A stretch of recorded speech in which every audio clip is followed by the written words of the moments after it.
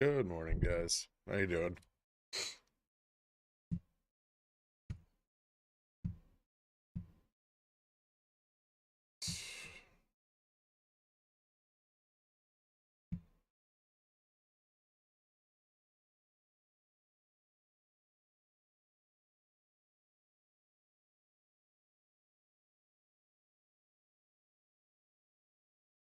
Oh, I came from right here. Good morning. Christmas is over. Yes. Why are we dripping? I don't know. After I wrote the daily, futures nosedived. They look to be recovering on like 38.68, or at least the top side of it. So hopefully they pick back up in the market open. But yeah, ES backtracked about 40 BPS of its rise overnight in the last 20 minutes or 30 minutes. Which means if we open under that fucking collar, we're not going to go anywhere all day. What's up, Lugs?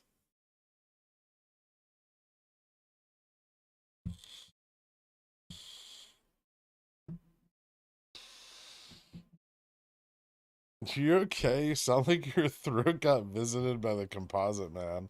I think so.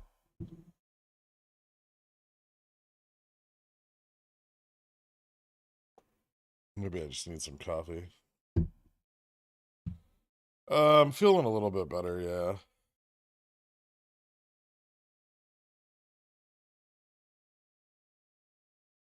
But I decided it wants to die on any data. I would agree with that, but the data this morning wasn't that bad. Retail inventories were still down, but up month over month. Um, Trade balance was down, so the deficit narrowed by like 15.6%. Wholesale inventories were up just a little bit. Home price indexes, I have no idea. Home price month over month is down, but year over year is up 8.6%. So a slow decline in year over year home prices, a little more, well, actually kind of a pullback month over month. There's the Fed manufacturing index at 1030, but that's none of this shit should be very impactful. Good morning, Robin your hood. I'm bipolar bear again. Wait, were you something else?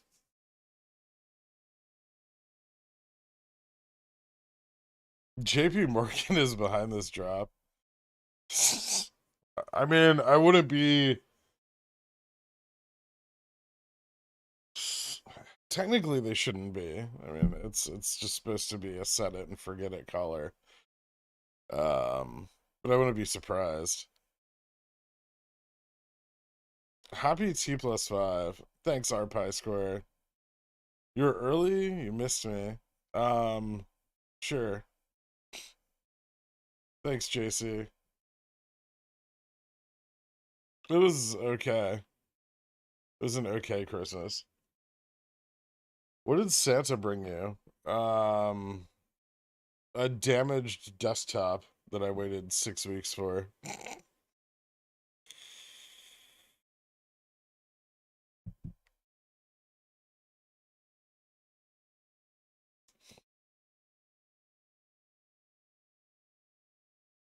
Did you hear about Rev having 4 and possibly up to 7 and potentially interested parties for an acquisition? I did not, but that's the kind of thing I like to hear.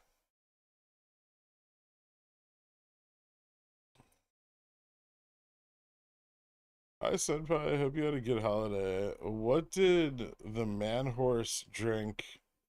Why did the man horse drink Red Bull? Because it was loaded with Centaurian.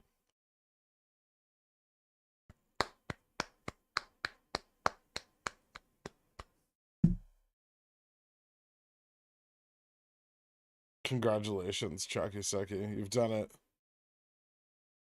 You've told the worst joke I'm gonna hear all day in the first 4 minutes of the stream.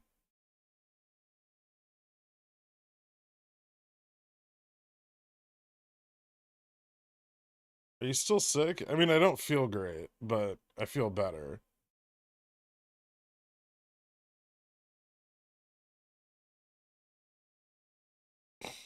How bullish should I be? I would try to restrain that emotion.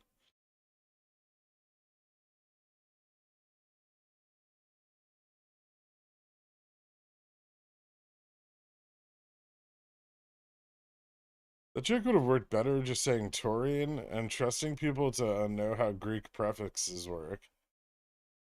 It's true. But after a year of options, should we trust people to understand the Greeks, Drake? I guess we can just end the stream now. It's not gonna get better than that.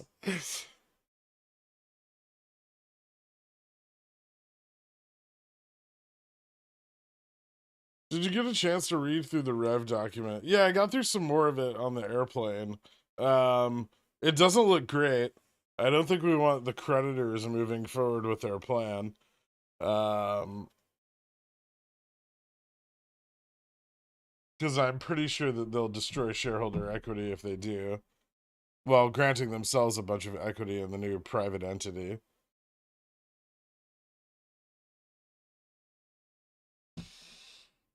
So it does look like a buyout or something would be much more in shareholders' favor. It's better than no plan, though. Yeah.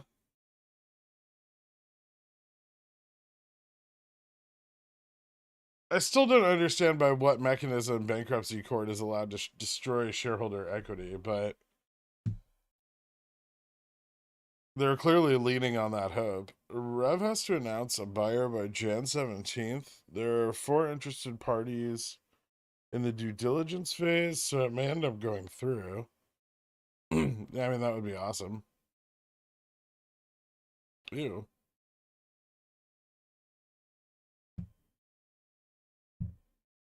Jimmy's borrow rate went up a bunch yesterday while it was trading not in the US.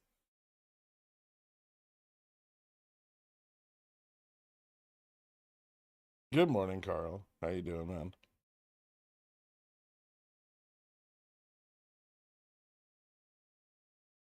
Gen 35C's back on the menu. Probably not. Likes are abysmal. Viewership's probably abysmal. The day hasn't even started yet.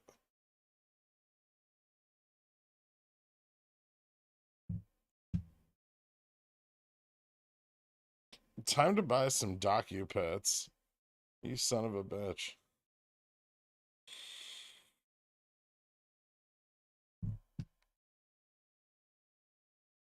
I'll continue to do dirty things with Fubo 2025 leaps.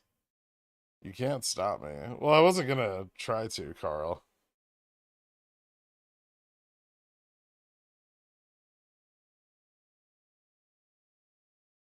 Thoughts on Tesla's nosedive? Didn't they shut down manufacturing in their Shanghai plant over the weekend?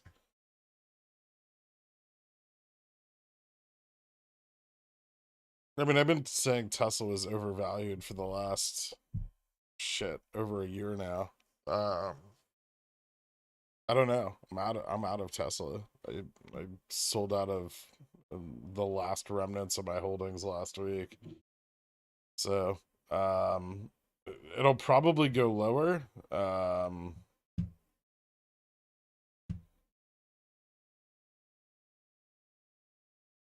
I would say the 116 or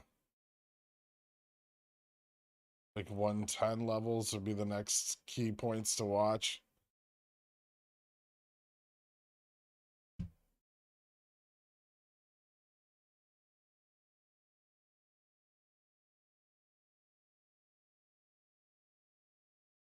You just hate me because you hate me.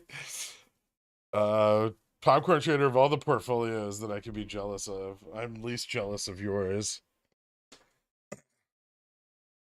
Although your ninth portfolio that you haven't blown up yet is looking a little bit better.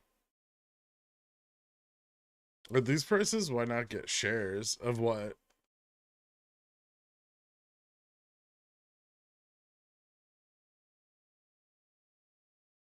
Southwest will probably get hit today. Ooh, we're just above the collar again. Wait, what the fuck?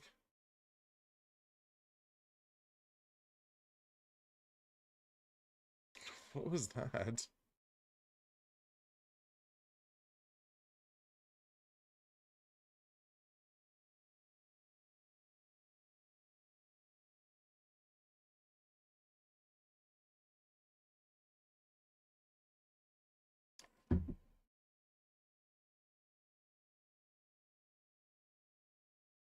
I should buy cheap RevRQ. My average is $7. Yeah, you probably won't get $7 in a buyout. It'd be cool, but it's probably not going to happen. Turns out Musk is a saucy boy, and the market doesn't like sauce. Yeah, I guess you could call him a saucy boy. Upstart IV looking decent for calls. It's extremely low. It's at like 90 right now, I think.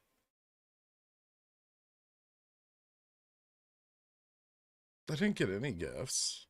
Well, I bought myself a desk, but it was damaged in shipping, so now I've got to go through what I assume will be 8 to 9 week return process.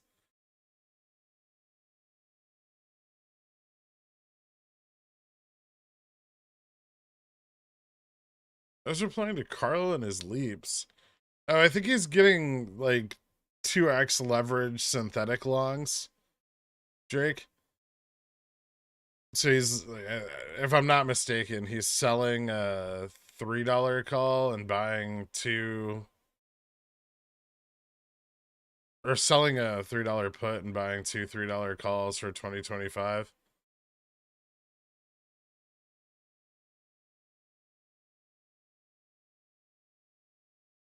Are we gonna hold the top of the collar? It's not looking great.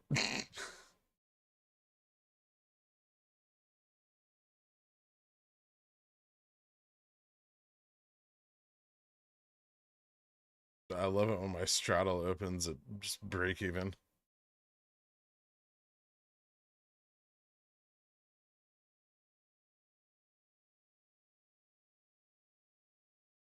I bought a spy straddle on Thursday at 381 for today's expiry. Still holding. What did I do wrong? You don't have enough theta. Also, it looks like it just opened kind of where it closed. But mostly the theta. You got murdered on the theta, I would imagine. Merry Christmas, Grixis, you beautiful Persian prince. May your pizza remain pineapple free. VWAP continue to bless you. And remember that Kairos equal FUD. Thank you so much, Glider. I appreciate that. And you're correct. Chiropractic is a FUD practice.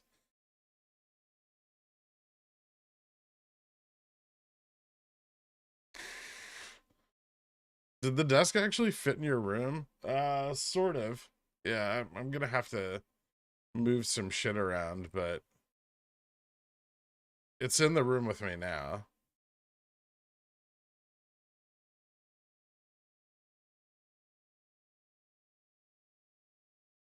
Good morning, Matthew.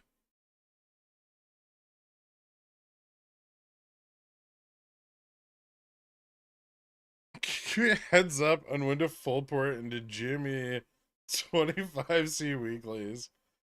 I don't know. Maybe if the market bounces. Bro bought a 4-day contract for a 3-day weekend. Yes. Yes, he did.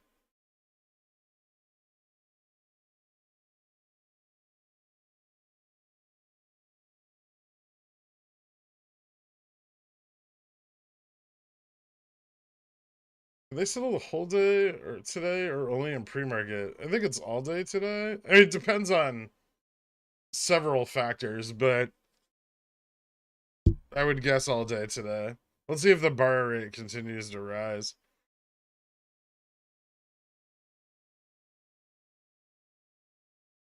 What's up, Trash?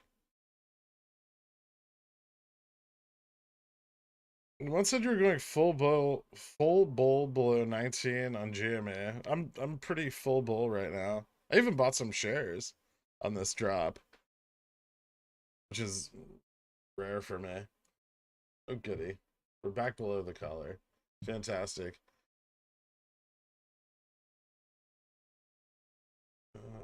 No OI update for a minute here. Let's see how futures are doing. Futures are still selling off.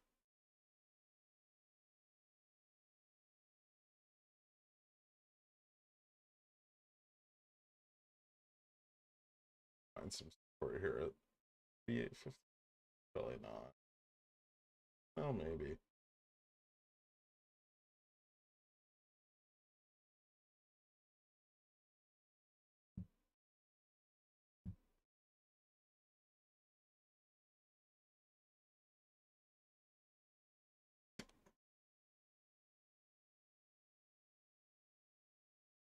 Fun. Well, at least I didn't buy anything. Cost of borrow just went up 28.6. Okay.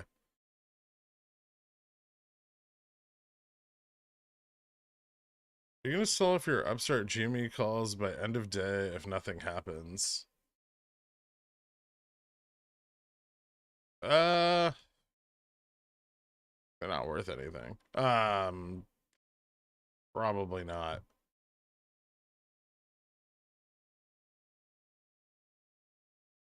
How would I DRS shares? I'm not an idiot. I took your advice and bought 2250 Cs instead.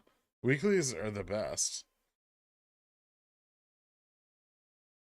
22. Wait, you bought 2250 calls on GME? Why? I'm down heavily on them. Yeah, I'd imagine you are.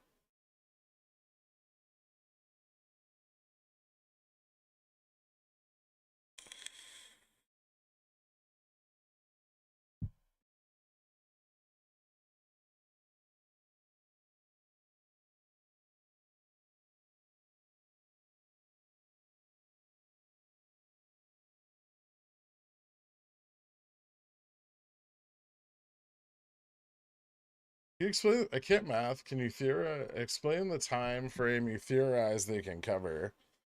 Um, Depending on when their extensions were granted and when their extensions were filed, sometime at the beginning of this week is kind of what we're looking at. That's all I'm holding off for is like a few more days of rising cost of borrow. The prime rate has also been rising. Can you quantitatively ease the extrinsic value on my $20 call? Is there a bear case for a rising borrow rate? Yes, we don't know how deep the lending pool is or how long they can sustain borrowing against it.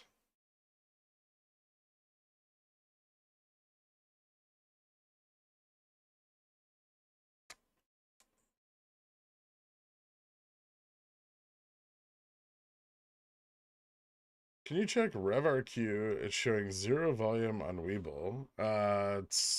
You gotta wait 15 minutes for the data to print. Does Rivian usually run with OPEX? I actually bought calls instead of GMA. No. I don't think it has, well, it doesn't have it doesn't have like very high correlation, I don't think.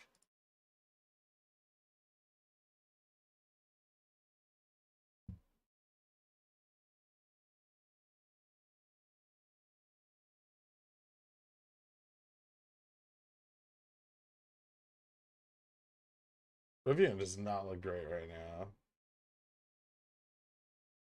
It does generate a lot of ETF FTDs, but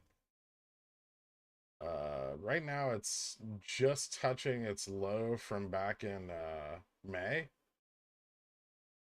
at like the 1850 level. 1820 it might drop to. This may not be a bad entry for like a bounce if you were gonna swing it, I guess.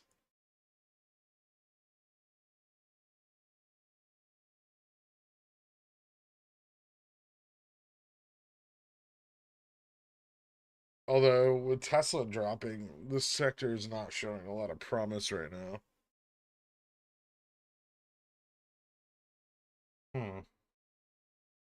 I would be cautious. If I was gonna enter anything on this, I definitely want a little bit of time, or I'd just buy shares.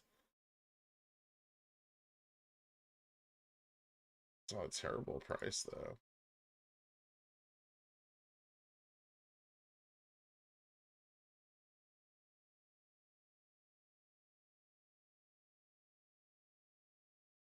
Huh. Maybe I will get something else.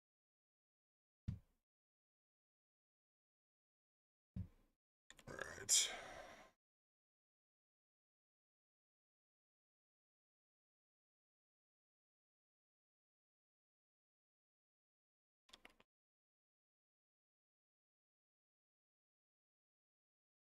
Upstart new low. My shares are crying. That's rough. How do people accidentally buy the wrong stock? I can't figure that one out. I get wrong date, strike, etc., but not the wrong stock. There's a lot of people that bought GMED and AMCX last year. I've actually been kind of eyeballing AMCX lately. I think it might get acquired.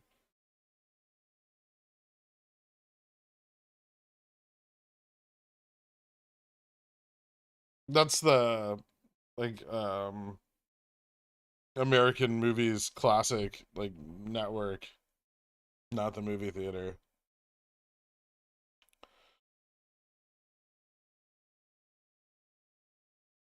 How much should Southwest 90% flight cancellation and 12 until 12/31 news impact price? Um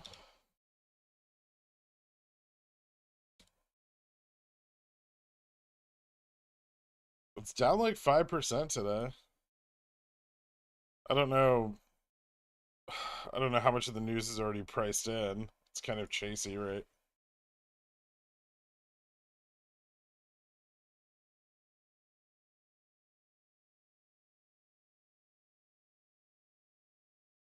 Bot calls on open, it wasn't smart. You should never do that.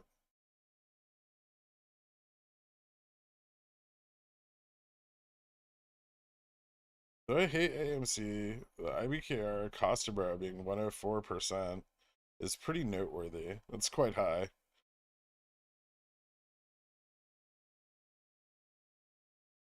I don't know what's gonna happen there as the like the ape thing finalizes, because that arbitrage play getting pulled back is definitely gonna create some volatility.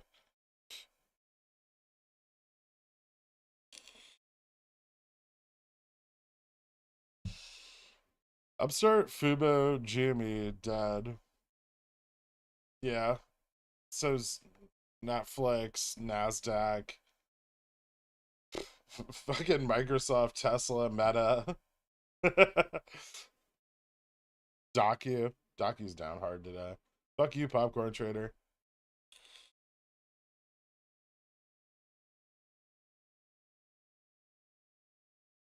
So once below the collar, same dynamics are in play as last week, right? Yeah, we need to move above the collar for anything significant to happen. We need to move far enough above it too that it doesn't drag on price action anymore. The people who actually bought GMED made more than the people who bought GME.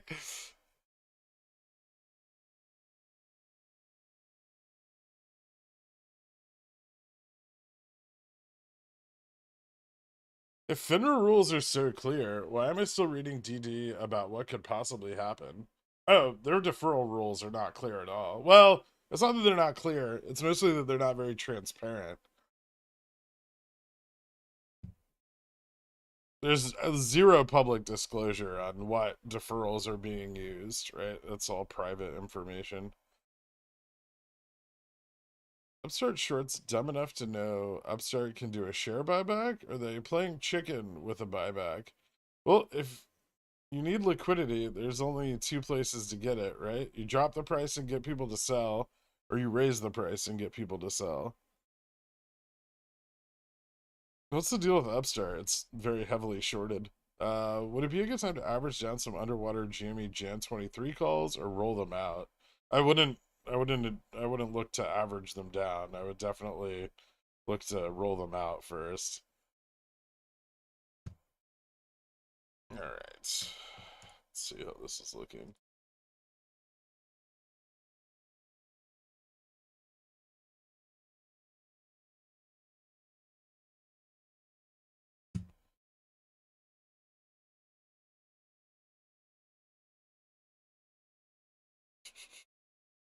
Not a lot of negative gamma below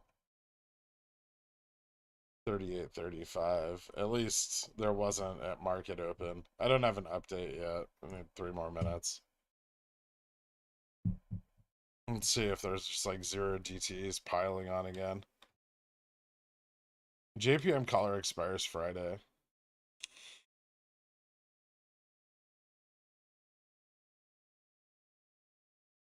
Five days of no flights on the busiest week of the year seems like a huge negative. Sure, but you're also just chasing the news, right? Most of the damage is probably done in pre-market. Can it continue to bleed down? Yeah, I mean indexes are dropping too, which helps out. But generally, chasing news stories a couple days after the fact isn't a profitable endeavor. I'm not saying it won't work out for you, but I have no interest in doing it. Don't drink and drive. Same like don't buy options and walk away for 2 trading days. Thanks for everything, Pickle Guy. Thanks, just one more. I appreciate it, man. I know it's sure it's been covered before. Can you tell me why I can't see SPX on WeBull? You should be able to. Just type it in. Type it into the little bar right here. Just type in SPX and it should come up.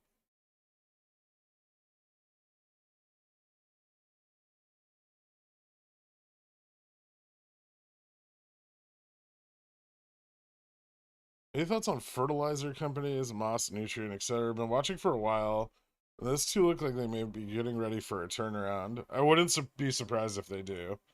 Um, I expect fertilizer prices will probably start rising, if not into the end of the year, starting quarter 1. So yeah, Moss is a really good one. Nutrient, I don't know as much about them. Um, they also look like they've kind of bottomed out.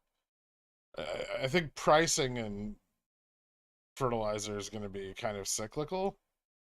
But yeah, this looks like a pretty decent entry on both of them. It could go a little lower. Uh,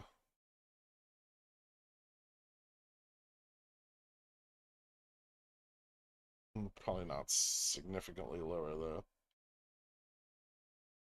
See something here.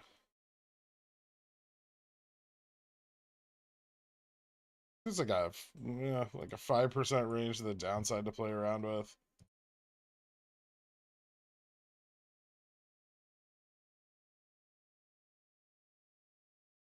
Test of 3800 and bounce possible, or much put gamma below that. I'm waiting for an update to see.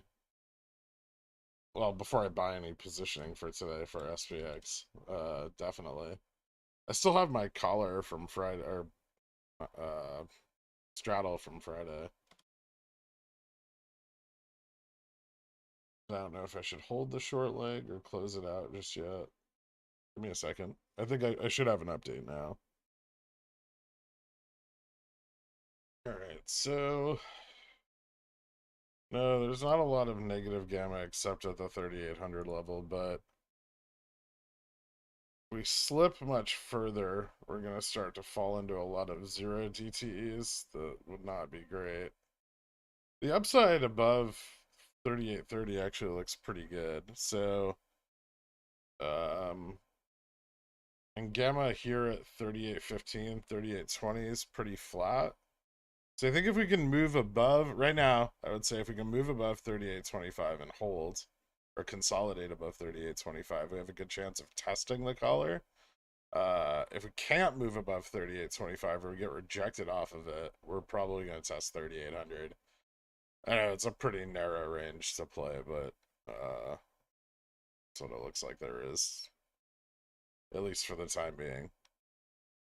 Zero GTs are kind of evenly split, with I would say a little more interest at 3800 than 3850.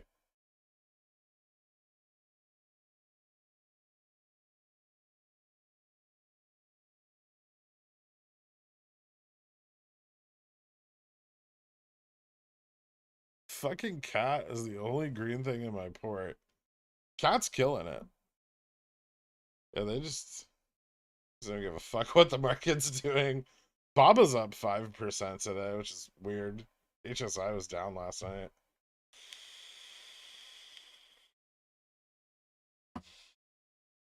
I'm gonna try to play a test of 38.25 here.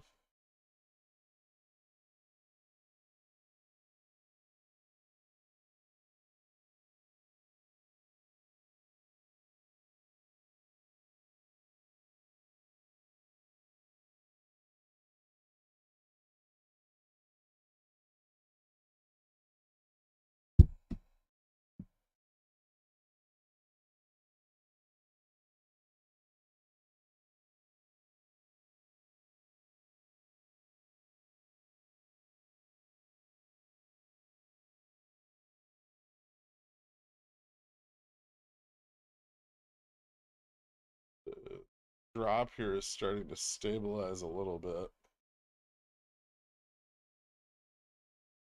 Today is not going to be fun.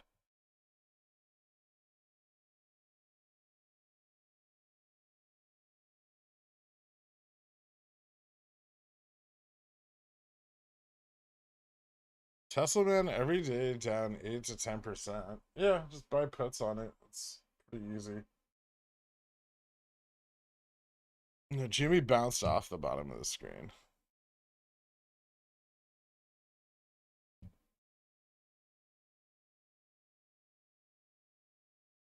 Did you get the fam laptops? What did they get for you? Nothing. Got some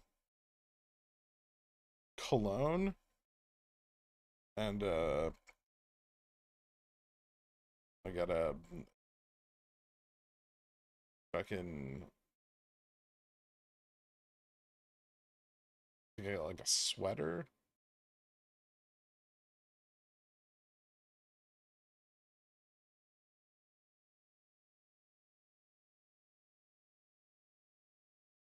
Good, I finally broke even on Ape.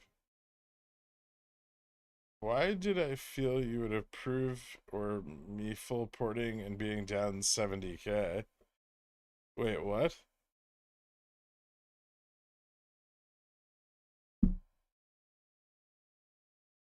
Ray Southwest Airlines insiders at Midway that I know. I live in Chicago that work for SWA, so they could take at least a month before back to normal. They're operating at 30% indefinitely, as far as I know. Okay, I mean, maybe buy puts then. I don't I don't like fucking with airlines very much. Um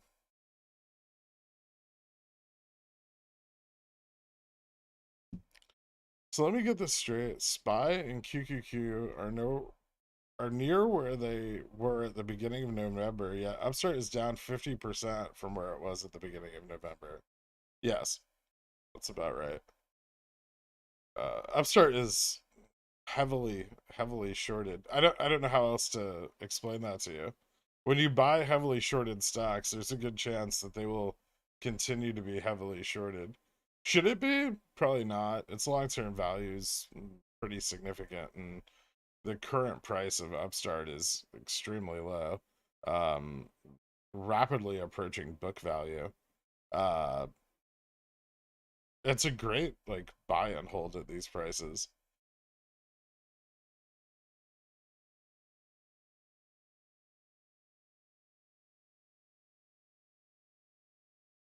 I hope to see a run of the market this week for about 33%, so my port ends green. Possible? It doesn't look like it right now. I don't like us being below the collar. It's really hard on low volume to break to the upside of it. And it's gonna have like a volatility reducing effect across all the indices. It's huge.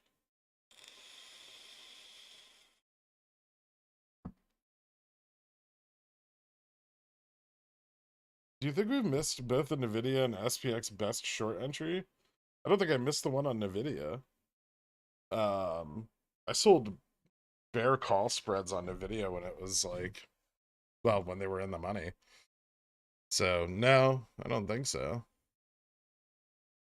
SPX maybe, just because I took profits last week, but that's because with cooling PCE, the risk of playing downside in the medium term is, especially far out of the money, is quite high.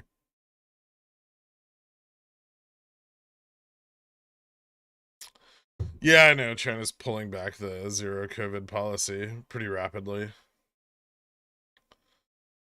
I've really enjoyed my time away from the market, but I was looking forward to today. Can we close the market again, please?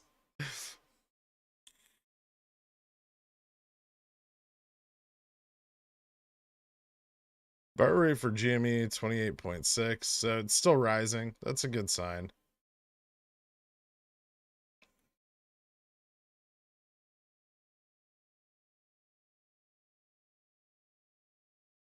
That's not nothing. You should be grateful. Okay, JC. I am. I don't want anything. I'm not like a big. I don't like getting gifts. I'm truly regarded, but I can see everything else. SPY, GME, Fubo, Upstart, but SPX has an error message with a grammatical error. Quotes of the security is not available on WeBull desktop. Have you updated your WeBull desktop app? Maybe check for updates. I don't fucking know, man. Call WeBull support. I'm not.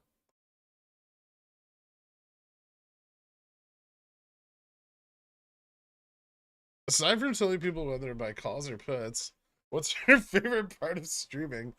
I don't know. It's just something to do. I like it. I've always, I've always. It's just something I get to talk to people all day, doing the thing I would do anyway.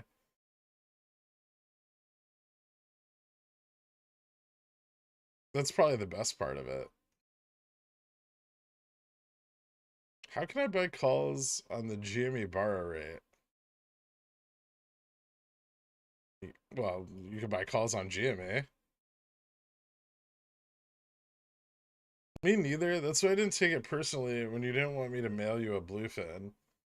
Yeah, exactly. Also, what the fuck am I gonna put a bluefin tuna? Shorts don't have infinite money. They just have a lot of it. Thoughts on Twitter having a massive data breach? Who cares? They're private. Emerald Money's Tesla position and hairline are gonna be under even more stress. Yeah, I mean, unfortunately, Tesla's gonna be the punching bag for all the bad Twitter news.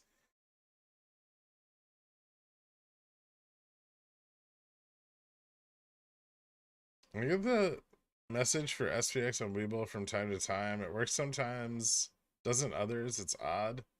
Yeah, I have no idea. I've never experienced that.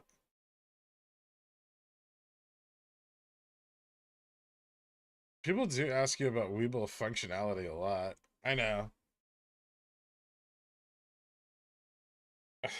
Sometimes I feel like I should answer Webull tech support questions and then just accept their offer to become like a paid advertiser for Webull. And then I could talk to everybody about the 20 fractional stocks they could receive if they sign up all their friends and family. It's like, do you guys have any family that you hate and want to bankrupt? Teach them about 0DT SPX options.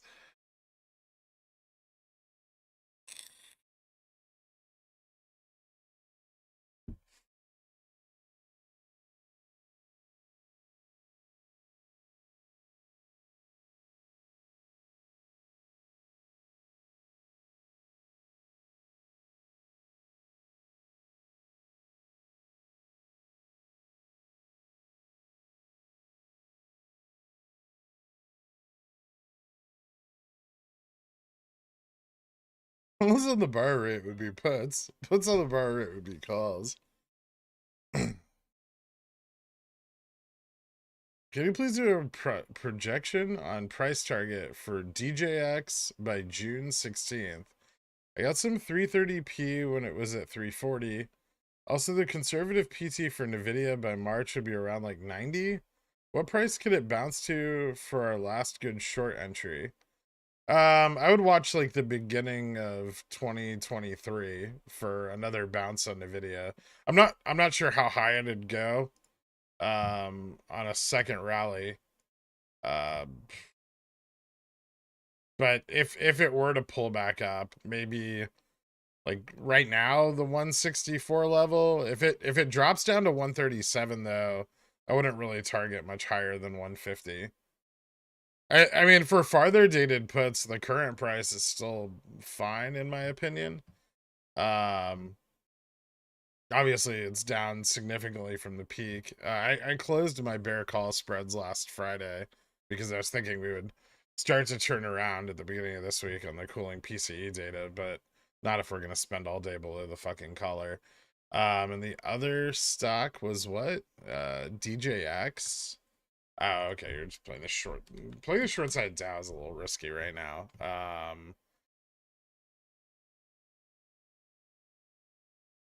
You got 340 puts. Okay, so you've got a really good put position. I would probably watch like the 325 level.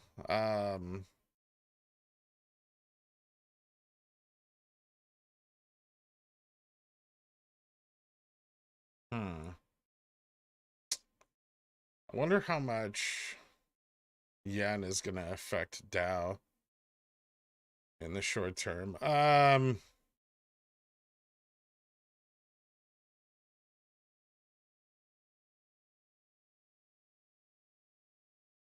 I mean, I think if you have time, you don't need to worry so much. You probably have some time to let Dow bleed off.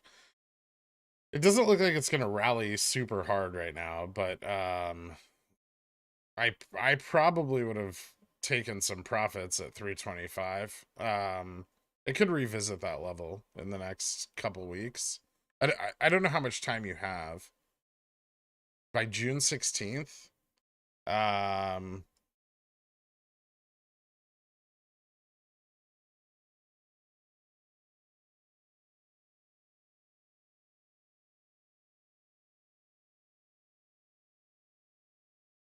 it's a long window. Give me a second.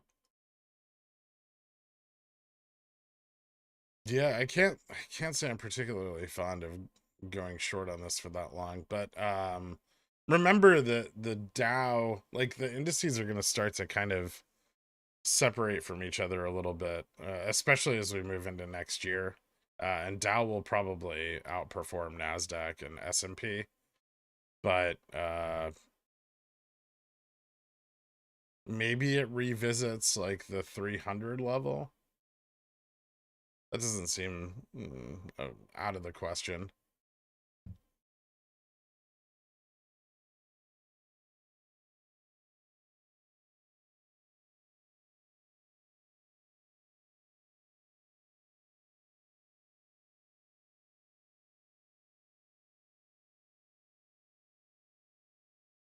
What are your thoughts on Upstart Jan 24? CSP is $20 with a premium of 1070.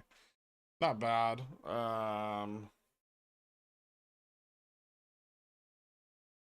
Yeah, it's not terrible. You're pretty unlikely to get assigned on them though. If that's the goal, then yeah, that's fine. 50% yield for a year is not bad, but um and obviously you could close those out early provided that the price runs at some point.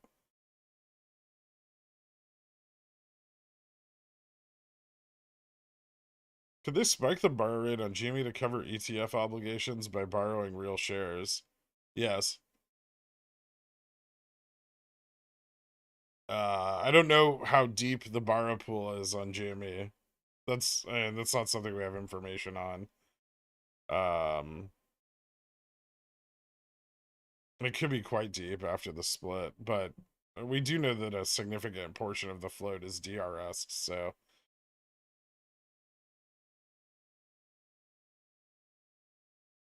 but yeah, they could absolutely.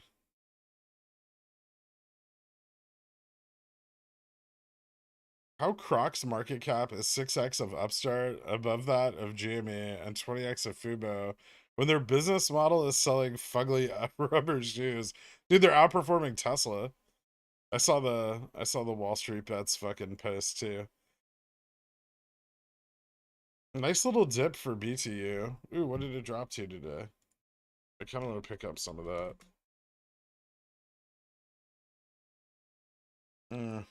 Not really.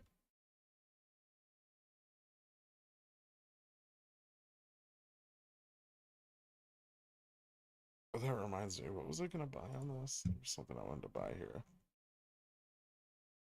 Shit. I wanted to pick up.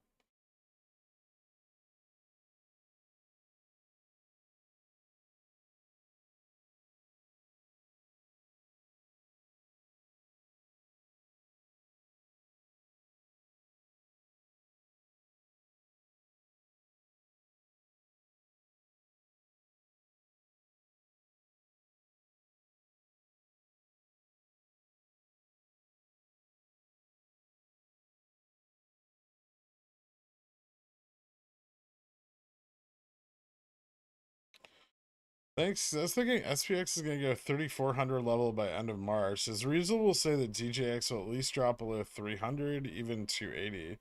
The overall market would drop, would pull all of them down hard, right?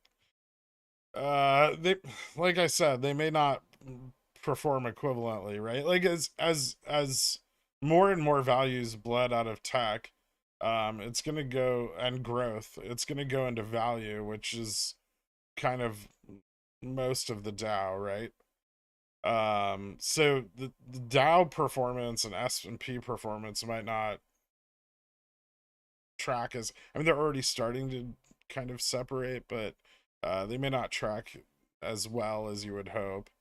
I don't think 300 is out of the question by by like March. Um, but it may not get there as quickly. It may be kind of a slower grind down. Earnings in that sector are probably not going to be as bad as like tech earnings and growth stocks.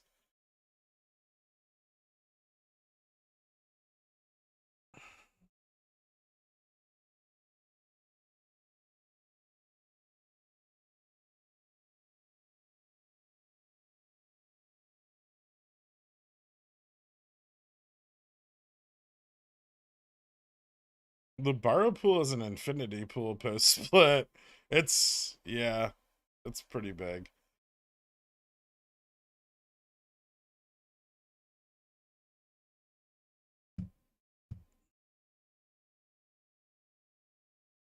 If you sell options at a loss and roll them, is it considered a wash sale?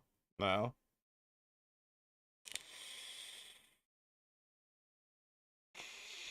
You're buying a different expiration, so it's different contracts. It's not the same instrument.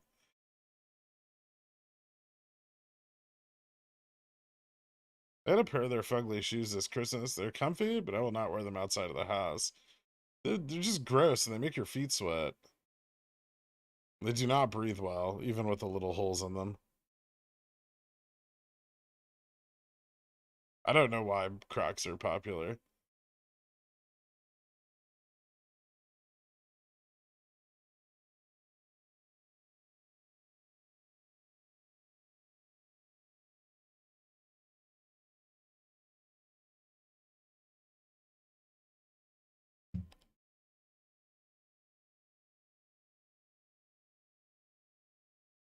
Tesla dead? Yeah, Victor.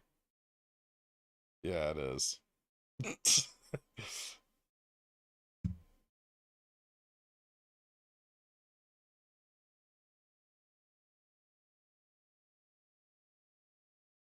So tomorrow will be the last deferral day. Yeah. Yeah, I'm not looking to hold on after tomorrow.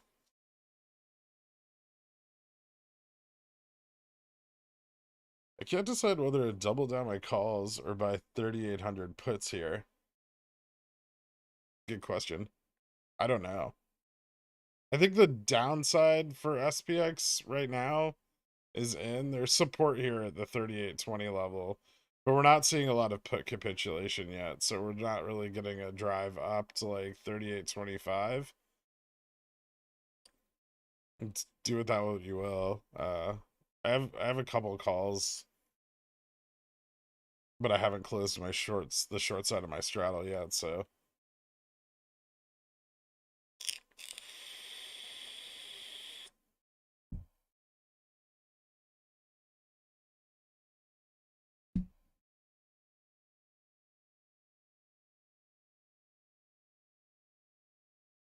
Jimmy borrow up to 28.6 before none remaining. What borrow rate would raise your eyebrows?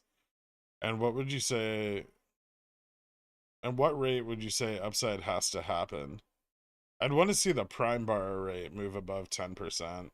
I don't think it's that high right now. I really don't. The retail borrow rate just tells us that there's activity in the lending pool, but it doesn't really tell us what they're paying, right? Once the cost to borrow on the prime side becomes prohibitive, then covering is more likely.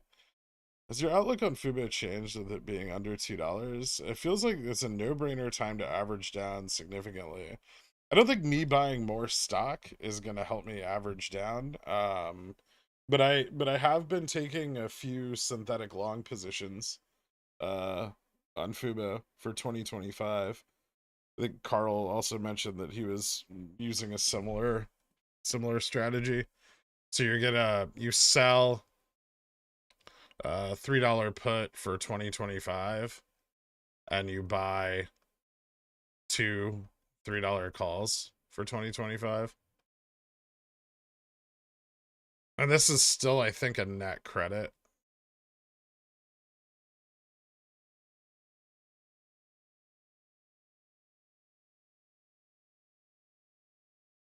You get 2x long side leverage.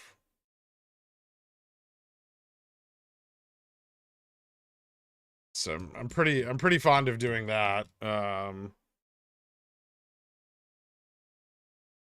been entering a few of those over the last couple days.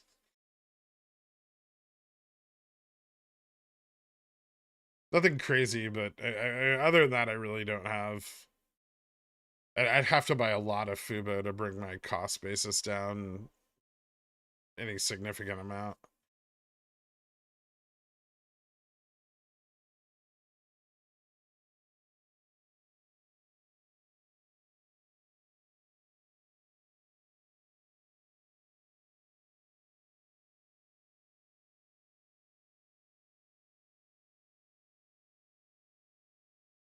I've been arguing with my son that he is not allowed to buy Yeezy slides. Have you seen them?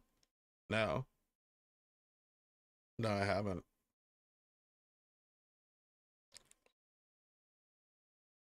What's up, Girk? Barry here. What's up, Barry?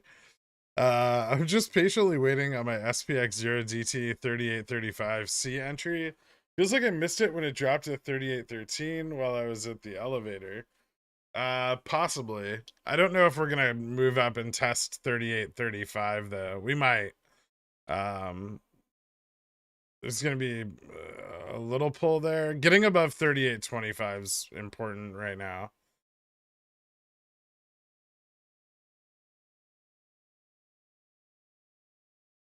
Give a max on upstart drop from the 50s to the 20. Yes. Yeah, people sold off a lot of calls. I mean, also Gamma Max was heavily skewed, but people also sold off a lot of calls. Speaking of which, I need to copy those over here. Thanks for reminding me, sort of.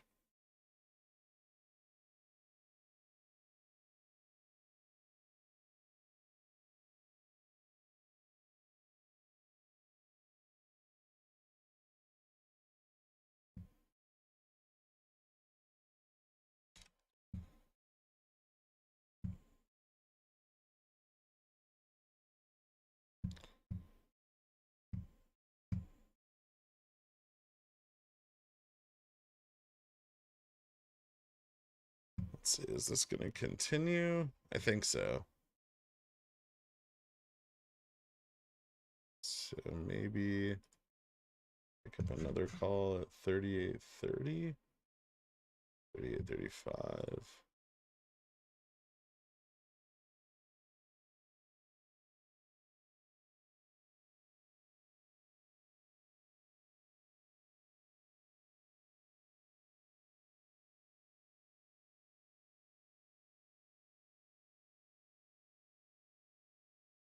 I'm feeling a little bit better. Thanks for asking. The ETF rebalance issue, if it occurs, affect GME price as well as Upstart. Yes. Yeah, Upstart. I mean, Upstart doesn't have obviously as many ETFs to get liquidity out of, but they've been leaning on bots really, really hard. So yeah, I think both will see covering at a similar time, whenever that may be.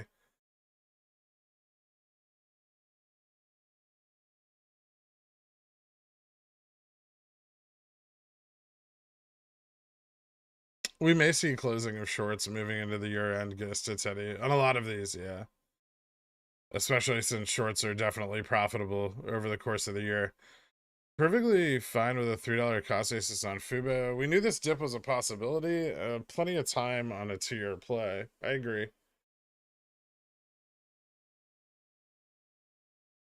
Contact Fubo to broadcast your channel. Cold calls sometimes bring amazing results. I guess I could ask him. Merry Christmas, cuz. Thanks, Ice Cream Danwich. Can the MM create an infinite amount of synthetic shares, using them to short the price through dark pools? Why do they need dark pools? They can just short the price right on the lit exchange. But yes, that's part of their rights. I'm in for 500 at 214 on Fubo. I probably should DCA, but I'm comfy at the moment. That's not a bad price. Not a bad price at all.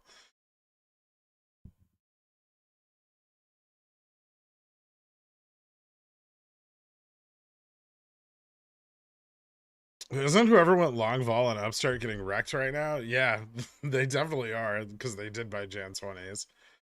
Not only that, volatility has been continuing to grind down, which is about what, like over $100 million worth of options the week before last.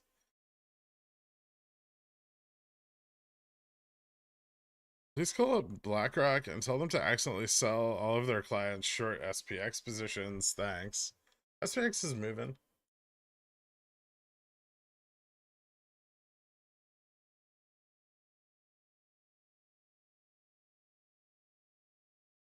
This might actually have some legs. I like this. Futures are kind of bouncing back.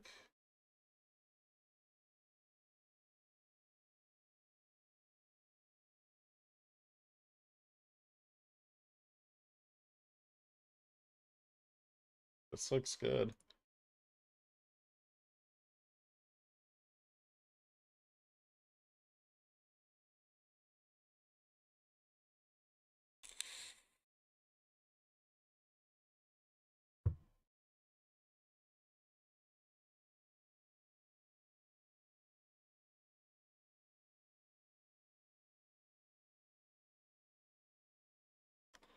You take a moment to recognize the true MOASS king of 2022, Cat. Yeah, Cat was pretty amazing this year.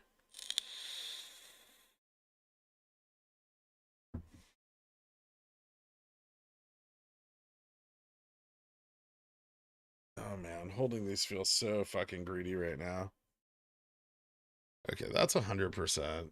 I'm just gonna take profits on that. The fuck?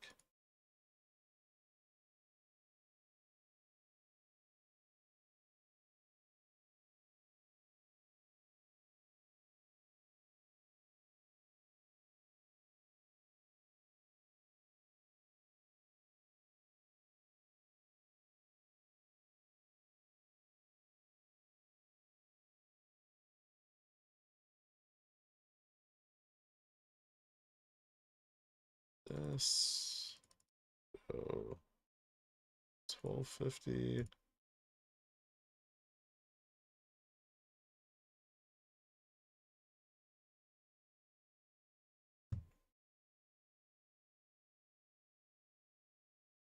You're still bullish on Fubo, correct? Yeah. I absolutely am. Not to mention the shorting on Fubo is largely synthetic, so I mean that's gotta realize a rebound at some point.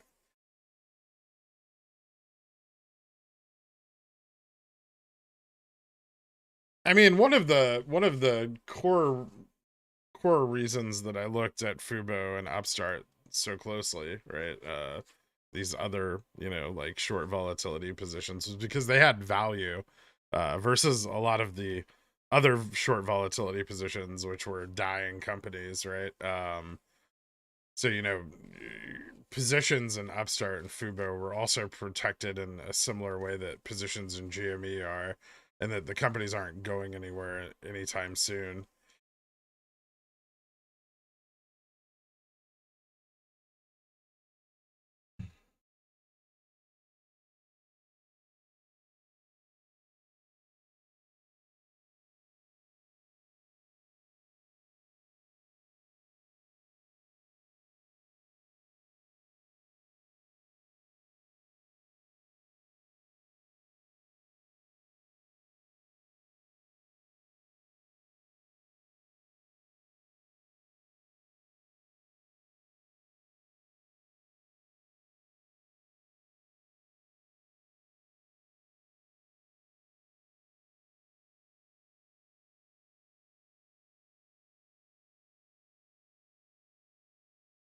Cool. Free money. How's this looking? So a little bit of consolidation here, maybe. ES still looks kind of strong.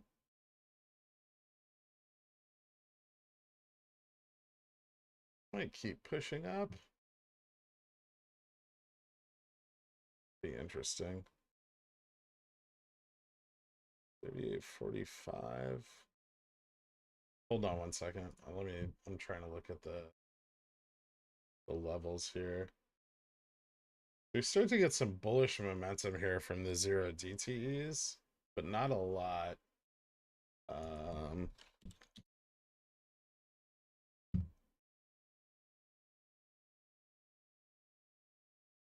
Gamma flip is at 38.67, so we're getting fairly close to that. 38.50 is kind of a wall. So maybe a little pullback here towards the collar again.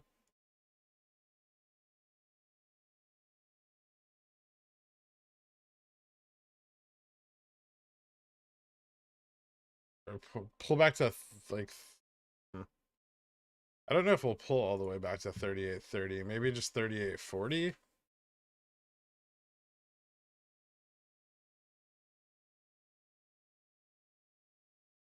You're getting a little boost to being above the collar here. Also, don't forget. So it's going to add some stability now. Because those short calls are now out of the money.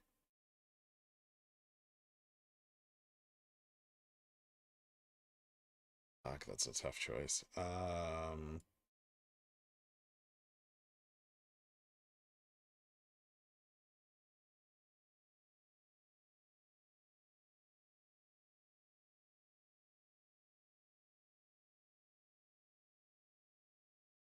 38.61 in futures. I don't even know if it's going to pull back.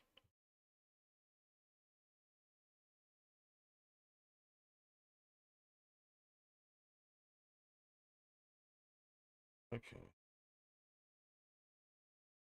Maybe 38.45.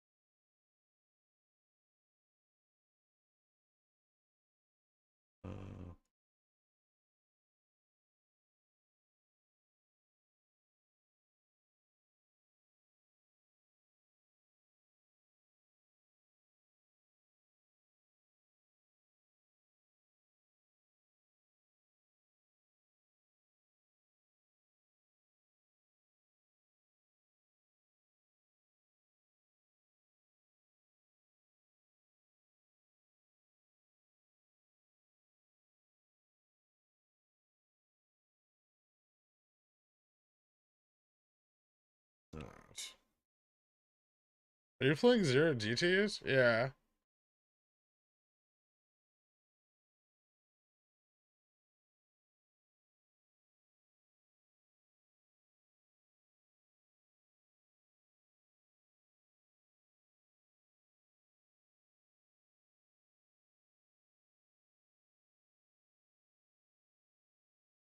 How do you know shorting has been synthetic on Fubo? Well, the short interest hasn't risen significantly, but um, you can tell based on the liquidity levels and the number of failures quite high.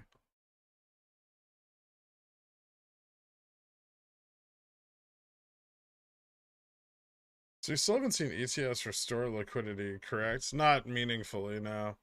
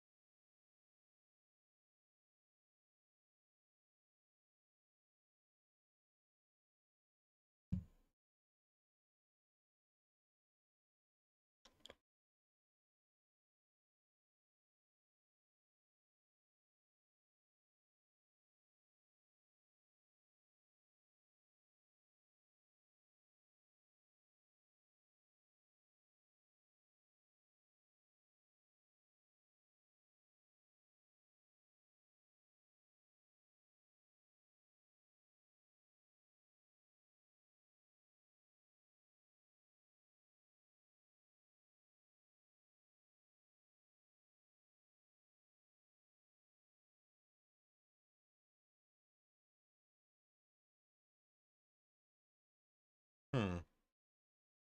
Sorry, I'm just trying to.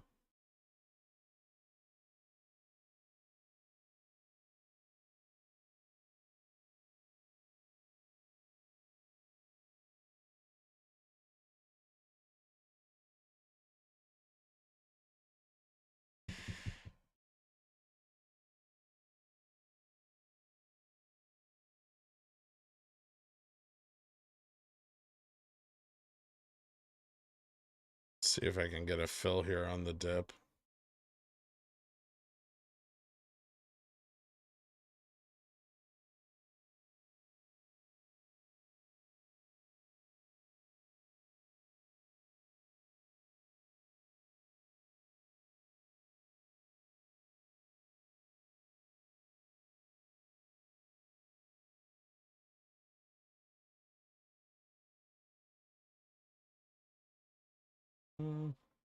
Maybe I'll just be a little more patient. Never mind.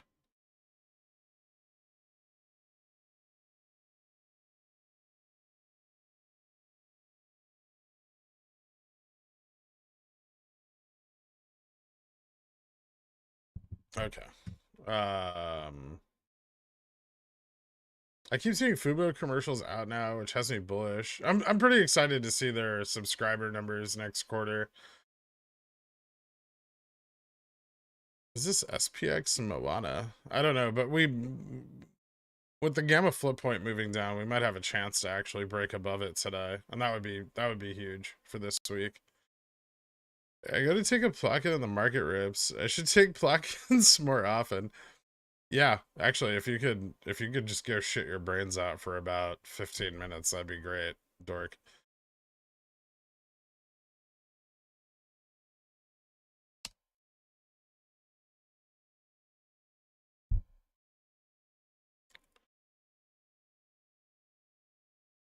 Yeah, rig's actually been looking pretty good lately.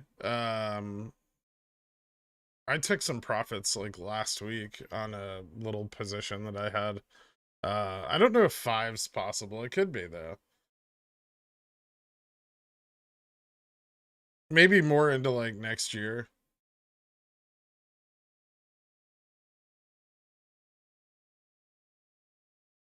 I was bag holding that shit forever though. Fucking tungsten.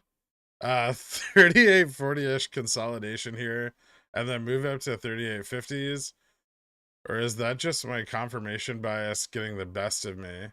I don't think a move up to 3850 is out of the question.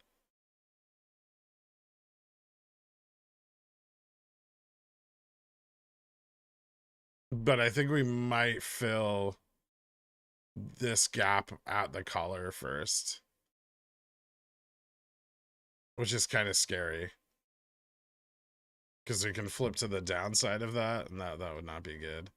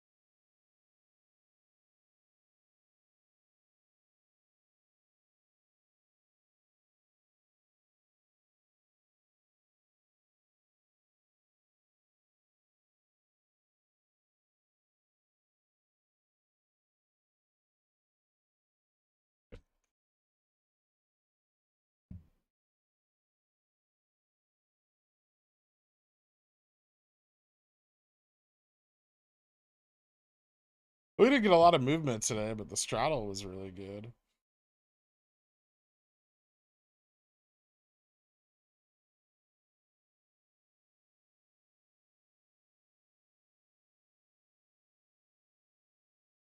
SPX max pain at 4,000. That's not really super relevant.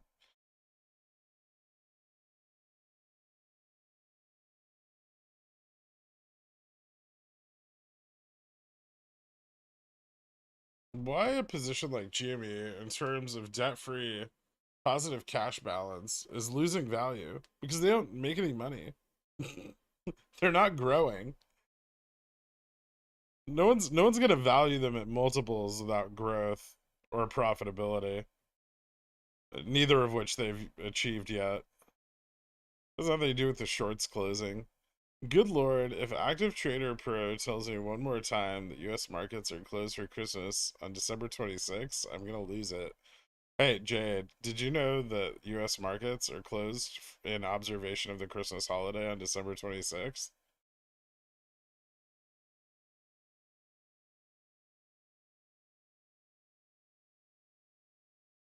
Those, I was reading Fubo investor info until I passed out last night. They inspired confidence. I still like the company quite a bit.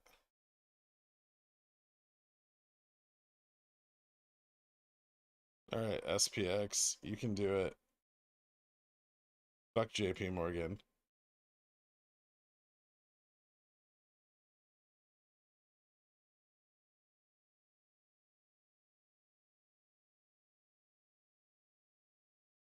Got any sun-baked mussels I can borrow? I don't. That's disgusting. When combined Rev, Bobby, Fubu, AMC, Upstart, GME, prayer channels, I don't know. Just call it meme. What are you looking to buy more puts on a bounce? What? I wasn't buying more puts on anything. I bought some SPX calls and I took a little bit of profits off of my long side position on my straddle. Jimmy is not very liquid. No, it's not.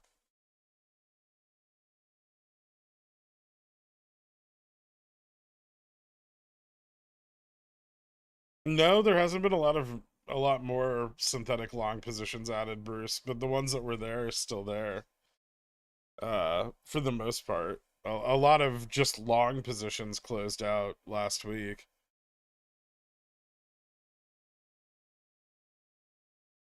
But that's to be expected.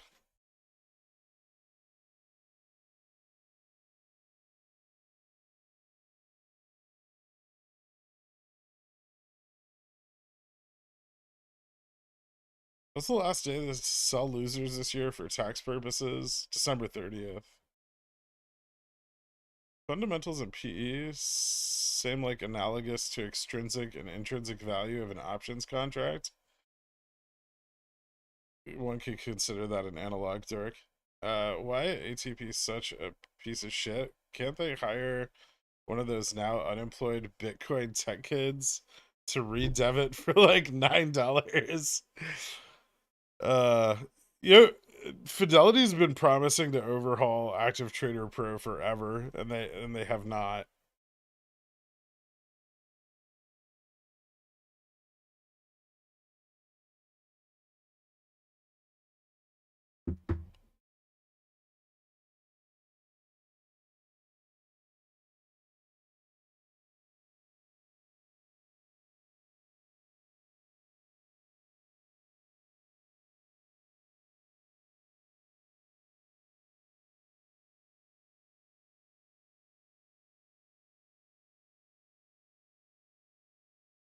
I went through and checked the wheel on it with about 20 different stocks.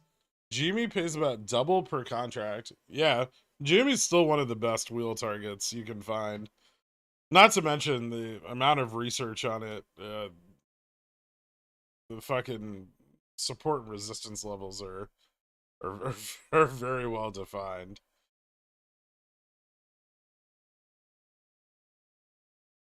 It's pretty easy to avoid assignment on GameStop.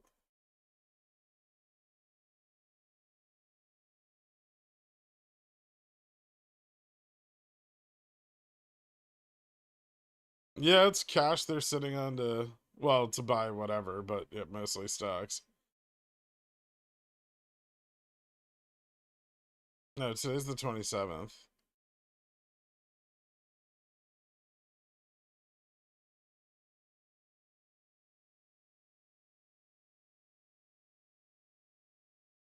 Best way to short AMC? I mean, you could buy puts or you could just short it. Back to the matter of Crocs and fugly shoes. SPY and QQQ are at levels same as the beginning of November. Crocs is 50% up from the beginning of November and is up 2 to 3%. The market makes zero sense. Listen, man, people like their foam shoes.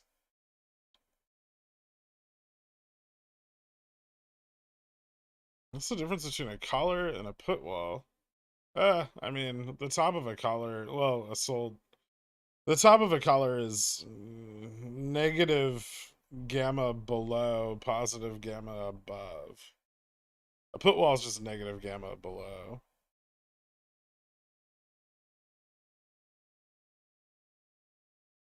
They act in a similar way, although a put wall doesn't support positive price action to the upside, whereas a collar does.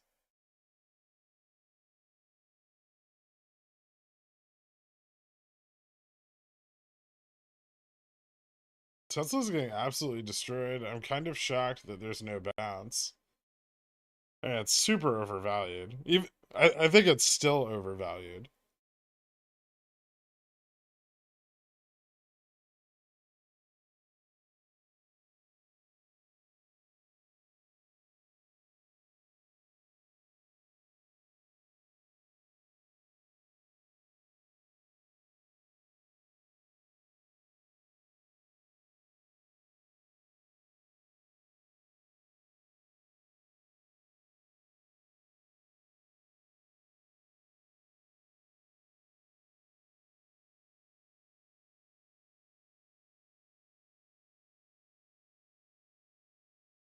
I said buying puts or shorting. I said you could buy puts or just short it.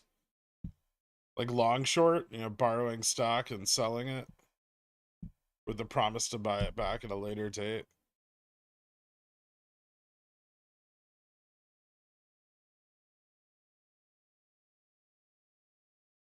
Elon, whoops, accidentally tripped and sold more shares Musk. Well, now he's trying to pump the stock, but he doesn't realize that he's lost the faith of all his investors, so they don't care if he promises not to sell any more stock.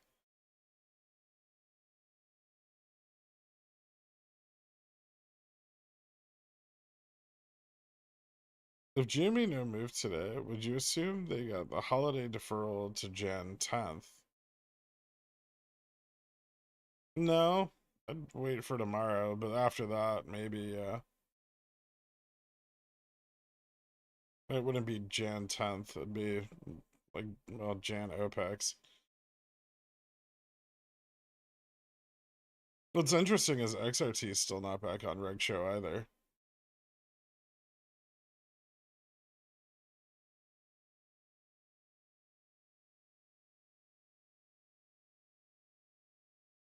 And the bar rate's continuing to rise. So that's inferring that they're not getting the share liquidity they need to continue shorting from XRT.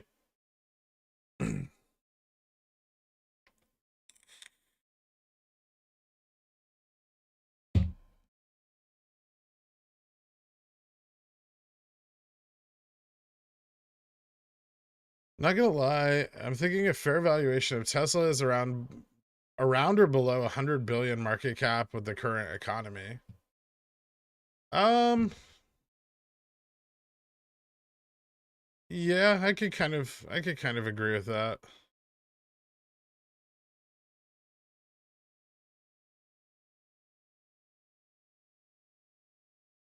I wouldn't be surprised if we see Tesla in like the $60 range by the middle of next year.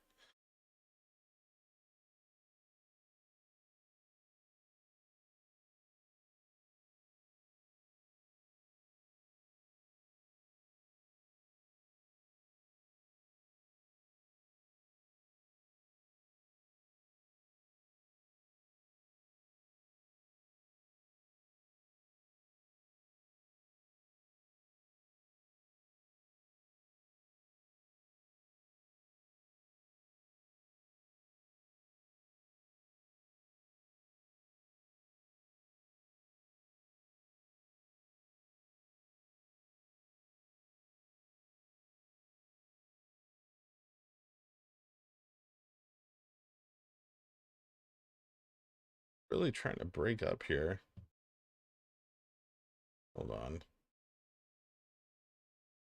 Not particularly fond of that. Futures are just hung up at 38.68 again.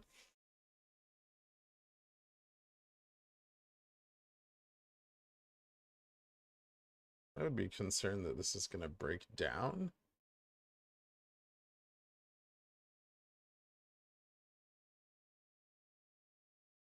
While this should be fairly bullish, it's consolidating an awfully long period of time. 2, 3 tests already.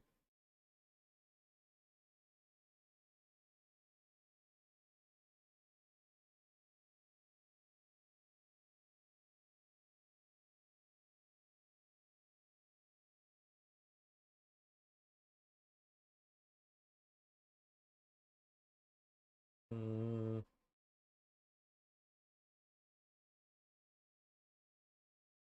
Hmm.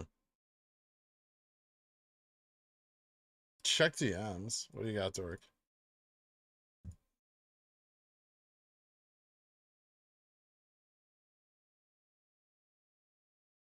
The hell is that?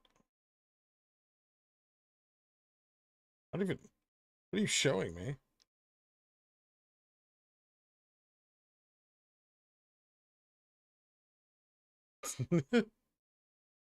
are you are you overlaying the intraday price action? Fractal, dick.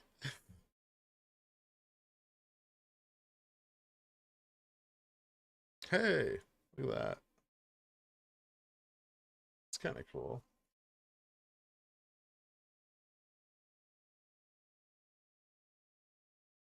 Ooh, futures are pushing up to 38.75. That's good. SPX to 38.52.76. It's not the tips. Any reason why an in the money CSP would not be assigned? Theta?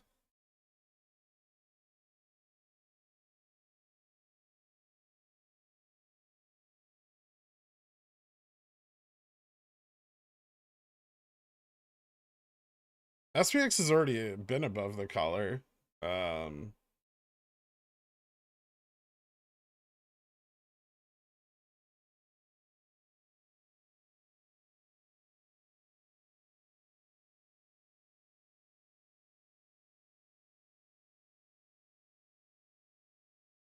so if we can stabilize above the collar this week, do you think above 3,900 target is still in play for next week?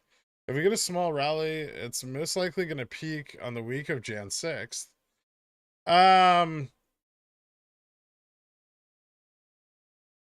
I think if we can get above the collar this week, 3,900's in the cards this week.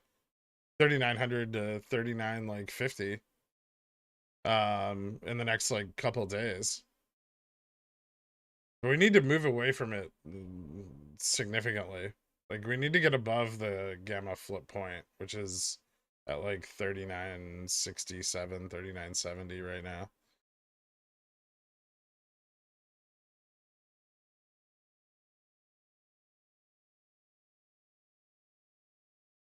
SPX fell about 300 points in Jan 22 of last year. Are you expecting a similar drop this year? I don't think it's out of the question. SPX OI update. I don't know if the OI has changed very much since I looked at it like 3 minutes ago.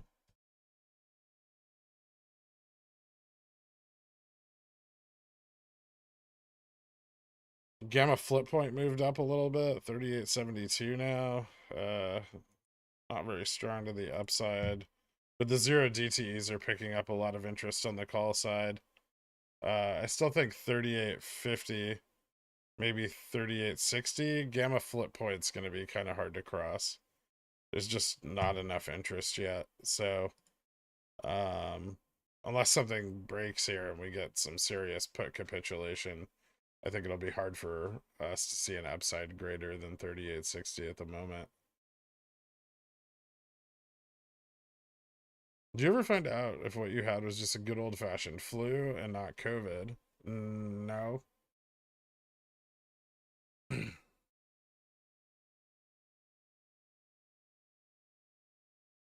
Keep talking bearish about Tesla. It's really doing it for me. My girlfriend's brother bought me technical analysis hardcover. I thumbed through it and I saw a lot of candlestick patterns that you think are useless, yet you recommended this book. Confused. Yeah, there are a lot of candlestick patterns, which I do consider largely useless. It's also pretty dated, but unlike most technical analysis books, it's not really full of bullshit. Um, and when you're looking for books on technical analysis, it's pretty hard to find something that has some degree of reliability that's not just completely like made up tea leaf reading. Or worse yet, a technical analysis trader spending 300 pages talking about how great they are at beating the market.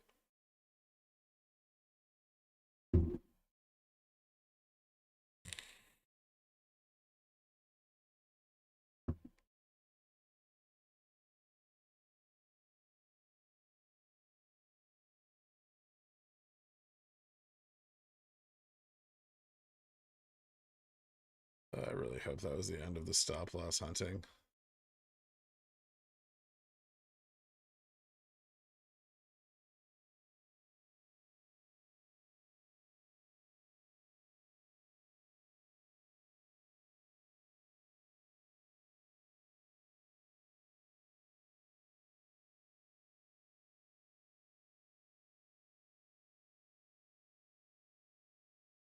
Oh, nope, it wasn't. I still got out profitably, I guess.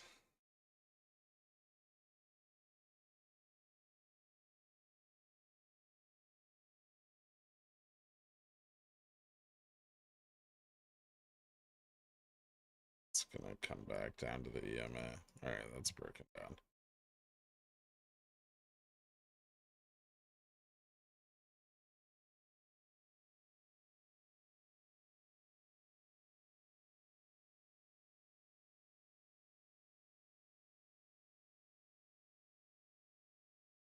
Can you talk a bit about the tips from this morning's DT? They seem to be going in the wrong direction and need to cross red green again. I guess that move happens rapidly though if ETFs buy. Yeah, that move happens rapidly also if GameStop just has volume. Neither of which are currently happening right now. Most of those big moves that you're seeing in the opposite direction are occurring in pre-market, um which is, you know, where they're attempting to get the most liquidity. And then we kind of see that bled out throughout the day. But it's becoming, yeah, GameStop is becoming more illiquid. It's not seeing a resolution of liquidity at the moment.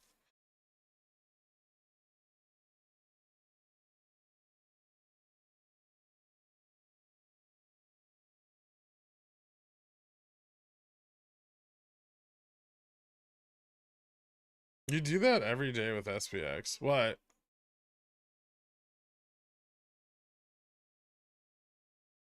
Alright, no troll this time. Check GM.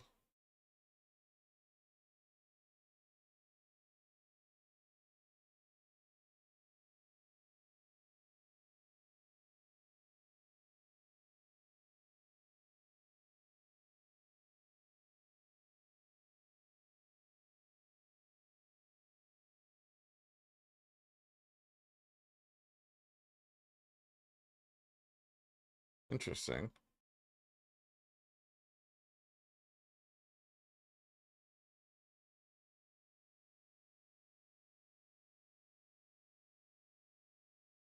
That's kind of in line with our expectations, right?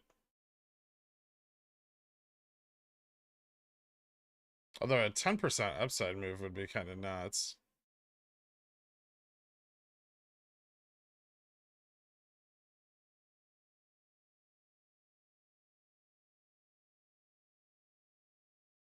Yeah, I would agree with that.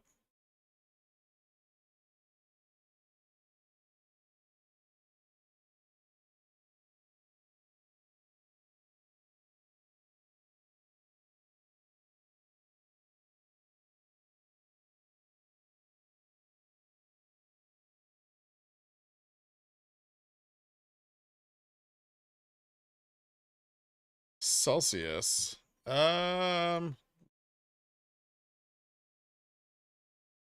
CLH.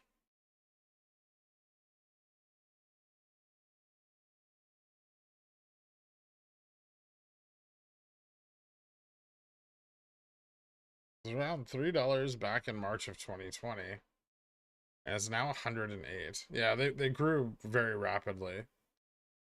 I was wondering what you think about the chart in terms of technical, the technicals on the chart.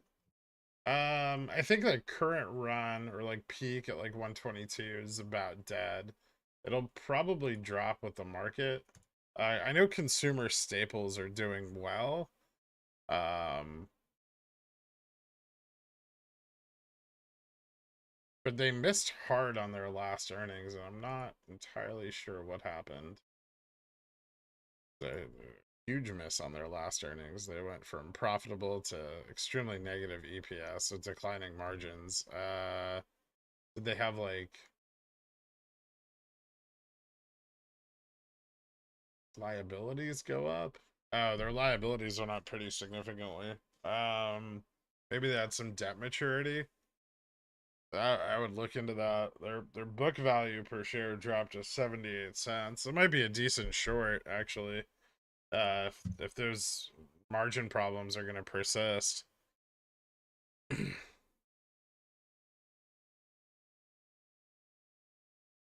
I'd want to see a failure, probably at the fuck.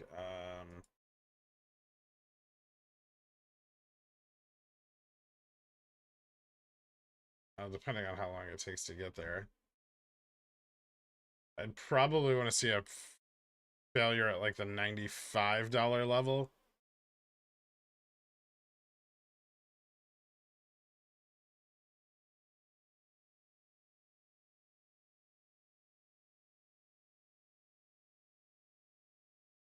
I already answered your goddamn question, Stefan. Stop repasting it in the fucking chat.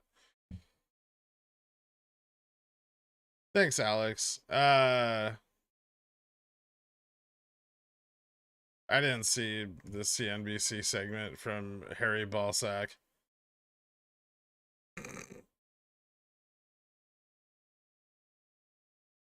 Wouldn't straddle my pickle. How to make 300 to 500% weekly in a volatile market by Giuseppe von Gherkin at the third.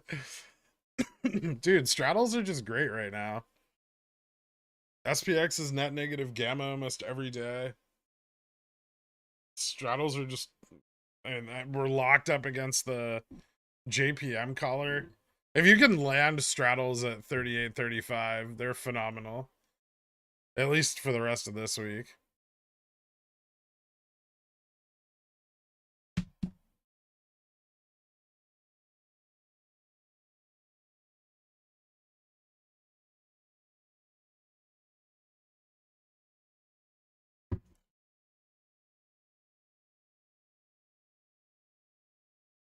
Can you please tell us conceptually? I saw what you sent, Dork. Unless you sent something else that I don't see. No. Conceptually, without going into too much granular detail, how you tell if a stock is illiquid or not? You can measure the efficiency of its market.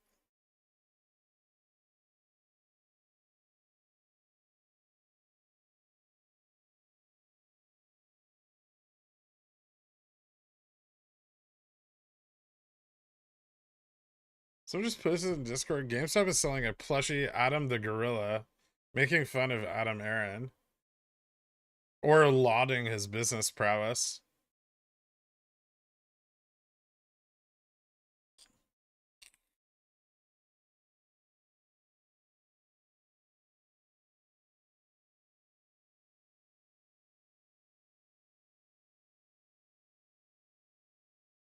JBLU dead?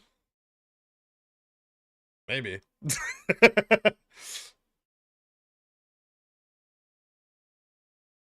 Ugh. Yeah, not great. A lot of people are saying some pretty terrible shit about Southwest today. Uh, one guy was saying that, obviously it's anecdotal, but he was saying that a bunch of people he knows works with Southwest out of Chicago, and they're operating at like 30% capacity for the foreseeable future. Just chat lag? I haven't repasted it. Dude, are you trying to gaslight me right now? I'm looking at two separate instances of you talking about your girlfriend's brother buying you technical analysis and then humble bragging about it being a hardcover.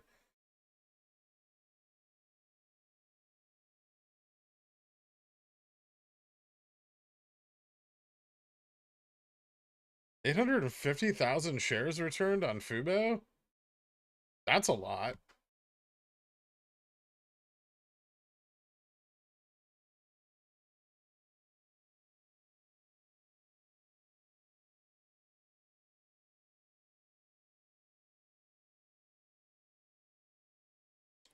Oof, okay. How does one measure the efficiency of its market? Good luck.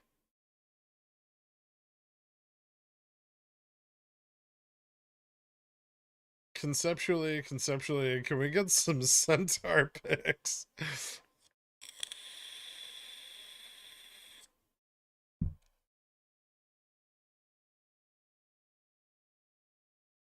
To be fair, his sister's brother probably meant to bash him over the head with it. Hardcover.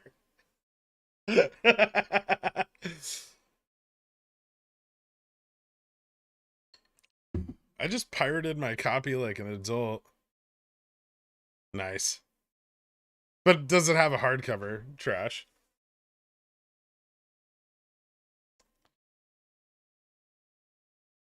Yeah, I don't like chasing the news, man.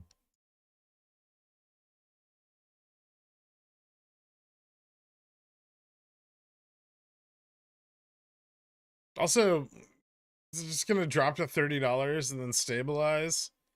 I can just buy puts on Tesla if I wanted to make money.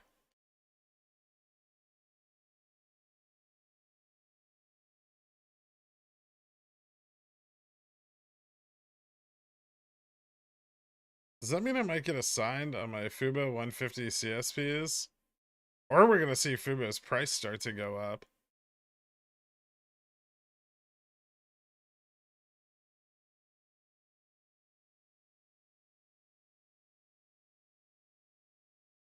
I would never intentionally gaslight anyone. Gaslighting is a horrible thing to do to people because it makes people doubt their own intuition and make worse decisions.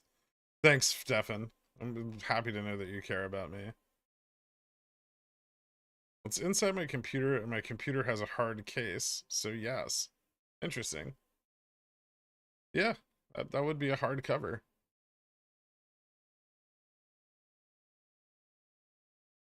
But do you have a soft hard drive?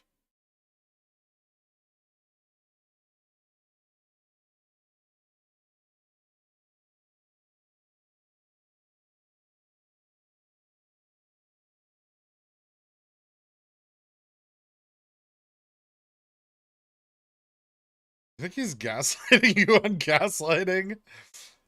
Do you have any PTs on when Neo would be a good long buy? I don't like Neo. Why would why?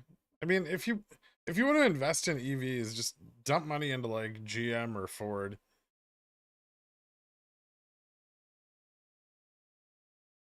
Toyota seems to be shying away from the market. Hyundai might be a good buy.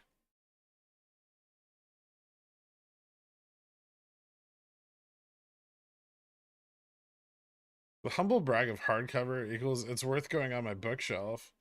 The hardcover bookshelf equals nerdy trophy wall. Nice. NW, happy Christmas and New Year's. You too, man. Merry Christmas and New Year's. Upstart waiting to buy back at $5 to $8. I don't know. It seems to be holding up at 13. We said we weren't going to talk about my soft hard drive in front of everyone. Oh, I'm sorry.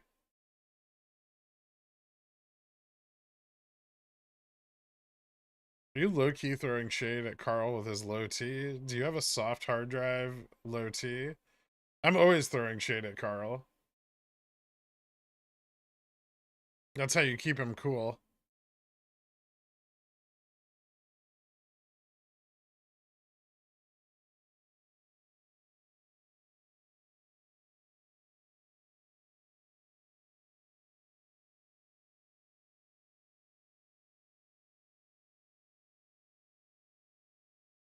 I'm bullish on Hyundai's child labor. Children are cheap, man.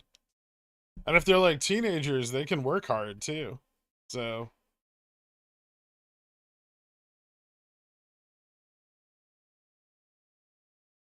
they've got all that teen angst. Probably very valuable for the business.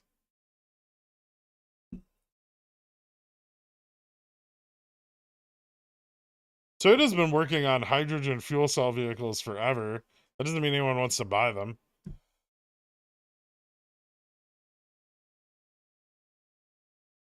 Rev up on news of potential buyers? Maybe. Jamie Dimon's how JP Morgan collar stole the Santa Claus rally with illustrations by Jamie Dimon.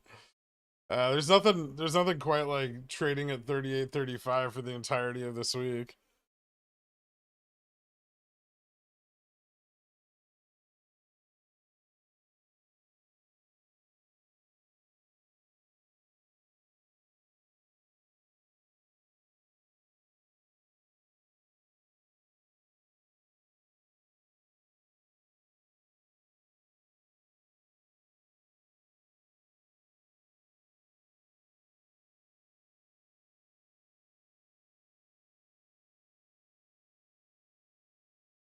Oh, I don't want to share because it gives an edge. Liquidity is kind of irrelevant, but and the metric we're looking at isn't actually liquidity.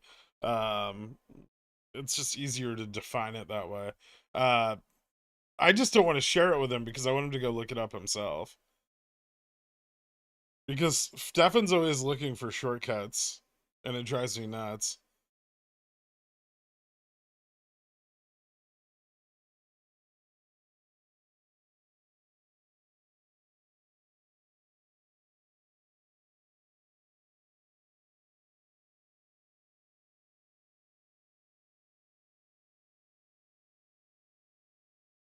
Don't give the revers hope. No maybes. I mean, once you've hit rock bottom, there's nothing left but up. Or complete destruction of public equity by a bankruptcy court. If straddling 38.35 this week, how do you decide your exits? Exit each leg at plus minimum $20 move, like 38.15, 38.45. I mean, that's what I did today with my 38.35 straddle. I'll be honest, I exited the long side at like 38.44, but close enough.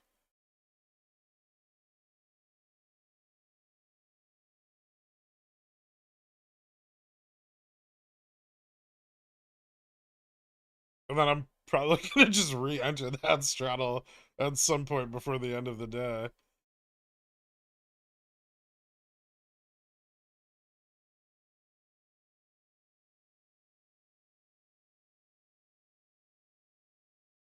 Maybe I'll just sell short strangles into the end of the week. That's kind of risky. Because if they start rolling the collar Thursday, that could create some volatility. Mm.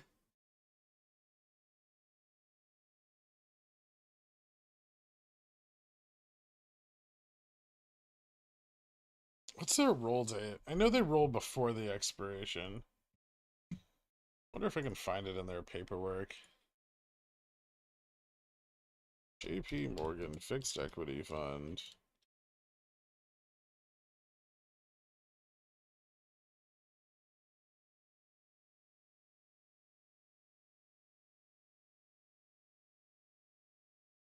Quarterly reset.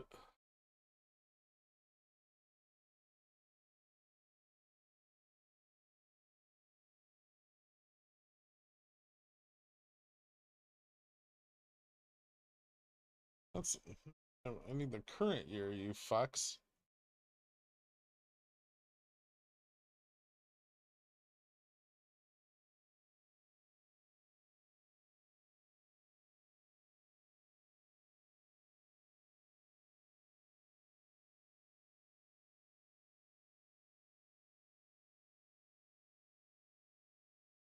Okay, so they're buying Right, so if I'm not mistaken, they should be buying futures on moves to the upside here.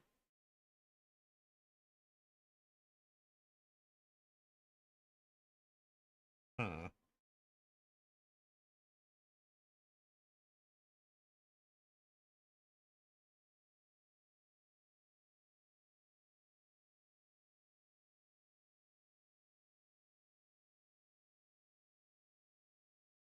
I think this is going to be kind of a boring midday. Maybe we retest 48, 43.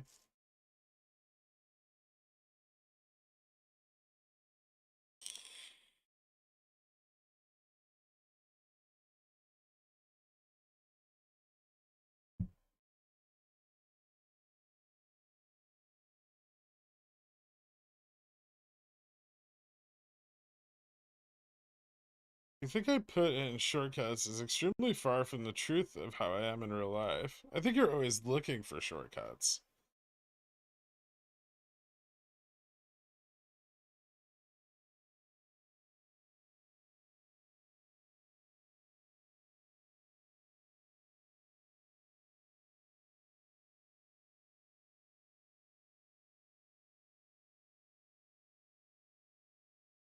Bingo.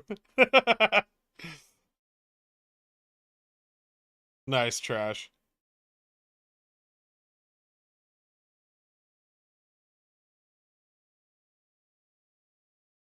I'm asking for a friend. He has 650-ish shares of GME with a cost basis of 38.24. He's not approved for options. What should I mean, he do? Uh, just first of all, pigeon teeth, just go get approved for options and stop asking me the same question every 3 months. Or sell your shares above 38 and buy them back lower.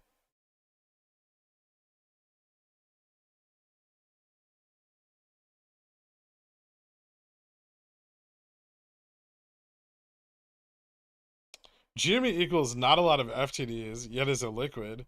This is what is confusing me. There's lots of synthetic liquidity now because of the split. So the rate of failure is lower. Remember, each of those ETFs represents a separate CNS pipeline in order to prevent failures, right? Failures in the position are not good for them. Ideally, they would never fail.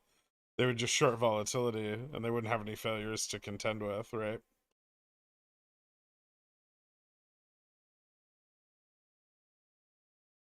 I'm not singing the song trash. I'm not Mork. Maybe we could get Mork on here and Mork could sing it. I don't know if I have the booming, deep baritone voice necessary for sea shanties.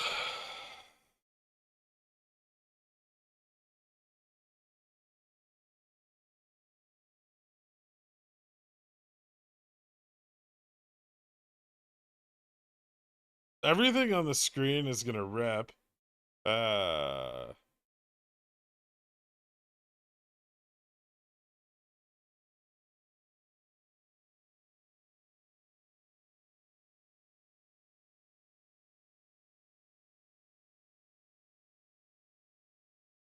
it's not that we're not looking for shortcuts. Shortcut learning, as Stefan jumped to conclusions quant closet, is actually an efficient and repeatable way to learn. Nah.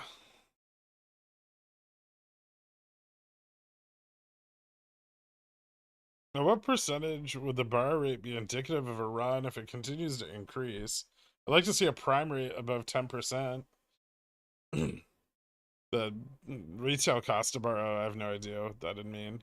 Probably, probably like higher than like 60 or 80.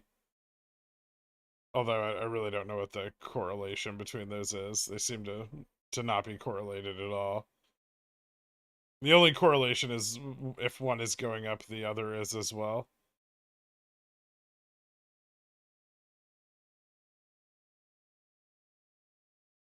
No, not at all. Because here, Stefan, if an ETF has 1 million shares of GME, right, and after the split they have 4 million shares of GME, This is now 4 million shares of GME that can be used to short, right? You're assuming an equivalency here between, volume and new liquidity, and that's not the case. One of the reasons is because an options contract, which are what create the hedging of which is what creates most of GME's volume, is still 100 shares to hedge, right? At most. And now there's 4 times the number of shares, but a quarter the number of options contracts.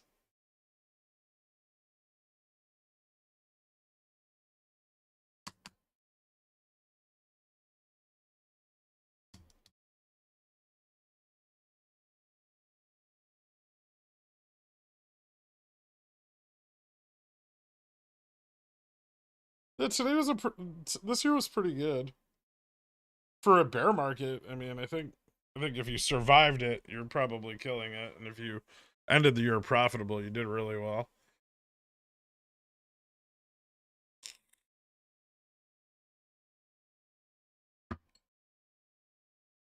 Tesla is a steaming pile of shit. I don't know if it's gonna recover. I would say it's approaching oversold, but that doesn't mean anything. Like, it can still just continue to sell off.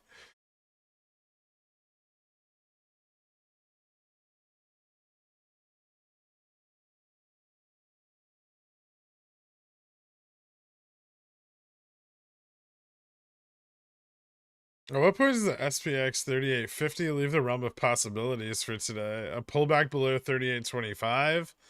Yeah, I mean, right now we're just trading on the collar. So, I mean, you can use this opportunity to set up like straddles. Straddles at 3835 are really good.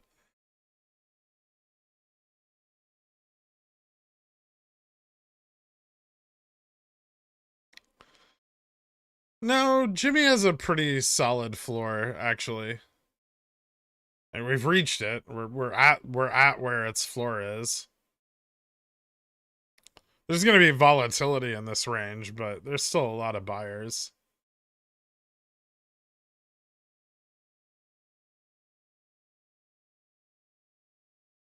Apple hit its 52-week low today. What resistance does it have support at? Um,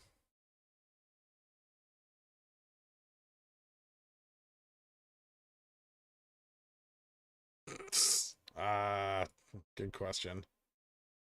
I'm gonna go back a little further. The next support level for Apple is like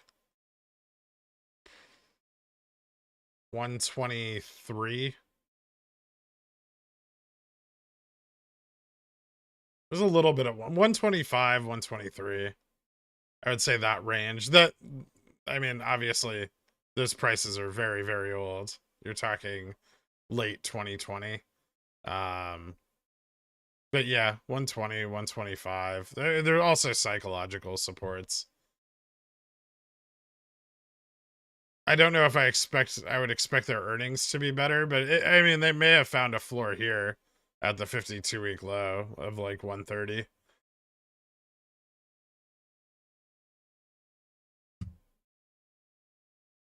At least until Q4 earnings. How many DTE do you usually get for straddles? It depends. Usually 3 to 5, sometimes more.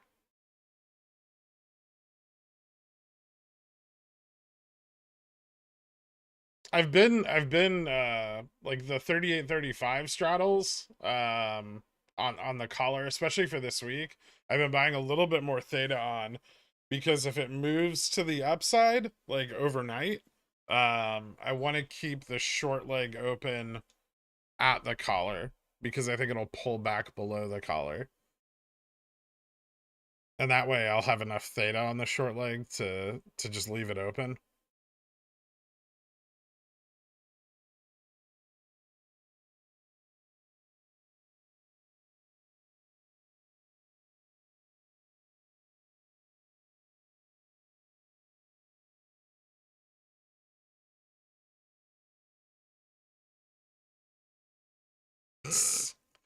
I appreciate your answer to a question about 2-to-1 Fubo synthetic longs by good old little T-Man led to the subject of wealth accumulation via Jimmy.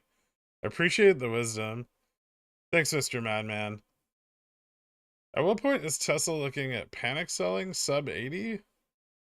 Uh, I mean, I think the panic is probably already set in. I would say Tesla's approaching oversold. It may hit like the 110, 100 range. But I'm sure it'll have some pullback.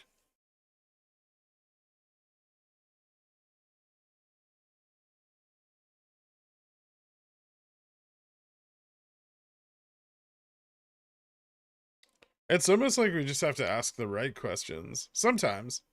Sometimes I have to be in the mood to talk about it or go into in depth on something, but Jimmy is about to rip face. Are you sure, man?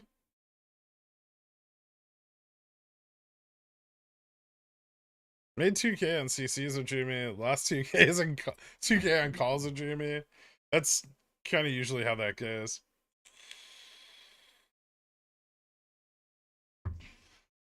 Do you set stop losses on your straddles? If so, is there a best practice? Um, I haven't been. Usually I do, but I don't straddle. I don't straddle SPX a lot. I have been recently because, um, like index net gamma has been negative, which means it's very volatile, both to the up and downside. Which means that both sides of straddles can be profitable in an intraday trading session.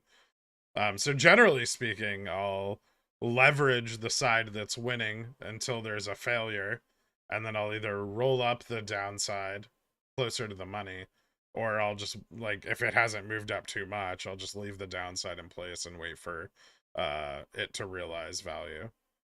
Um, Generally speaking, though, yeah, you should have like a stop set immediately upon determining um like a continuation of a trend in one direction or another.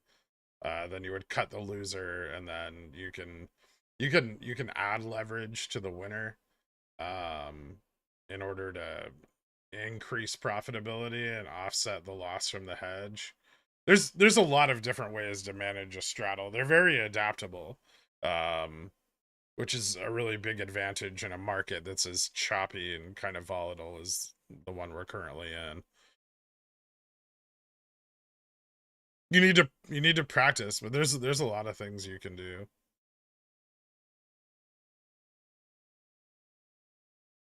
Not bragging. I finished my Paxlovid regimen. I'm alive. How are you feeling? Did you get any rest? Not a lot, no. But I'm feeling a little better. Yeah.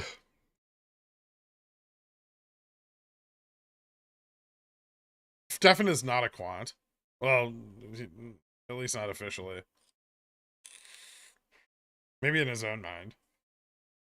My closed positions this year are like 11K, mostly covered calls. Nice.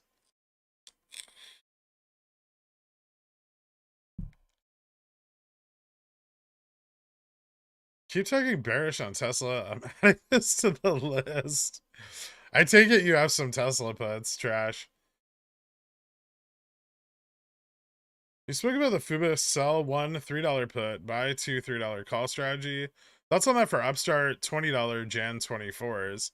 I mean, I've been selling CSPs on Upstart basically the entire time I've been in the position. Um, mostly I've paid for all of my calls with CSPs, and I've reduced my cost basis on my shares a little bit, not much. But yeah, mostly it's covered my call position so far. Um, Probably not terrible if you think Upstart's going to be above 20 by 2024 or at some point. I don't hate the position. Is the leverage worth it? Like, can you get 2-to-1 leverage on that? So Jan 24 20 put is $10.70. So you get an immediate yield of 50%. and then calls, so you can get like 4x leverage. That's pretty good. I mean, yeah, you get 4 calls for every put you sell. The risk there is early assignment, which could happen. So obviously understand that you could be out that extra $1,000, or well, $2,000 in cash at any point. As long as you can cover the risk of assignment, though, then yeah, it's a decent position to take. And risk of assignment selling that far out is fairly low.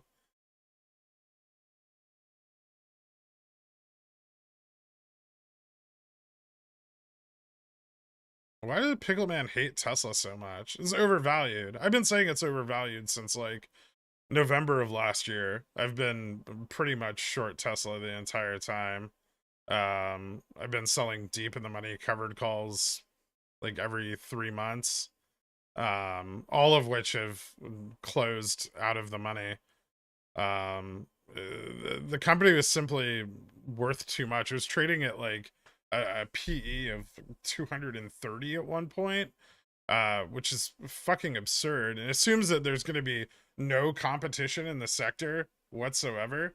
Um, Not only that, I mean, Elon Musk has not managed the company very well recently. He's also been selling a significant amount of his shareholding um, at fairly low prices, which doesn't breed a lot of investor confidence.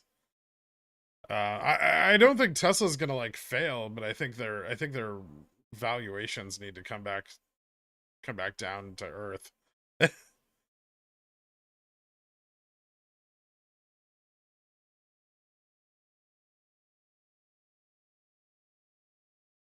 Have you figured out any of the alleged missing mechanisms as to why GME liquidity has not returned to balance? I mean, they're shorting it with the lending pool now, right? That's the last bastion of liquidity. If they're turning to the lending pool, it means they're no longer getting liquidity from the ETFs, because the ETFs are significantly more advantageous than indebting yourself to a long-term shareholder, right? And putting yourself at the risk, well, adding to the risk of recall. So now they're tapping the last possible pool of liquidity, which is, drying up liquidity more, as you can see in the line graphs from this morning, and you can see in the rising borrow rate.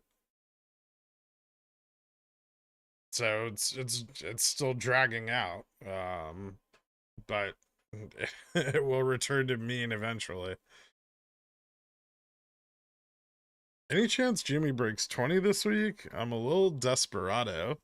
Why? Because you bought $20 calls this morning at market open? It's possible.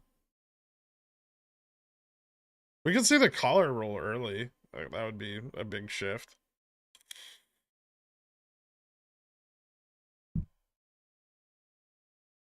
Do you think Upstart will be above 20 sometime before 2024? Yeah.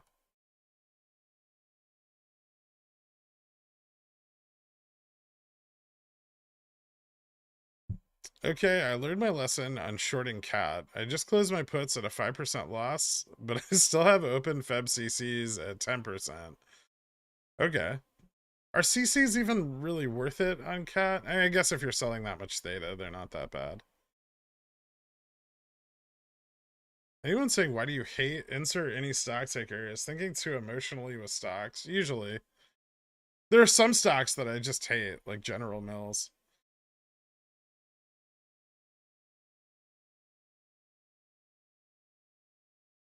Why should I not short cat? Caterpillar tends to not go down quickly. You're better off short if you want to short cat, you're better off just shorting the Dow and not dealing with the volatility that cat presents. Cat's fairly illiquid, and it tends to rally on very little news because of that. And so cat'll fall off with the in line with the Dow, but it can have these like overnight volatility spikes that bring the price back up. right? And when it does this, your puts go back out of the money and your theta burns off faster. So if you the only two good ways of shorting cat are to buy puts with huge amounts of theta, like 180 plus DTE, or to just short Dow. Dow's drops are more efficient, and price realization happens more consistently to the downside, which is not the case for cat. Cat tends to have, you know, big spikes of upside price improvement as it drops, which makes, you know, shorting it difficult.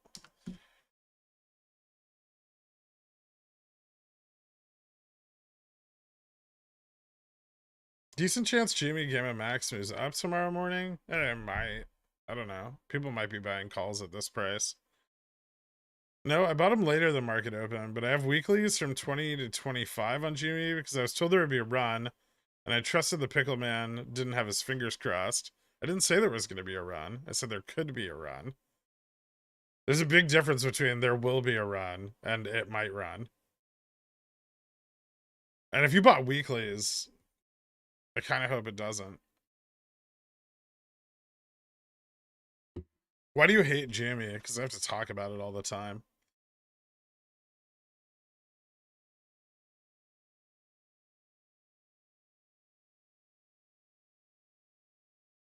You've perfected this don't short cat elevator speech. It's identical every time. I don't know why everyone wants to short it so badly.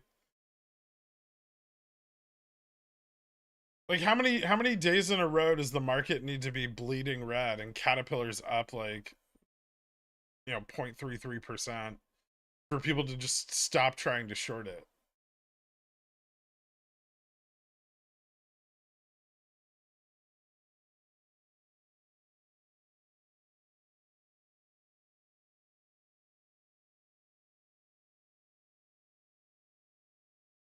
How come it took so long on the stream to move away from GME only?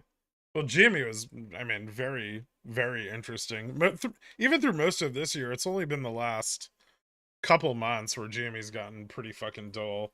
I'm sure that'll change in the near future, but um, I've always looked at other stuff during the doldrum periods on GameStop. More so now, I think, because investor like people are becoming more informed and better traders, and it's easier to talk about other things. Before, if you know, I didn't talk about GME all day, every day, half the chat would just be like, "Why aren't you talking about GME? Why isn't it on the screen?" It's not idiosyncratic risk. That's fucking stupid. It's just volatile. It's a volatile stock. It's fun to trade. It's, you know, a great volatility asset to own. Jimmy's kind of got it all. I mean, I'm still very long on it.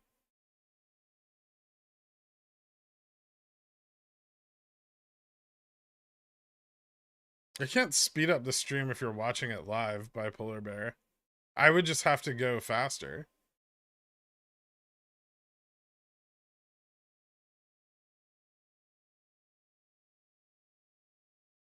You don't hate GME. You hate the people that hold GME. Not even that. It's just really annoying because so nobody can do anything else in the market because all of their money is locked up in GameStop at like a $35 cost basis. They're too afraid to sell covered calls and lower this because they might get assigned and lose money, right? And they spend all of their time bemoaning the fact that GME is not trading at 35 or greater. And that's like 90% of the people in here.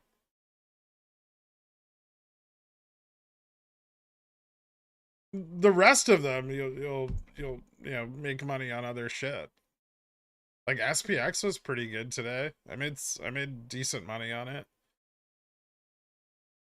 Let's see. I risked 4,000 outside of my straddle, but I risked like 4,000 in capital with a return of 2,800, 2,837 for SPX this morning. I mean, this account's about blown up on shitty options, but I'll get it back to like 100 grand in a few weeks.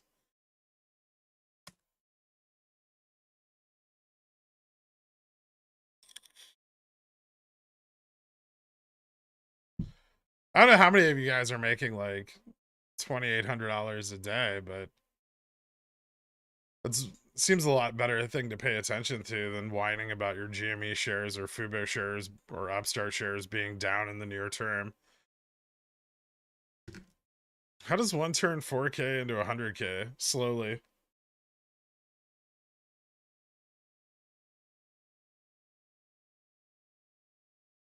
I mean, the thing is, all of these stocks have followed a cyclical pattern of very brief highs and long, drawn out low periods. We're in a long, drawn out low period. You know, it lasts. Everyone hates it, but it happens, and then it goes back up, and everyone's like, "Oh my god, it's happening!" And they fuck it all up, and then they're sad in the next long, drawn out low period. If you're poor, can you trade SPY instead of SPX with just about 10% of the price and profit? It's not quite the same. I would argue that with very strict risk management, you don't need to be rich to trade the SPY SPX. But sure, yeah, you could trade SPY.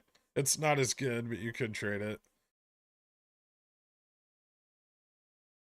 How long did it take you to turn 30K into 100K? I mean, it could take a day. It could take like a couple weeks. It really depends on market conditions.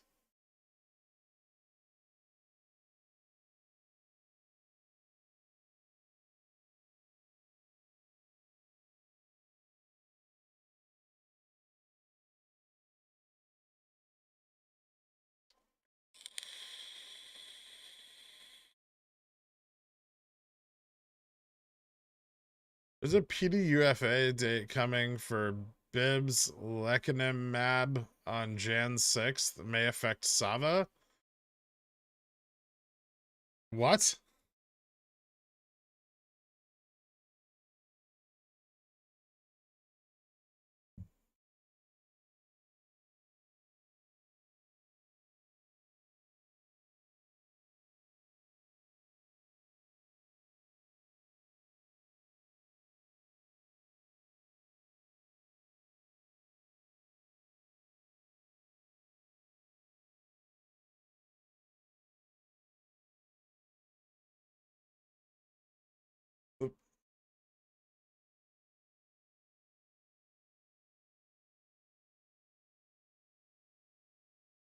I have no idea what half of that means.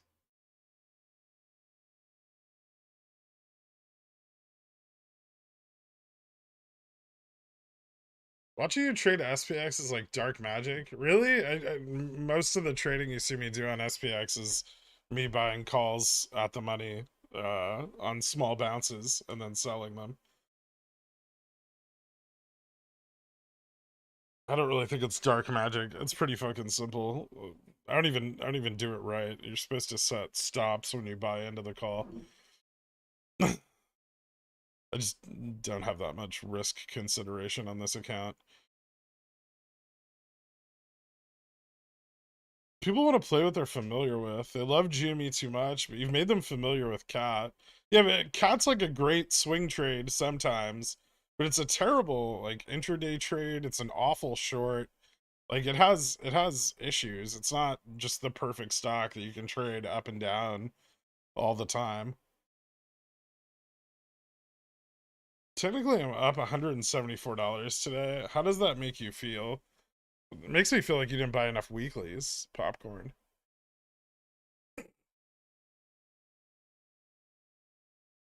SPX fighting with a JPM collar. Who's gonna win? Well, to the upside of the collar, JPM starts buying futures, right? So technically, on the upside of it, they're helping push away from it. But below it, they start to drop the futures, which means, yeah, I mean, it just acts as like another gamma flip point.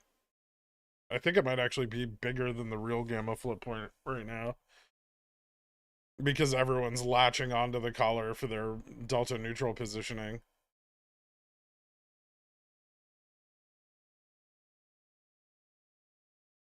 What's the current prime rate for GME, and where can this be tracked? It can be derived from options pricing.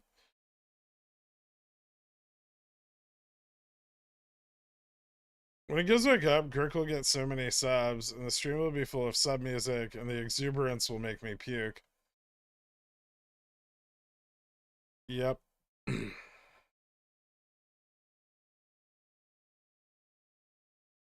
And I had a feeling that I belonged. I had a feeling that I could be someone, be someone, be someone.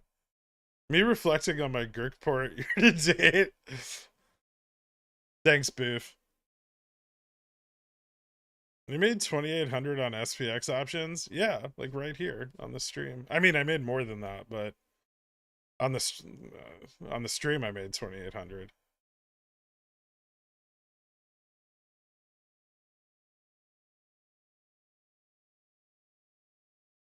I made $200 today playing Spy, and you'll load it on GME 10 DTEs. Godspeed this week, Pickle. Thank you for teaching us to enter without our own capital.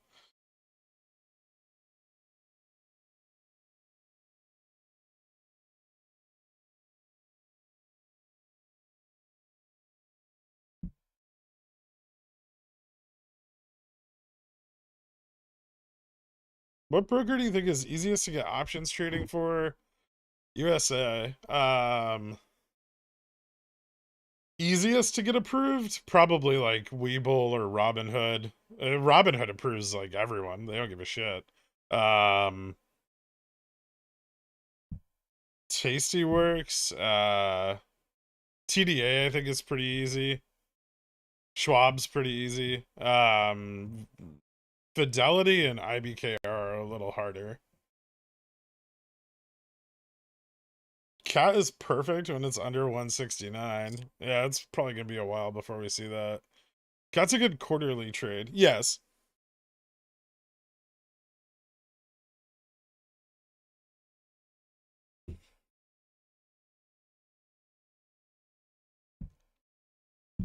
Do you know Cat makes the engines for HIMARS that all these countries have been buying? It's a reason for Cat being up that isn't widely known. At least I didn't know they were involved in that. I read about it in their earnings reports. Um, it's part of the reason. Um, the biggest issue with Cat is its index weighting, and it's so it gets dragged down when indices drop, but its valuation remains pretty unchanged. And so that anytime it gets dropped really hard with indexes, you generally get a really good opportunity to go long on it as value is re-realized in the stock. I did not buy enough weeklies. My spy puts contained the bleeding, which is just super lame. That sucks. Will Cat ever go down again at a downturn? Yeah, if we see a big drop in S&P and Dow, Cat will absolutely drop as well.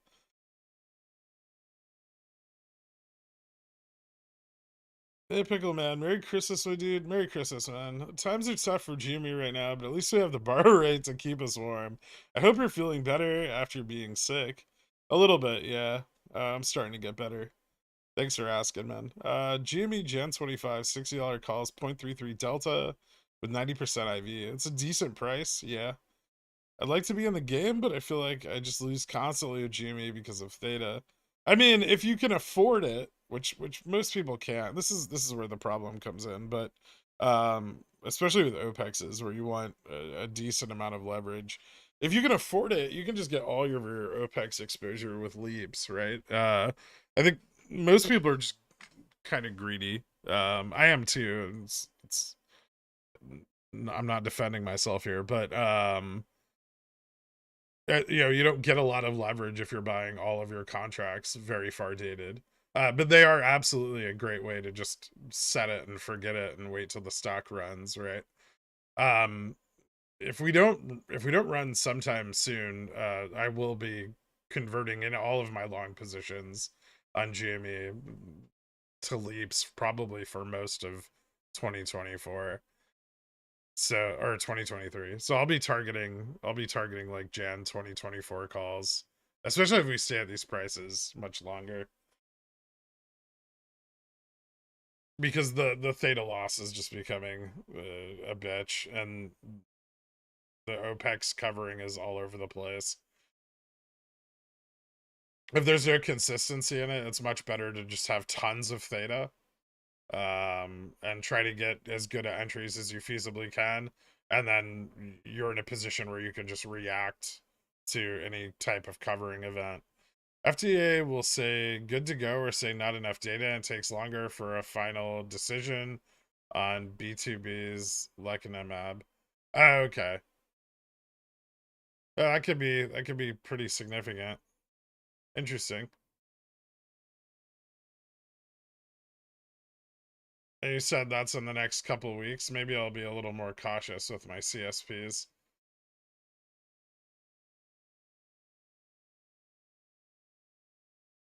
Fidelity isn't that hard. Just say income greater than less than 150, experience less than 5 years, and net worth. Okay, so great. You mean greater than? Oh, greater than 100K. It worked for me. Two lies and a truth.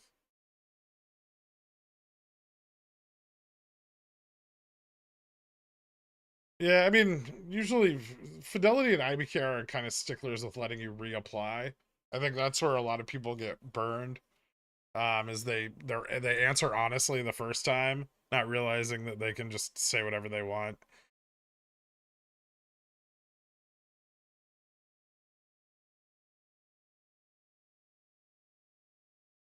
Yeah, I'm only expecting it today and tomorrow. After that, I'm gonna cut positions and start to roll out. Not that there's much left to cut, but I'm gonna cut what's left. SEX looking bullish, not particularly. I don't think we're gonna pull away from this anytime soon. We're not really getting a lot of momentum. And futures are kind of stagnating against the 3868 resistance again. So yeah, I'd be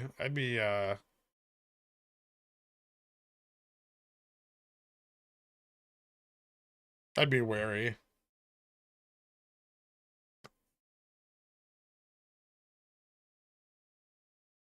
of trying to play any upside. Maybe until later today, maybe around like 1 or 2. You don't want to burn 0 DTE theta like on midday chop, right?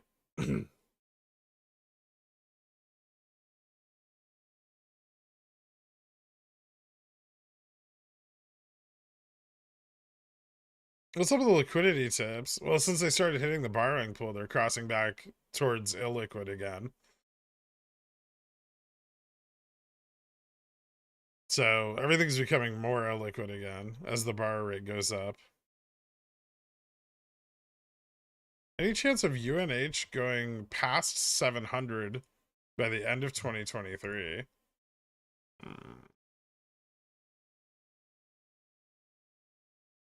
No. By the end of 2023? Maybe. I expect healthcare to do pretty well this coming year. I don't know if it'll go past 700. That's kind of crazy. But I could see it climbing into like the mid 600 range, maybe.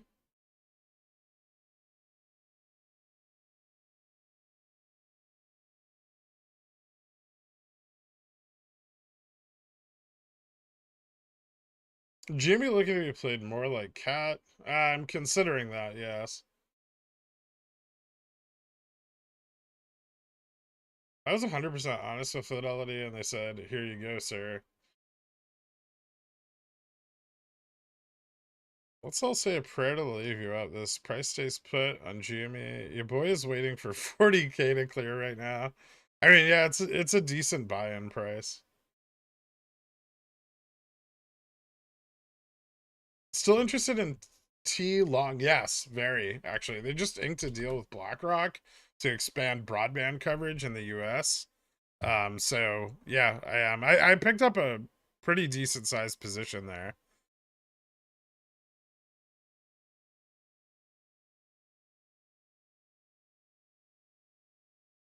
I think the new bill has like $42 billion set aside for broadband coverage expansion. And so AT&T is, well, they've dropped their media wing already, so I think valuation's kind of already in the toilet, and so um it seems like a good price, and the dividend's still really good. It's like what, 7.25% or something like that. So yeah, I'm still buying that. I think I've got all I want, and I got most of it on the drop and in the price range I wanted it.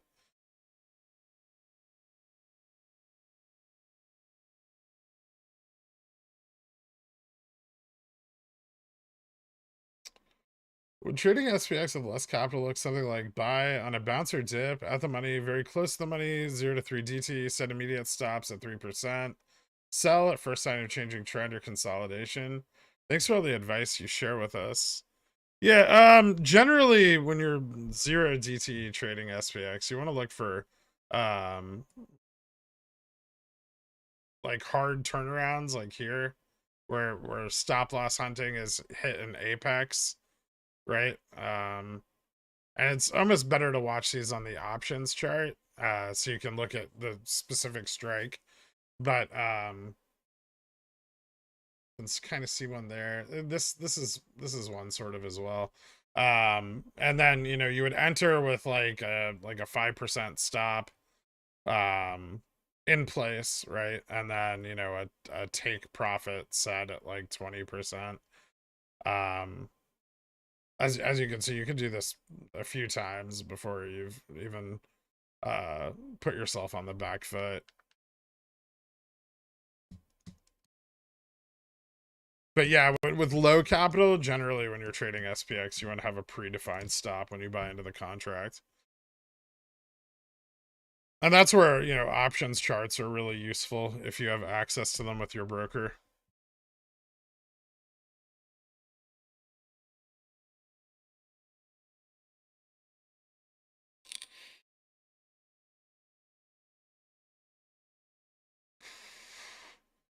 So holding by March 17, 155, NVIDIA puts. Do you see us testing 112 again by end of January? I don't know if by end of January, but I would say into quarter one of 2023, I can see us moving down into the $100 range. You're already in the money right now, aren't you? You should be. Anybody who's been buying puts on Nvidia over the course of this rally should be fucking killing it right now. Jimmy hasn't ran since. I mean, technically it actually has. It ran in September, and it ran in October. Um, it hasn't had a big run since August, but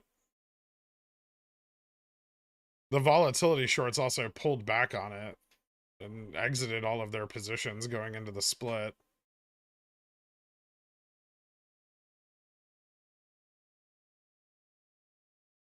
If you have low capital, beware of PDT. Yeah, if you're gonna trade options, with a like an account without margin, right, or under 25,000, I would use cash. It limits the number of trades you can take a day, which is actually probably a good thing when you're first starting out. But it also means that all of your trades clear by the next day because options clear on T+1.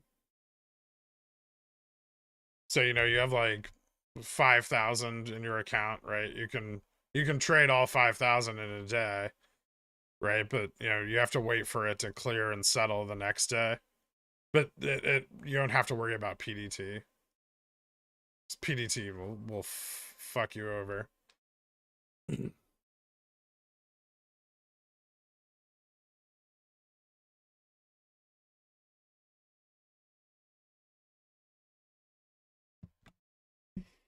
Was it GME above 20 last Friday? Sun's ever coming back on the radar? I don't think so. SST's up 3%. Good for them. I've noticed it's been getting a little more volatile.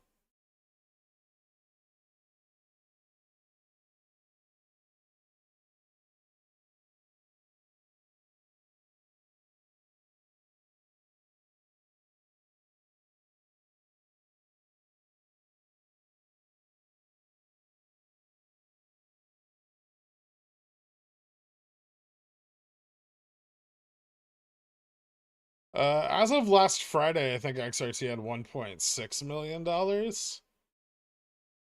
I don't know what their cash balance is today. I haven't looked.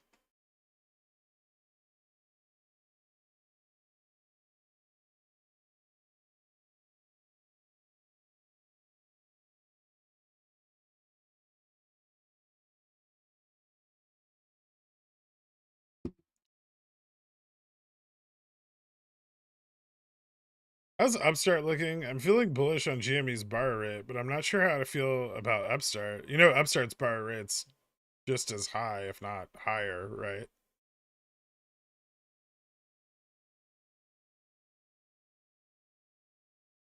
$7 Gen 20 SST calls.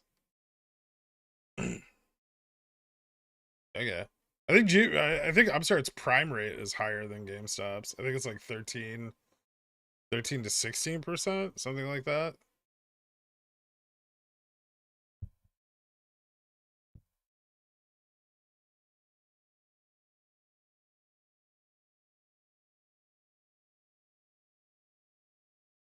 Say I'm long Pi and I own 100 shares. I buy an at the money leap put to hedge. Every time Pi drops one, I buy 25 shares, which I sell when it bounces back to the put strike. Eventually, put costs 0. Thoughts? So you're just delta hedging the put?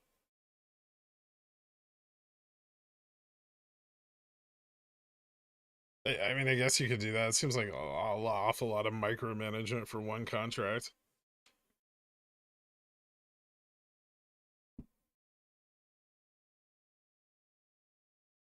When are you planning on getting Upstart Jan 2024 calls over the next few weeks? Especially if it doesn't run in the next couple days. XRT caches of December 23rd, 1.5 million latest update. Thanks, man. Delta hedging? I thought it was just how to limit my options risk. I mean, it's technically delta hedging.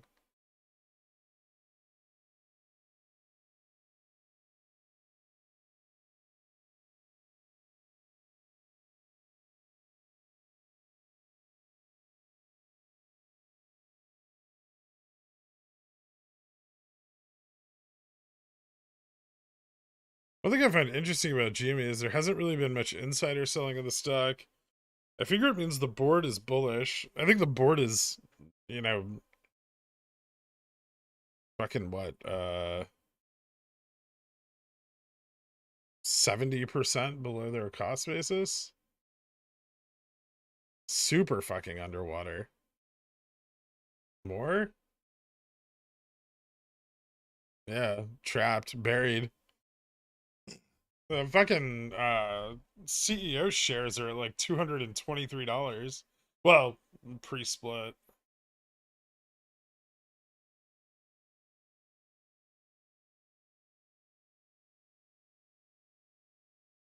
It's like 50, 55. That's why they're focusing on short-term profitability, right? Because he needs to get the price of the stock up. Cohen does, to a point where board members are actually getting paid for performance. Because right now they're being paid. Well, they're not. They're not being paid.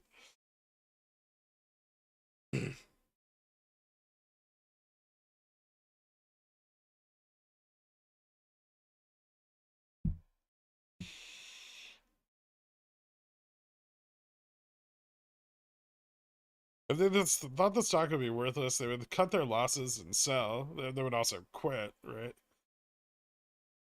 I think they have a plan to focus on near-term profitability.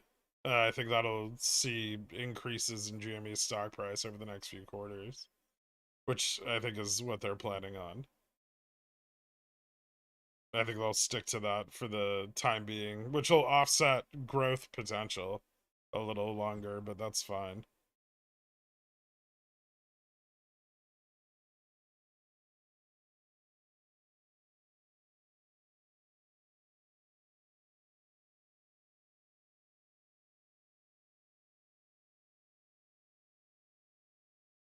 In March at these levels, when we saw new lows, we didn't think we would see. RC bought in. I wouldn't be surprised if we see him do a token 100k share buy-in, and then the pump is blamed on that. Maybe. I think it might be telling that we haven't seen one already. Or maybe he's waiting until after the new year.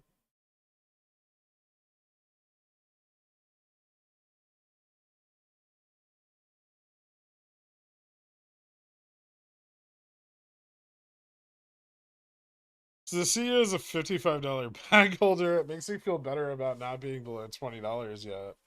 Well, he received those shares as compensation, so it's not really a bag holder because he didn't. He's paid for them with labor, but not like cash out of his pocket.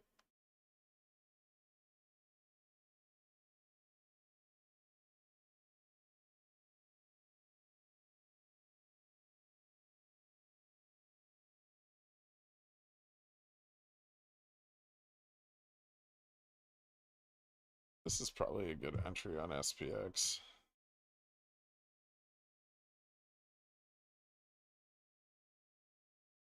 I kind of like this.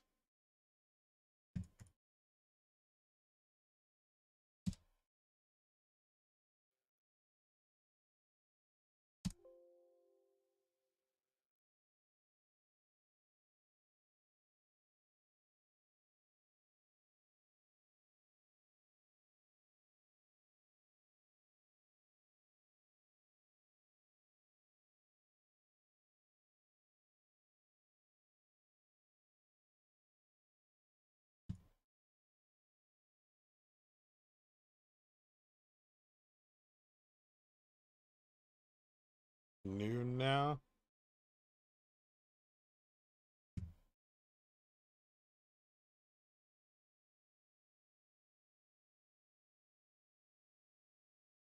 Why would anyone ever trade anything else when SPX day trades count as partial long-term gains? This is game changing. You didn't know that? Yeah, 60, 60, 40.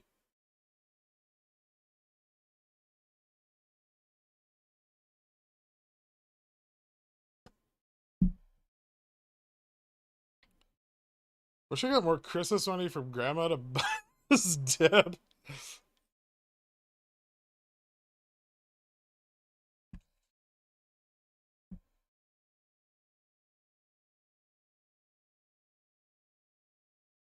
Time for CO to buy it and lower his cost basis. Unlikely.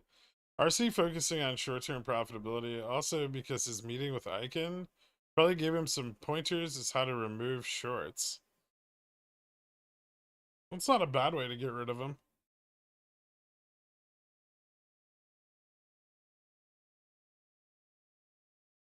It's insane how well you time your entries, and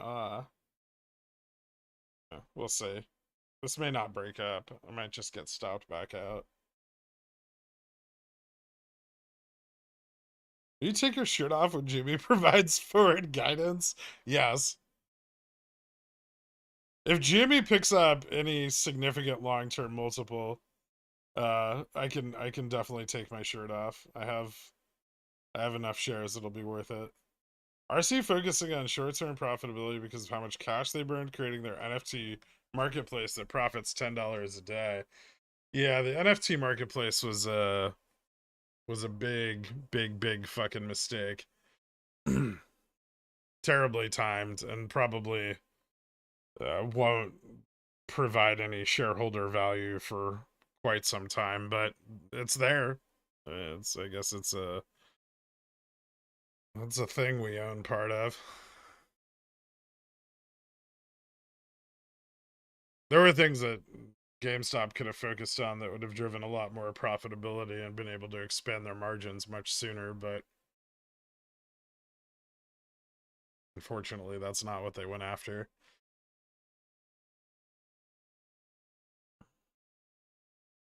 Don't forget, they do have they do their growth is also balanced with the fact that they're bringing a company back from the dead, and that's usually like a 2 to 3 year turnaround period.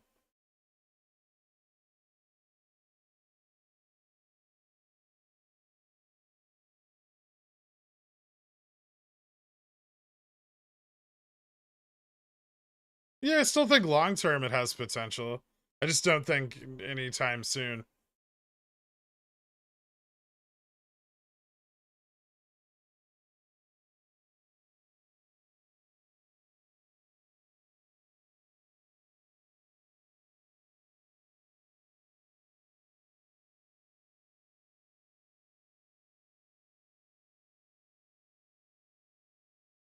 I've got 24 cents settled cash burning a hole in my pocket.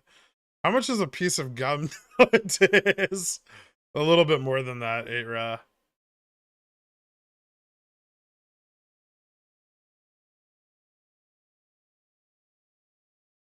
Holiday break was okay. I'm feeling fine. Thanks, Ryan.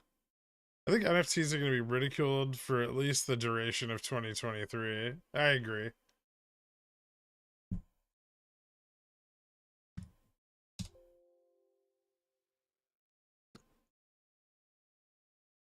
At least it doesn't cost them money, unlike DRS. I mean, they have support staff, right? That they have to keep on. They currently make more than the profitability of the platform. I know they've fired a bunch of them, but probably not all of them. So there is a maintenance cost.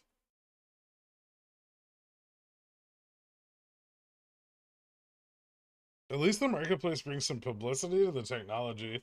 I think marketing is a huge issue for GameStop, and I think we're all too focused on GameStop and like paying way too much attention to it. But nobody in like the outside world knows fuck all about their fucking NFT marketplace. Like they didn't come out with like a huge advertising campaign for that. The only people that are aware of it are like hardcore crypto bros and GameStop investors.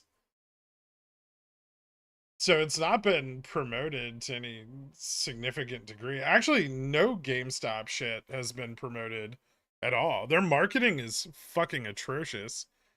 Given how much hype they had at the beginning of last year, they did nothing with it.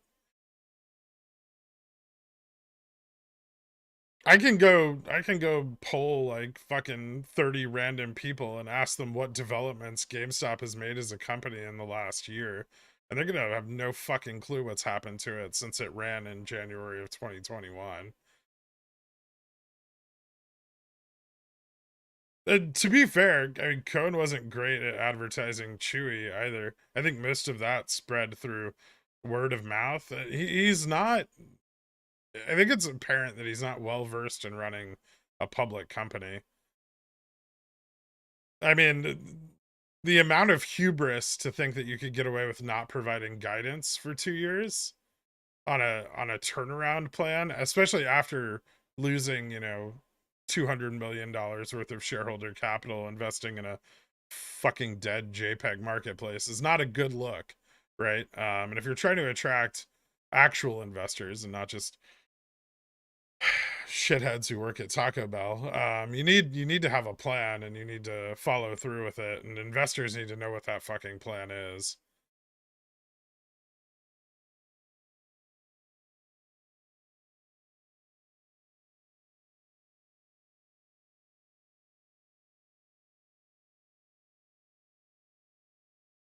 If you think venture capital was sitting back on their hands at Chewy, waiting for Cohen to just pull some shit out of his ass, they weren't. They were up his ass finding out what he was doing and what his plans were every single fucking day. They weren't like, he's a golden boy, he's got this. No. If you think that, you've never worked with VC.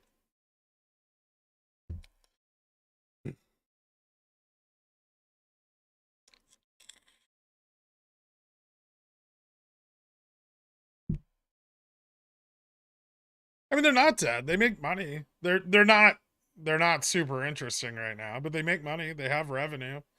They can tighten up their SG&A. They can show a profit. They can, increase people going to their stores, and they can increase their e-commerce revenue if they'd fucking focus on that and not other bullshit. And they can turn the company profitable. And it's not very hard for them to increase their margins.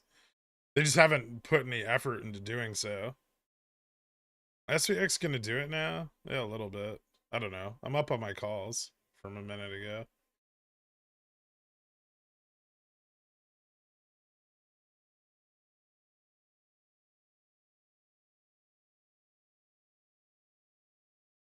But what about that piece of land I bought in the metaverse? How are we feeling about Upstart now? I mean, they're still shorting the fuck out of it. They're gonna do that until they're not shorting the fuck out of it anymore, at which point it will see price appreciation.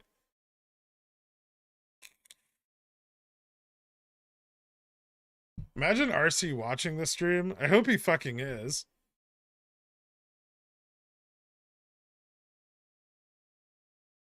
Because I think I'm speaking to a frustration felt by many of his shareholders.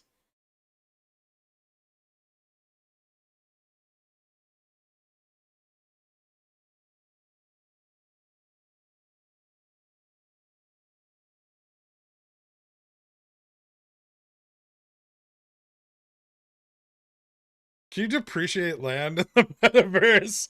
Questions my CPA is not excited to hear me ask.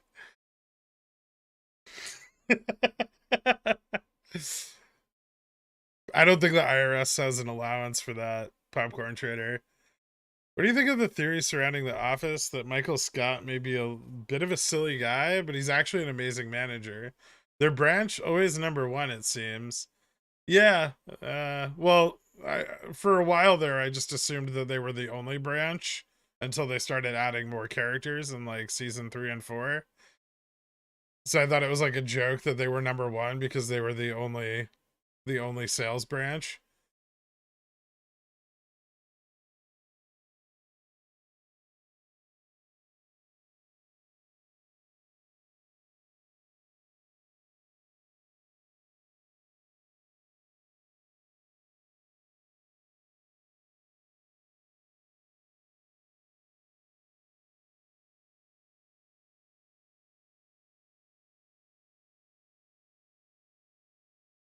I should have listened to Pharma Bro and bought AMC instead. Why? It would have also gone down.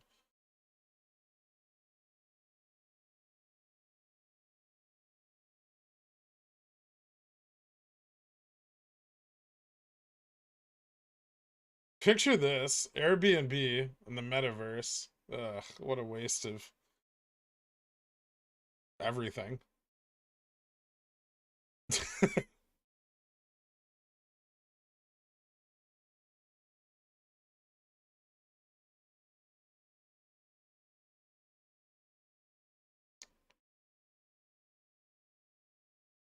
I never thought I'd be part of frustrated cult. Hey, buckled up Jen. Everyone say hi to buckled up Jen.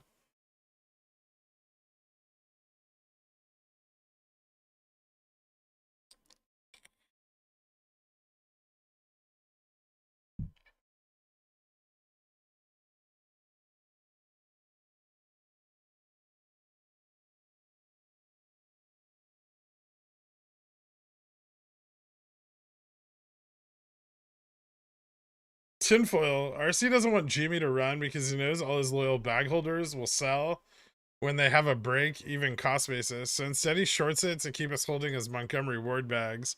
Maybe he doesn't want it to run because his C-suite will sell and quit. If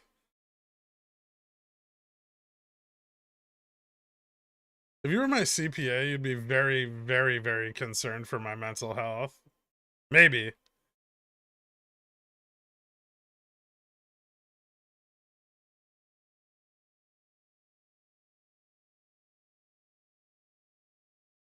Ooh. We're gonna start grinding up now? This is starting to look kind of good.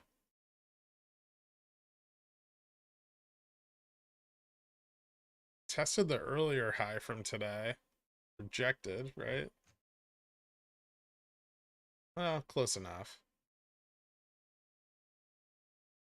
But how much are we going to be rejected? Do I buy more calls again?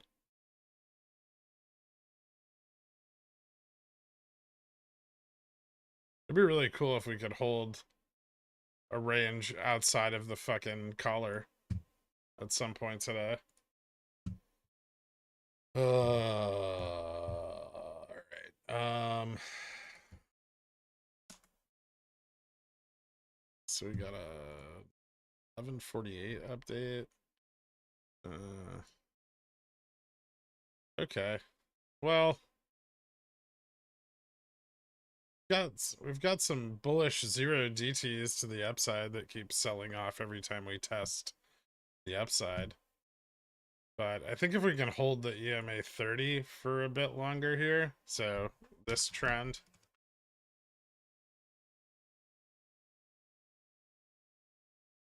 maybe we'll break away a little bit and we can test like 38.50.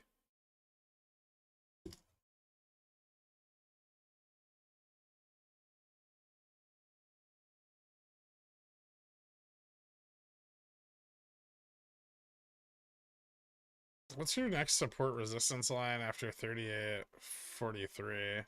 I don't really have one, but I should probably put one here at like that.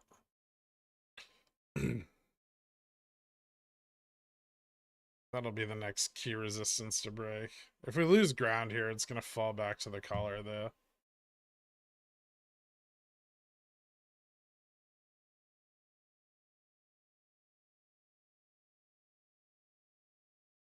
Futures are looking a little more bullish.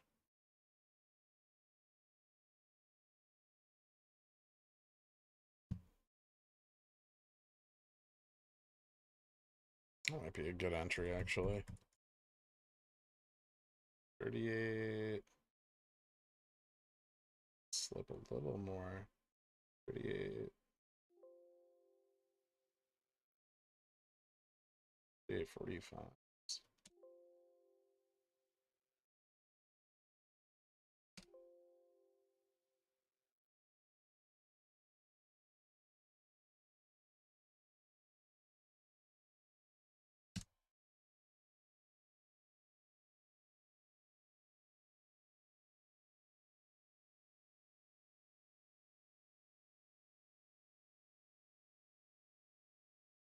Turn your ding volume up. Why? I don't even know how to do that.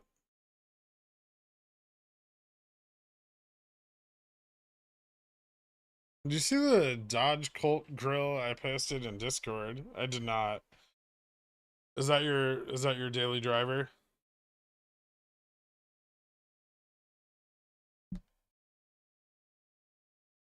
My CPA asked me if I was still holding GME. I scoofed and I asked him if he was still holding Tesla. Said, see you next month.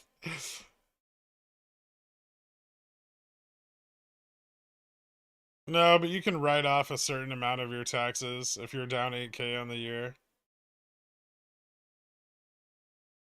This collar has been profitable for my iron condor. Yeah, I'd imagine.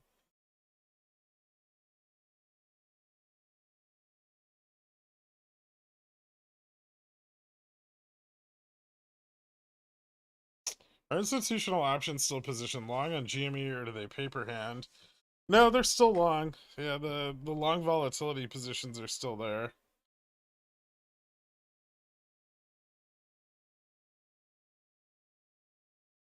I bought some more Express shares. Carry on. Why? You're gonna be holding those a while, man.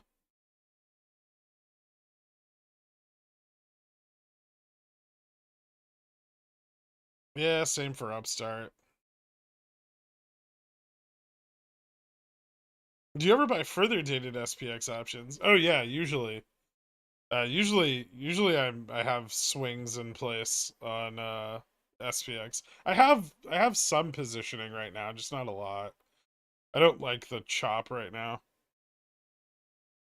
But yeah, usually I have swing trades going at the same time.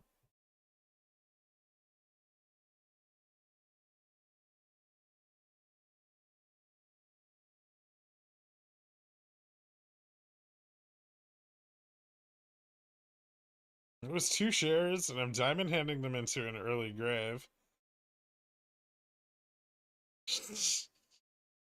Pure beneficiaries will be so happy.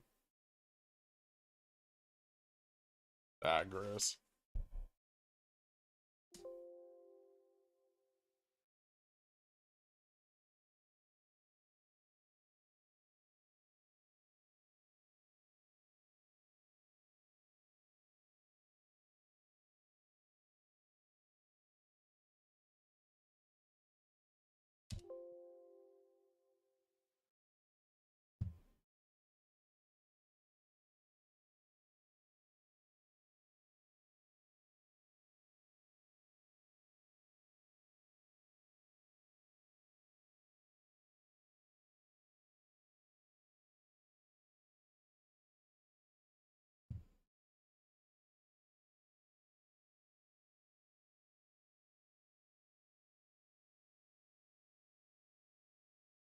Do you ever go a day without making a trade? Sometimes. Sometimes several days. Kind of depends.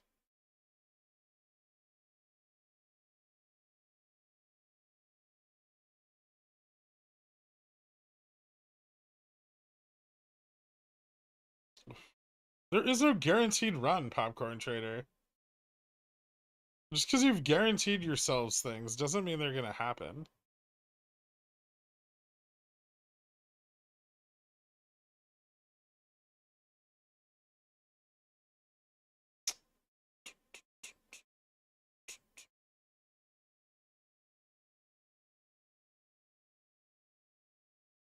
Gross SPX. Yeah, it's gonna probably pull back down to the color.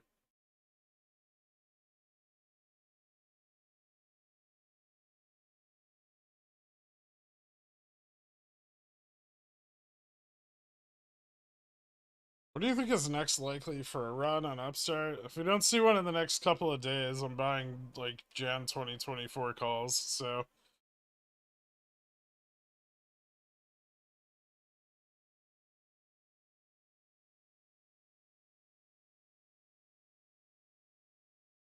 I heard the run is backed by US gold reserves. What run is backed by US gold reserves?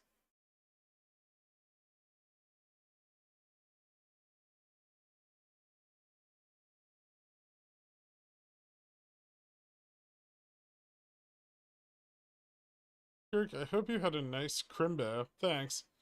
All cylinders firing given the huge increases in basket stock borrow rates. We'll see. It's exciting.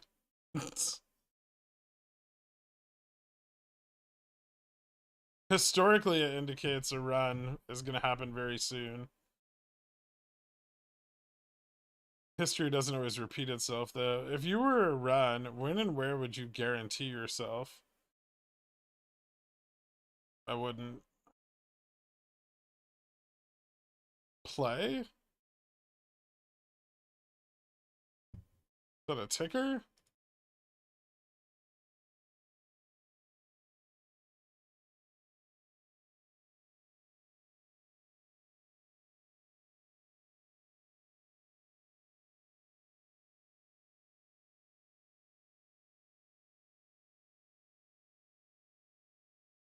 I don't hate it.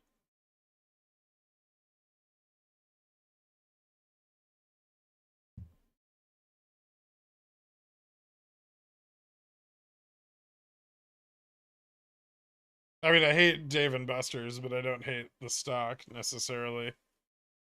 I like I like cake better. Metric shit ton of insider buying. Well, it's cheap. Yeah, I mean, very similar to cheesecake. I think they'll probably have they've probably neared the the lower end of their valuations for some time.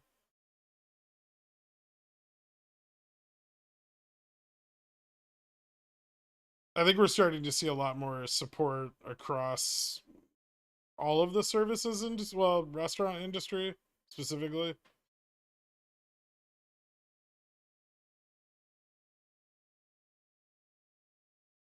Hasn't updated for hours. It could just mean that the iBar is out of shares. It's usually what that means.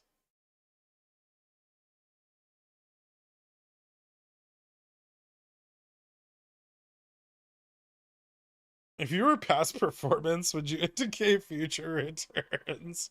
Yes. Great call on Sava puts. Thanks.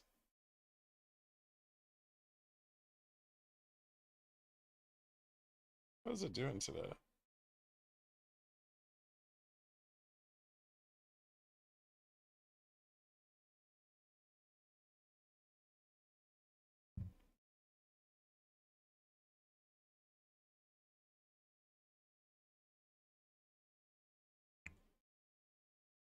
Did you sell them already?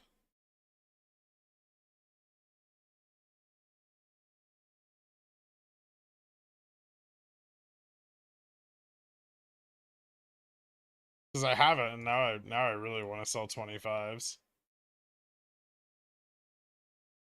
277? $3?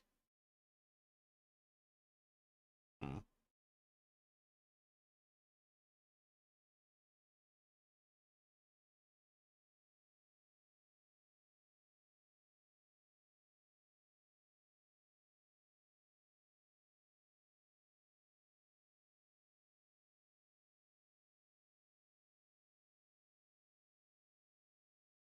You think Tesla gets under 100, or this is the bottom?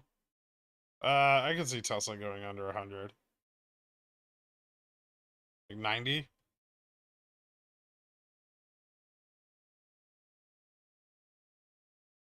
Either it ends up on the upside around like 105, or it falls below and we hit 90. I would watch both of those points for a turnaround. It's oversold.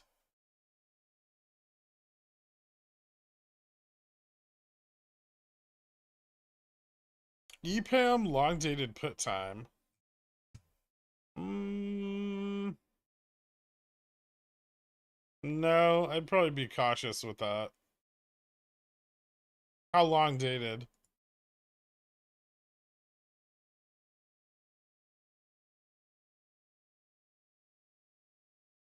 There's just not that much downside room.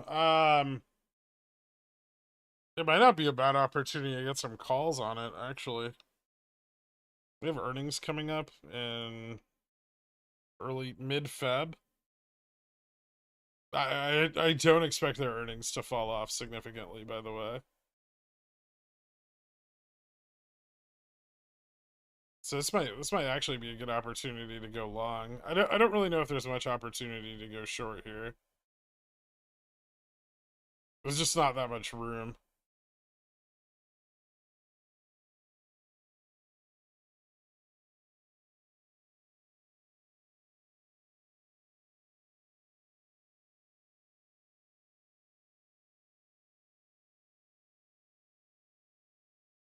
ATP said all major US stock markets will be closed Monday, December 26th for the Christmas holiday. That was yesterday. Why is everyone still going on about this?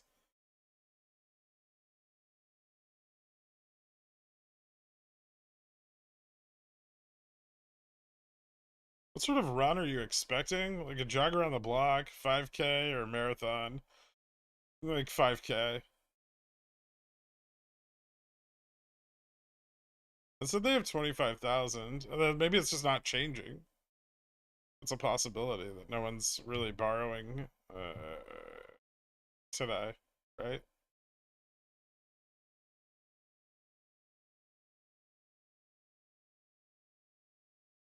What's the prime bar rate on GME? I could ask.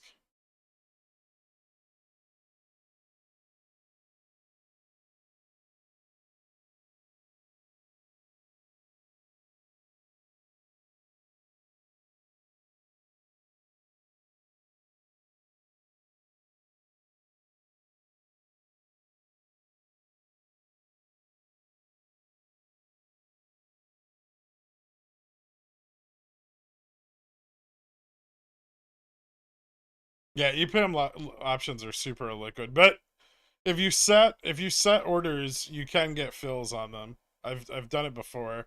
Generally speaking, though, it's better just to pick up stock.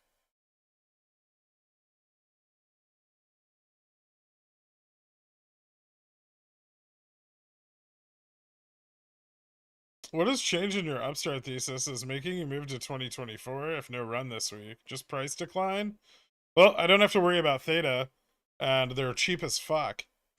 Like $20 calls for 2024 right now are $2. I can get 25s at like 160, 30s at $1.25. Why not?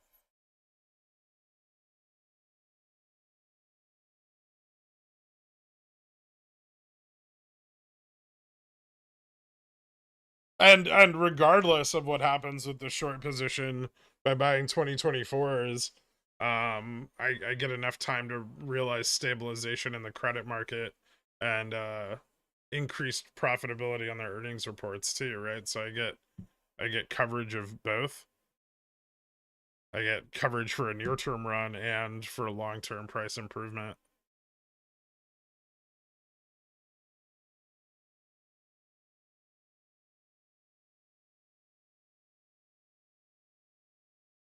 There's a whole 300 of room to the downside.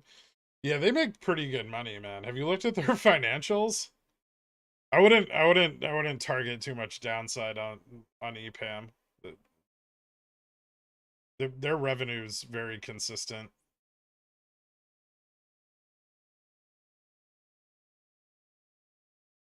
Kind of like Cat. No, he hasn't blown up this port yet. He might actually close out the year with a port intact. I see now they have 2025s as well. Yeah, there are. That would be more of that's more you're paying for that much theta. You're really trying to bet on the long term.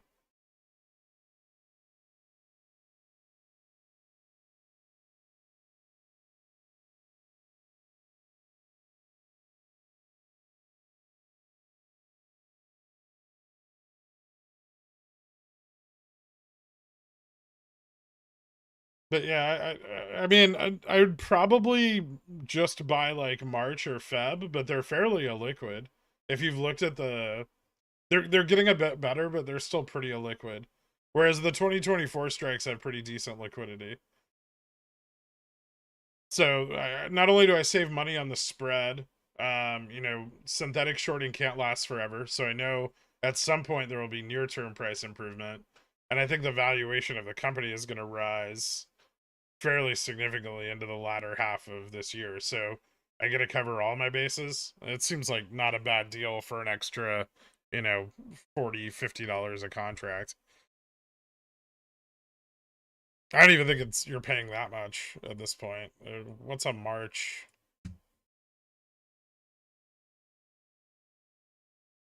So March 20. So you're paying like a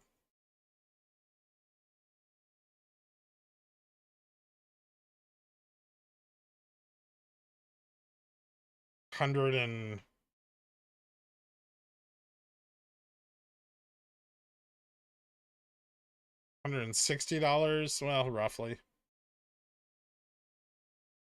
Premium for another 300 days to expiration.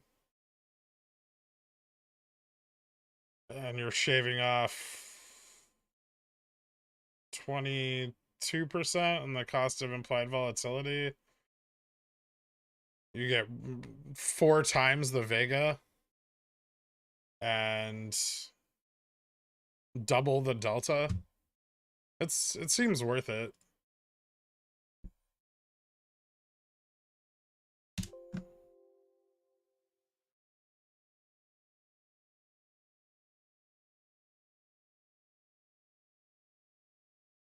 Are brokers required to keep an accurate cost basis? No. You should keep track of your cost basis yourself. You should use like a Excel sheet or whatever. What GME 2024 leap strikes do you like? At these prices? I like 20, 25, 30.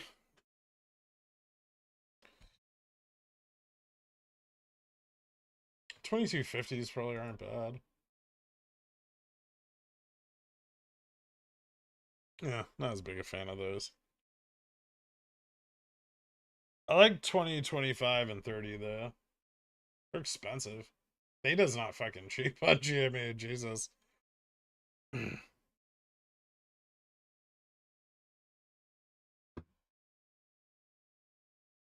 Actually don't hate 35s either.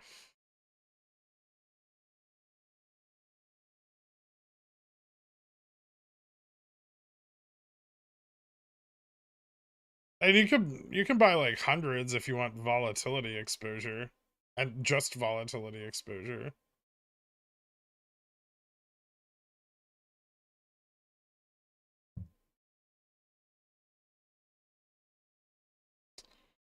Good chance SPX could rally back to 39.50. It's not gonna do shit unless it breaks away from this fucking collar. I can't emphasize that enough. The gamma flip point is getting closer to spot, which is uh good if we want to see more upside moves, but we need to move above that. And that's currently at like 3870-ish. For us to realize like 3900 or 3950.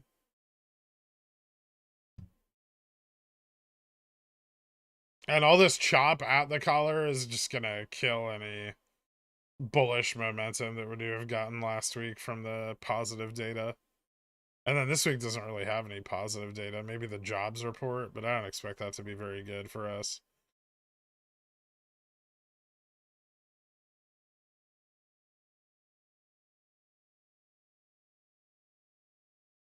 The top of the collar is at 38.35, so the short calls.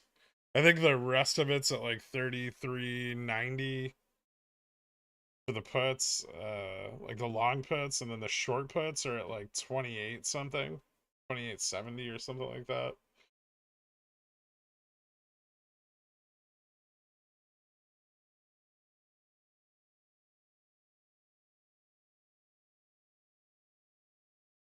Yeah, this collar is gonna fucking probably ruin everyone's week. I mean, it's easy to make money trading around the collar if you're quick.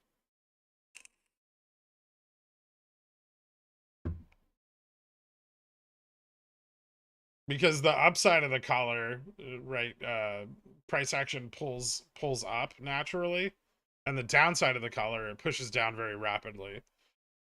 So if you're long at the collar breaking to the upside, it's very easy to make money. And if you're short at the collar breaking to the downside, it's very easy to make money. Like options easily like 100% in either direction on moves away from it.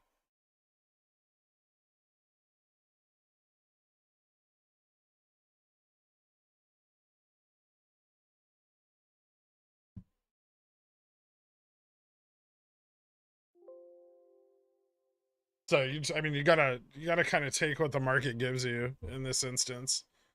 And I do have some upside positioning still at like 38.70, but I don't know if it'll be realized.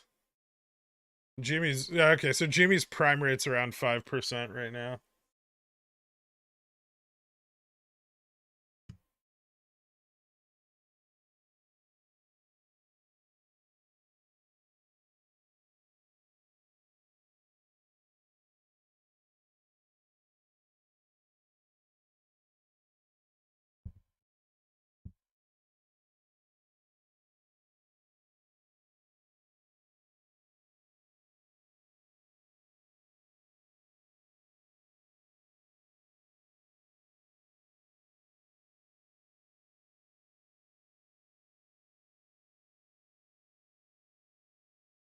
Can you put the color details on the screen? No. Why? It's 38.35. It's the only strike you're concerned about. It's been the same level for the last fucking week. You can't remember one number?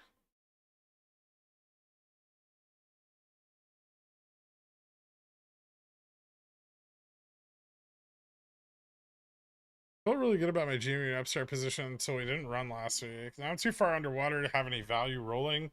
Good thing I have plenty of hopium to keep me positive. Yeah, that's not great. Thoughts on rumors of Jimmy running this gen due to 2-year swaps from the sneeze? It's 24-month common duration for swaps. Obviously, no one really knows about these hypothetical swaps. Yeah, no one has any fucking clue. And no, there's various time frames for them. They could be 2 years, they could be 5 years, they could be 10 years.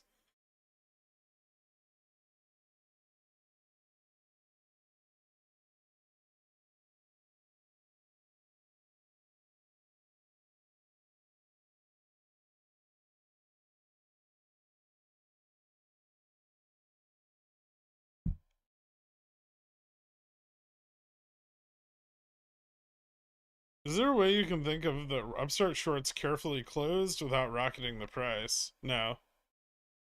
I think they've only compounded their positions recently.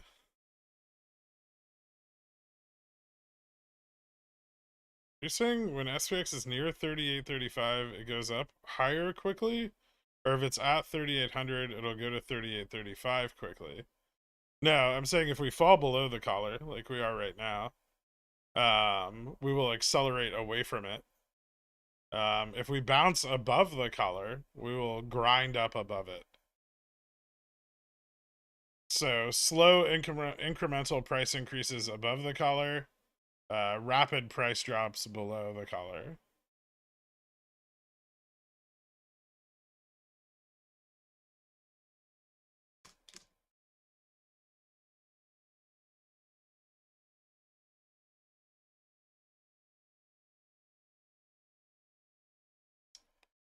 But like here we're moving to break down below the collar, right? So, if you entered like a 38.30 position, right, put and we break below, it's very likely that this 38.30 put, hold on, would go in the money.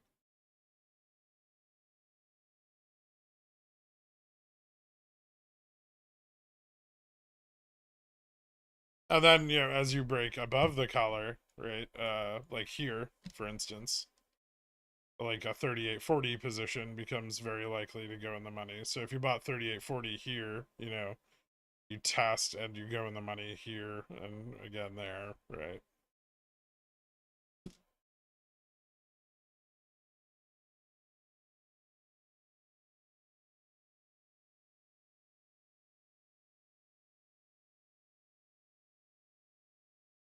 And then once you hit profitability, which you should around the midpoint, you can set a stop like that. And then if the position moves against you, you'll stop out. If it continues to follow the breakdown, then you'll be able to move your stop up. Is the collar short or long term? It expires this Friday.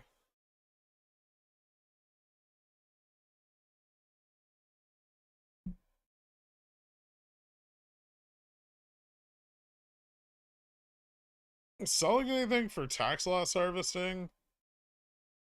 Probably. I think I've sold most of the things I was gonna sell.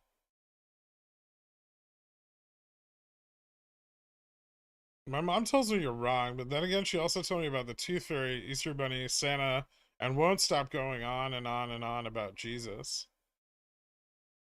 Fair.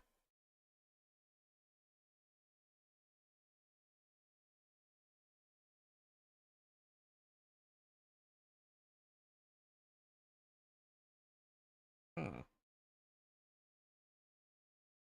Um,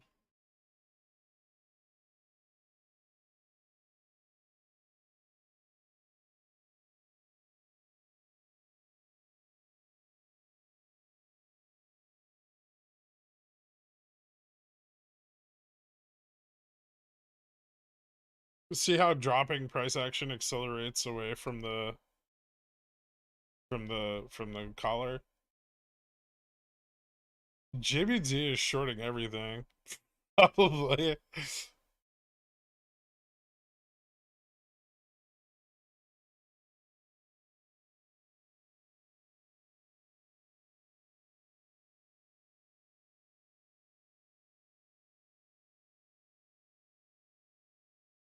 How much loss did you have? But you can only credit up to a certain amount, right? I mean, you can credit positionally.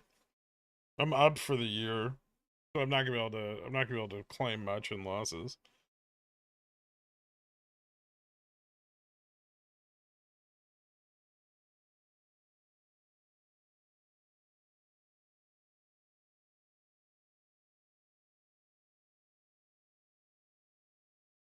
Think we'll bounce at 1850 again.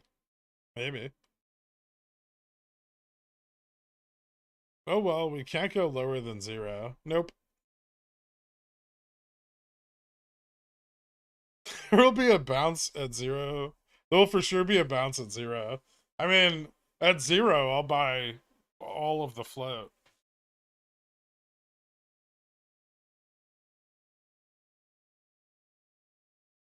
Do you have any advice on hiring a great CPA? Where to find them, and what are some good interview questions? No. I kind of lucked into one, and I really don't understand his job.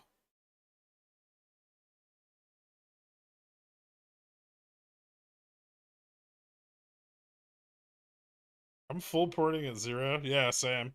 Who's not gonna buy infinite GameStop at 0?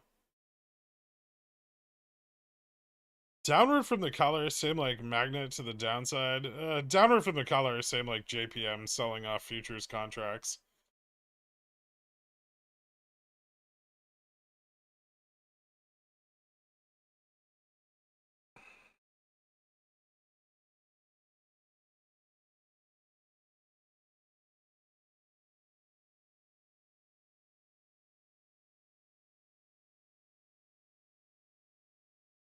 What if buying the float at 0 was the infinity pool the whole time?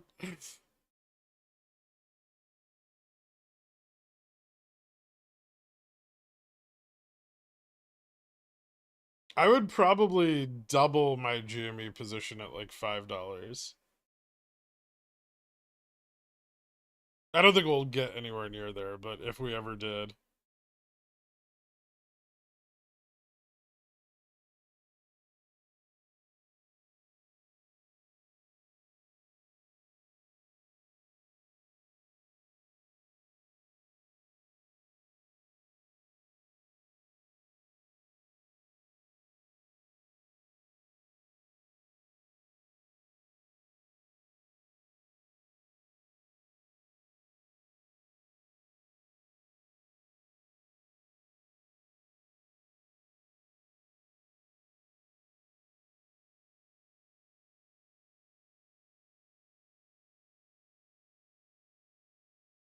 You were in my dreams last night, but you had a face tat behind your ear, and you were definitely 5'6".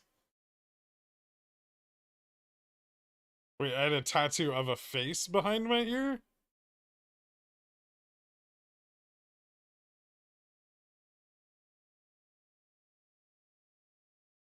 Why?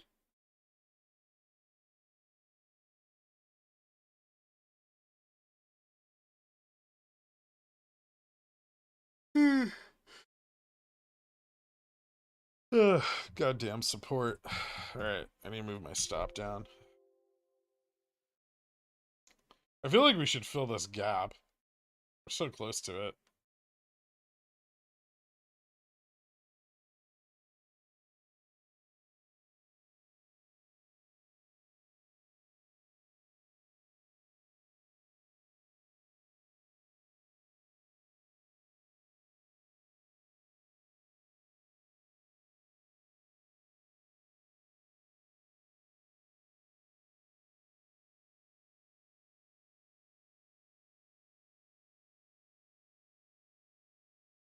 Maybe I'll stop out there. Just close.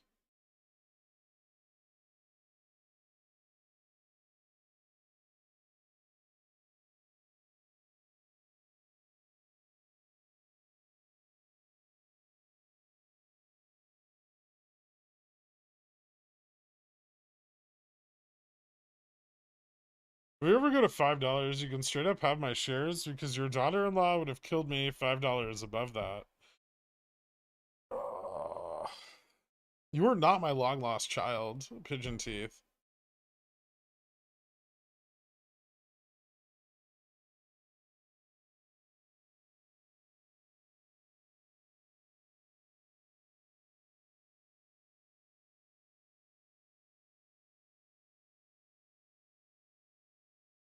Guys, Jimmy at 1869, bullish, right? Any chance that super psychers are selling from computer share after seeing the last DRS numbers? Sure. Also, never thought I would wish the stock to go back to 20 fast. Yeah, people generally get really pissy when the price is this low. I know, I'm not lost. I'm just your long child.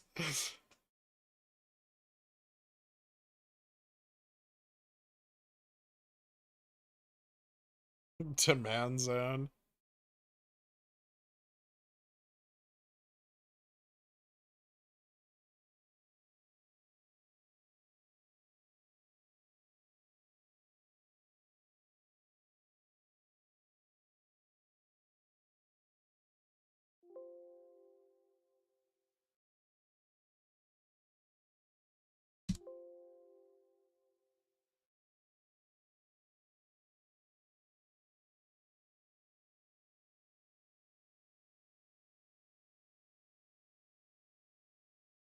Oh, great. Now I've straddled the SPX. Fuck me.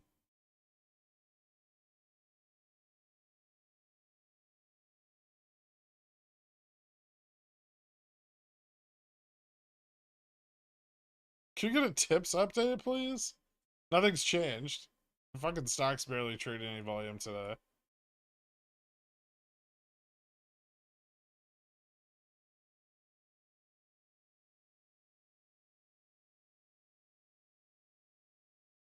The tips are doing what they do every day.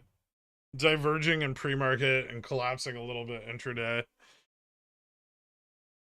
GME is becoming more illiquid. Although Upstart looks a little better this morning.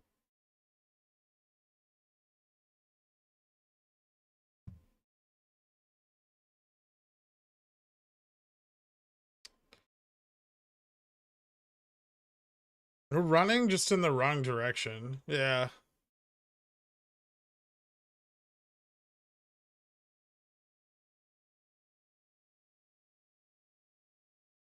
Here I am again, jealous of the SPX. Why? I thought you had Tesla puts. Aren't you killing it? Upstart's so liquid as fuck, man. It's at like its liquidity is at like 2-year lows.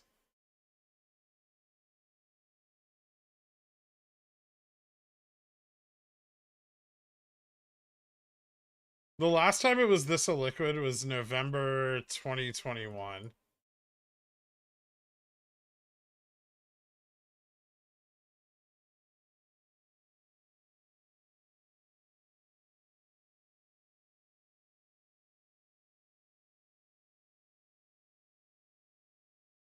Shortly afterwards, it went from 150 to 190. That'd be cool. I wouldn't mind a $40 price improvement.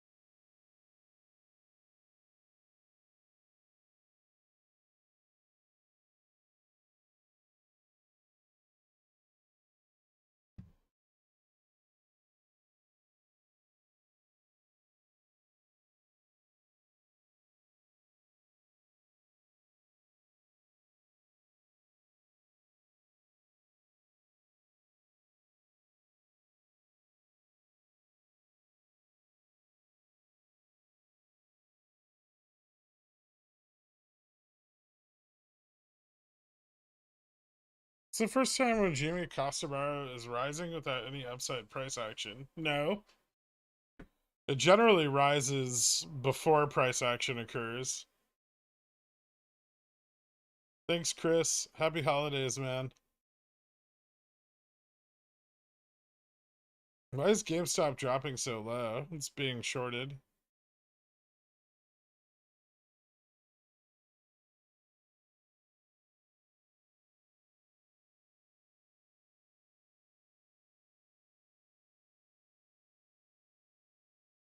No, I'm not playing anything today. I just like hearing you talk noise on Tesla.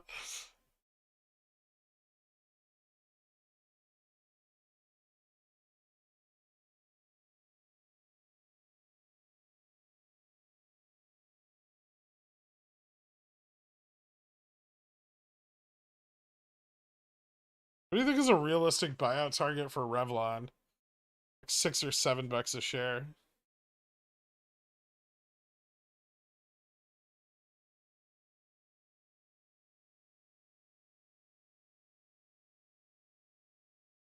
That's what the debt included. The bar rate on Bobby is going up as well, just FYI. Yeah, it would appear that the ETFs are not very forthcoming with the shares right now, and thus shorts have had to turn to the lending pool, where the risk for them obtaining shares is significantly higher. Don't worry, guys, the hedgies are just scared and jealous of our diamond hands. Think Jimmy is gonna pop above 19 today or tomorrow. Yeah, I can see that. I don't think it would take very much volume for Jimmy to rise up. What we really need, is we need an overnight move that breaks us away from the collar. We had it last night, but then we lost it all going into market open today, and then we just opened right at the fucking collar again. But yeah, if we can, if futures can move up sufficiently overnight to drag SPX up above the collar, we could start to see some things move up. Remember, there's not a lot of upside pressure on GME or Upstart right now, so they're pretty clear to run. There's nothing really stopping them, except for a significant lack of interest in buying the underlying.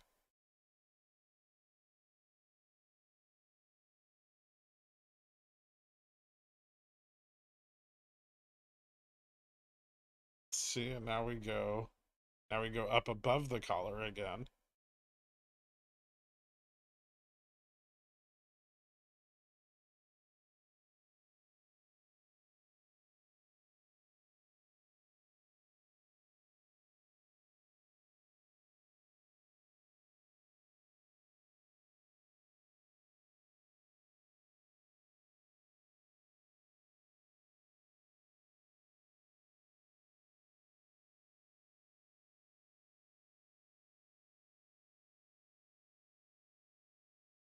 Callers say I'm like when trash strangles me in bed.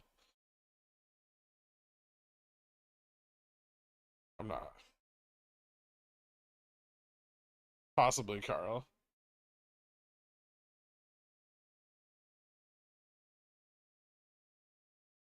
Wow, nice Jimmy bounce. I like the SPX bounce. It's like that, but fiscally. Huh.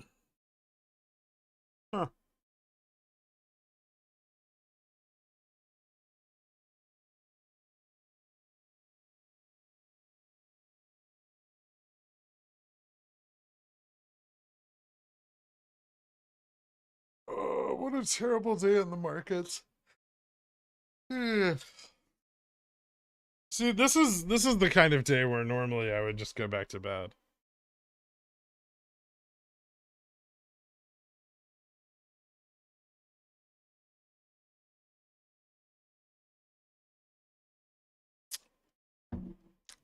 But then I would miss all these super fun opportunities to make $3 a contract on SPX. Hello, Pickle Man. So we've been watching your cult for some time now, and wanted you to know what it felt like to lose all our money. So we bought long vol positions. We're now one of you. Get fucked.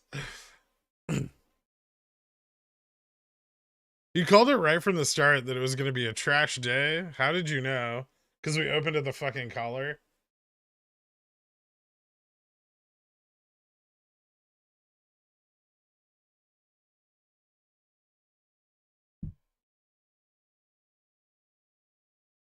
Well, I can't go back to bed now because I have calls. So now I gotta wait for the SPX to finish doing whatever it's doing right now.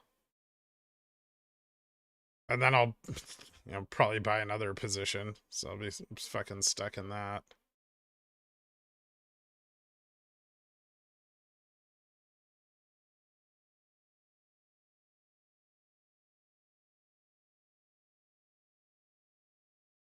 I'm calling it now. GME bottoms at 1776. SS goes ham on American Revolution memes. And this being a market revolution.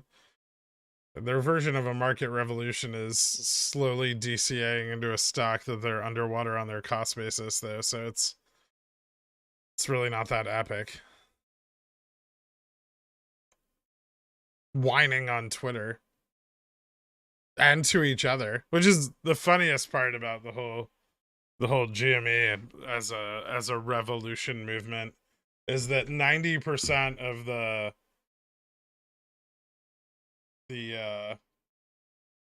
advocacy occurs on Superstock, where only super stockers are looking at it. So it's like the silent revolution. Only they know what's happening.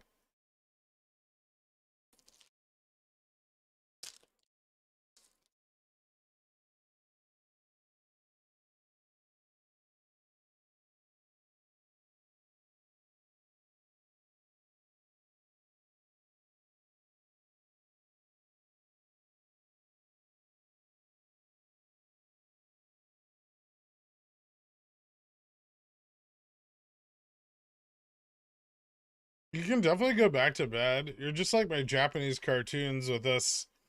Oh, you tiny stock traders are so silly and can't trade and lost half your port on Revlon. Meanwhile, you love us. Whatever your body pillow tells you to help you sleep better, Greg.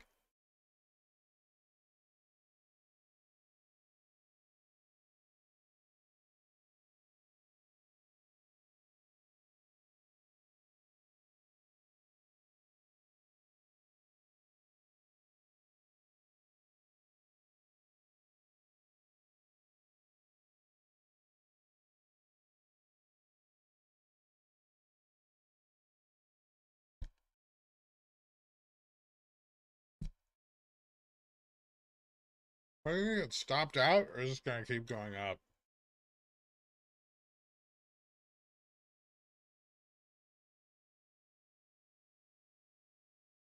I don't know. It's a nice recovery. I don't want to get stopped out. I wanted to retest 38.46. And then my 38.35s will be $11 in the money.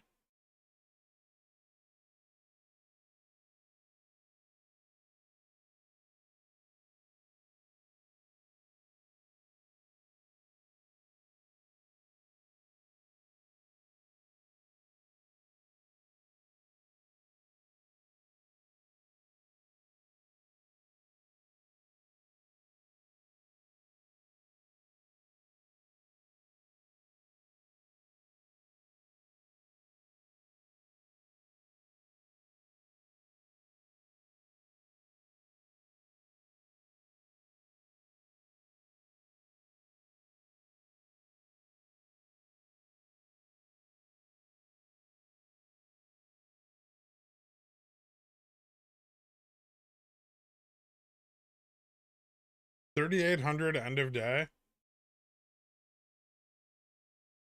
Maybe. You could buy 38.35 puts and find out.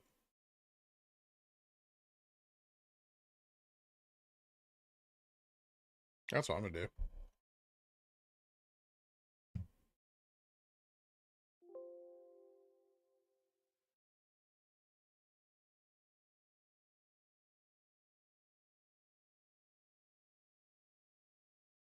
What's the real point of inverse ETS? People just buy puts or go short, so not understanding how they add value.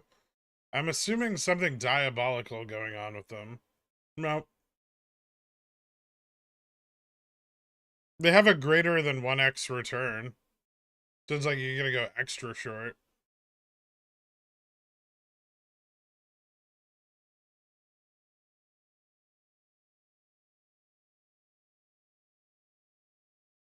Thanks, Big Mac. Yeah, I'm having an okay day.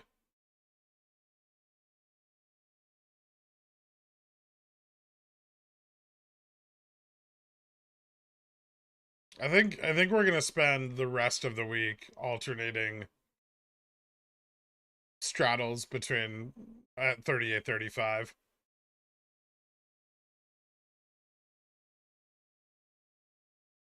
It's not gonna be exciting, but it'll be profitable.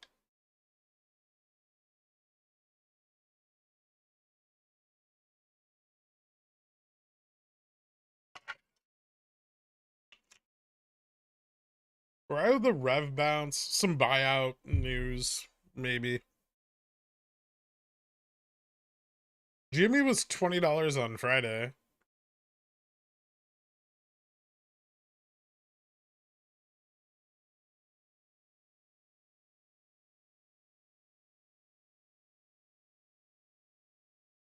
I'm going short on CHRW. I think rumor has it they're increasing rates and losing bids with some major companies. Interesting.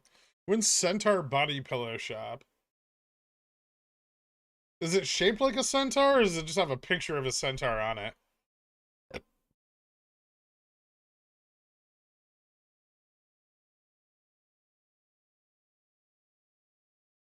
I think the first thing that I need to make if I open a merch store is like a tiny centaur me plushie. Maybe I'll call up Squishmallow.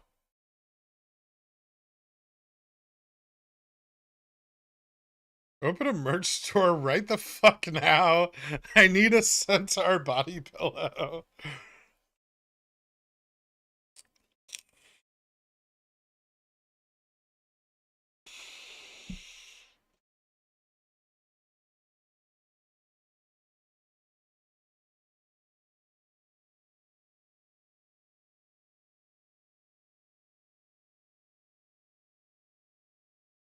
Has anything happened with FINRA and MMTLP?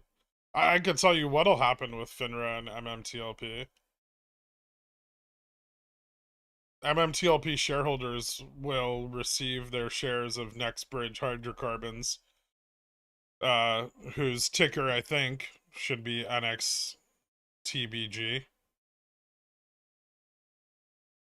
And then they will own these. And they'll probably cry about the shorts here too.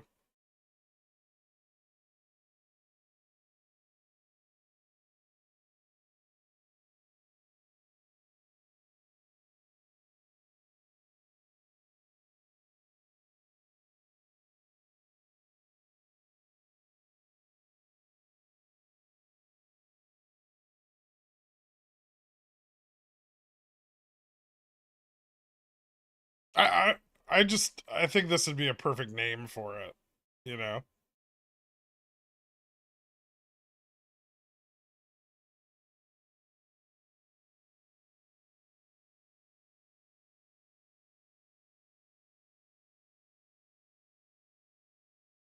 What do you got, Dork?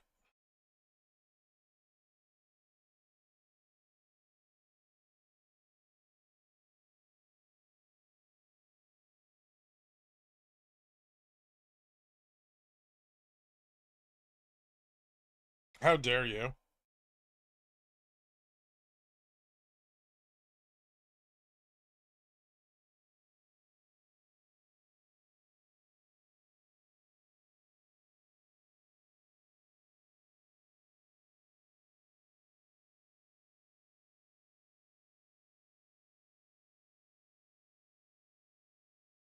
I don't know. Aren't they getting equity? If Nextbridge is private, I don't think it's gonna stay that way. Otherwise, they just get money for their shares.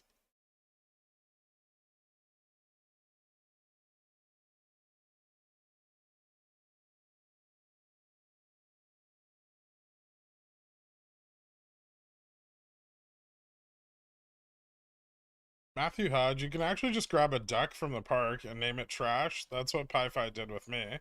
Yeah, that's the best way to get a hold of a duck. You just snatch it out of a pond. If I was bearish on GME, I'd buy puts right here, because when I'm bullish, I typically buy calls near the top. This likely means we're about to bounce. Thank you for your interest in my TD. Nice.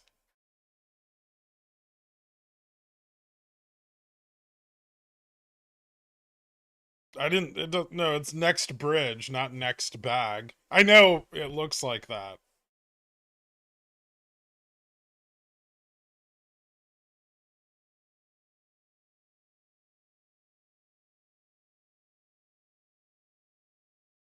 I remember when you discovered Rev, and while you were very clear it was risky, you're as pumped as I'd ever seen you over a stock. How does Upstart compare to that? It's a bit different. When I first started buying into Revlon, it was doing crazy volatile shit, and it was really fun.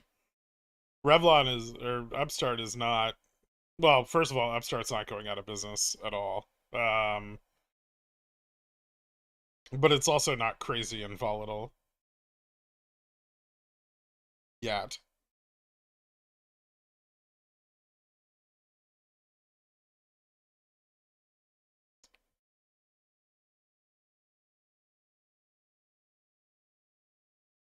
Aggressive shorting on GME since earnings. How is that sustainable? It's not.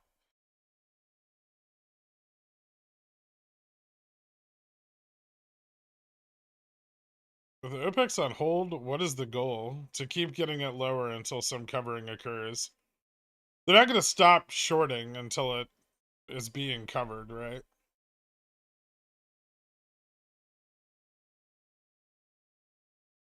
You think long shorts are shorting or synthetic shorts in GME today? Well, we're not seeing the bar rate go up, so I don't think we're seeing a lot of long shorts enter. I would say mostly we're just moving down slightly against the market. I know we're underperforming, but is it by a lot?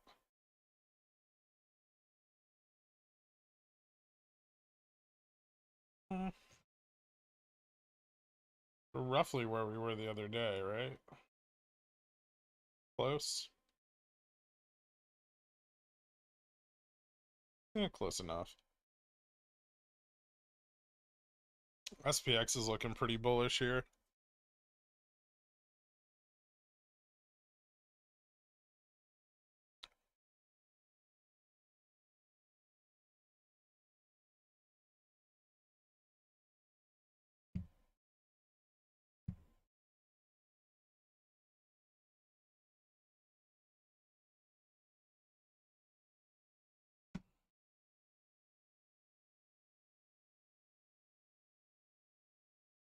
The Ivy range over the last year is outrageous. On what? Upstart? Upstart's had some pretty high IV.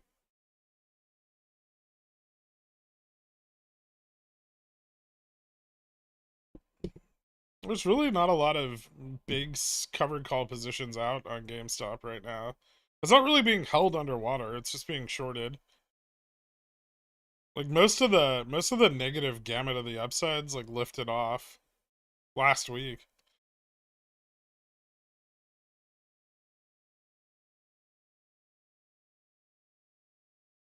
Or it's just people selling. I mean, there's always going to be sellers, man, but there's also buyers. If someone's selling, someone's buying, right? Right, Walk-in? You know how that works, right? Because it's a market.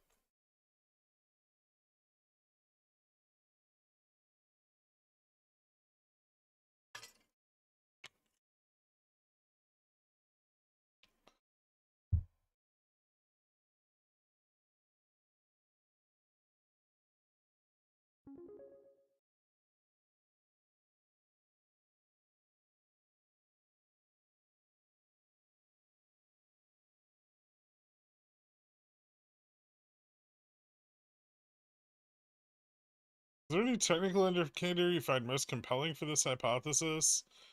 Such as cost to borrow, dark pool utilization, low liquidity, etc. The cost to borrow and the low liquidity are both very enticing, at least over the last year. The fact that they've had to turn to the lending pool is fairly telling that they're out of liquidity, right? That's I mean, taking shorts through short borrow agreements not only draws attention to the fact that the stock is being shorted, but it puts them at risk of recall, right? And so they're taking a significant larger amount of risk by shorting through the lending pool than they would be through ETFs and through the market maker. Are you on the spectrum? It's up for debate.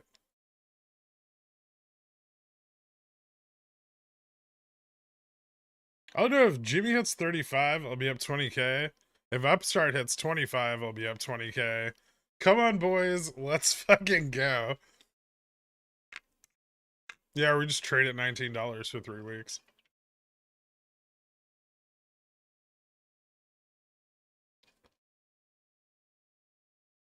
It sounds like a yes. It's opinion based.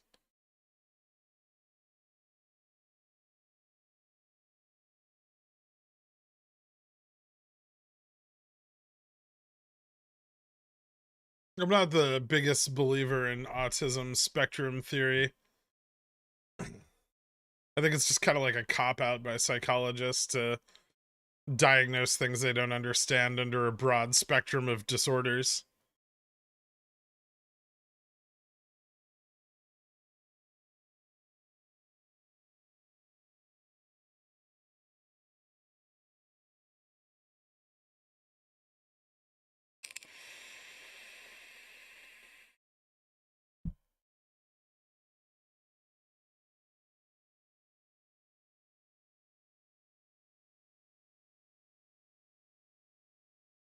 We have not traded flat all day. What's traded flat all day? Some things have. GameStop's down like 8%. Like ADD? I would say ADD is just overdiagnosed.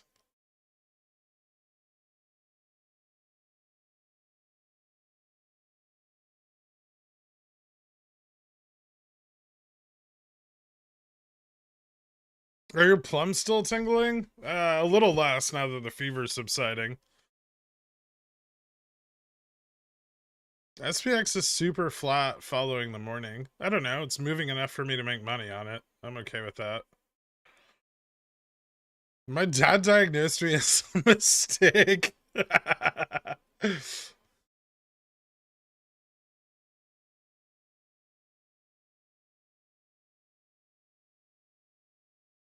I was in the same camp, and then I met Walken. Walken's just an alcoholic.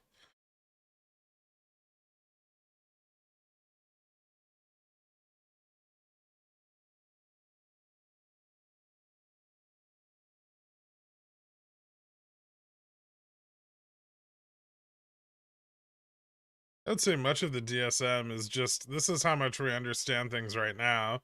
Not really wrong, just not complete. My doctor said I was severely artistic.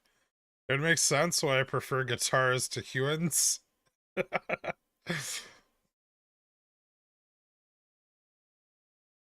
I'm working on it, okay? Alright.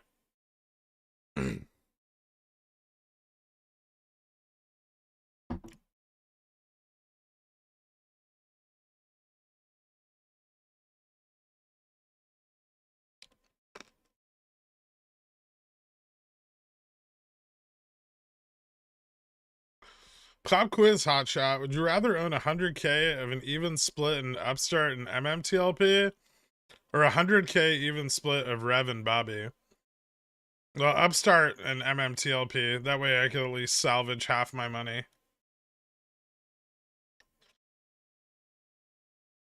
Their positive net cash flow is based on a... I'm not going to say an accounting error, but It's just based on quarterly accounting. So it's yet to be determined if their positive net cash flow is going to remain into next quarter. It may not. It had to do with their inventories. But why not? I mean, if institutions want to buy it, they'll drive the price down in order to get an entry that they prefer.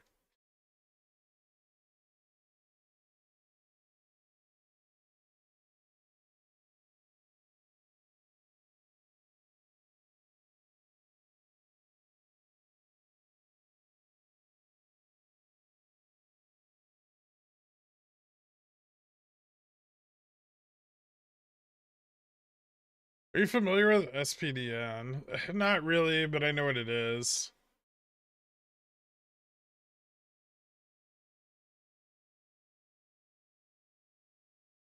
I mean, there's a lot of products that are probably not useful.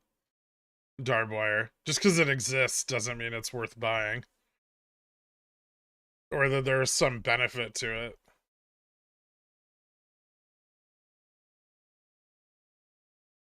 There's always a high amount of demand for exposure to SPX, so there's a ton of different SPX products. Can you go over the mechanics of the top of the 3835?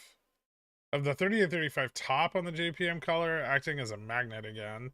Well, because above it, JPM starts buying futures contracts. Below it, they start selling them, which has an impact on the spot price of SPX. Also, market makers are hedging negative and positively against the strike, which is massively skewed. So it acts as its own like gamma flip point because the size of the position is so large.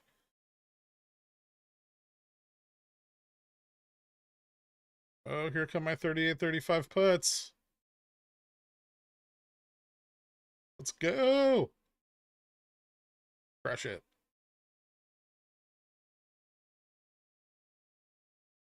No. Holy fuck, this is dull.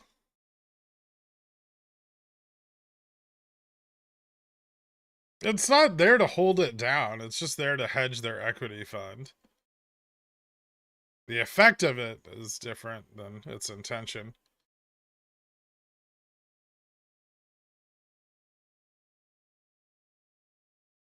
New average on Fubo. I've been holding off since we've been drilling. I've been getting like leveraged synthetic long positions for 2025 Sisyphus.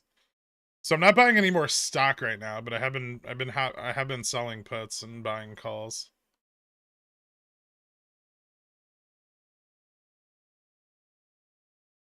Jimmy Putt's doing well today, I guess. Not notionally, but okay. Jimmy's down to $1.48, so I wouldn't say puts are doing particularly well.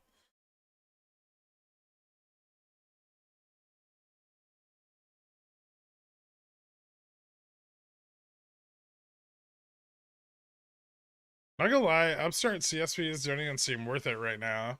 I'm still selling them, regardless. Would you please explain the difference between a straddle and a strangle? And please format your answer as suggestively as possible.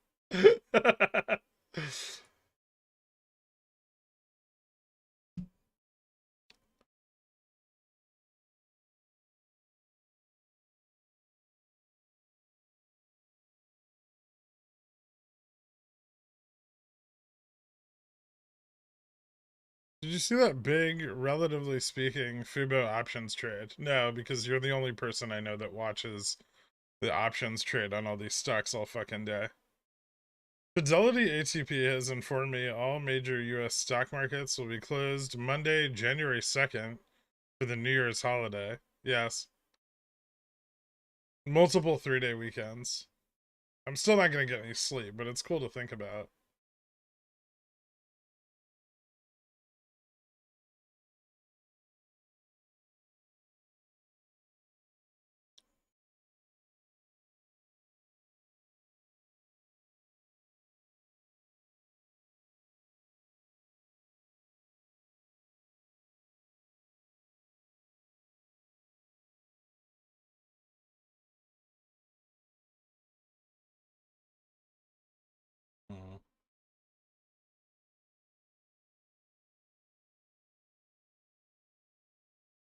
I kind of want to short Home Depot.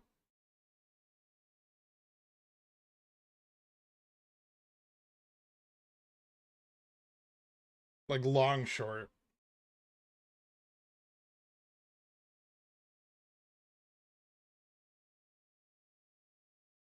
Hmm. DDS is up today. Cat's crushing it.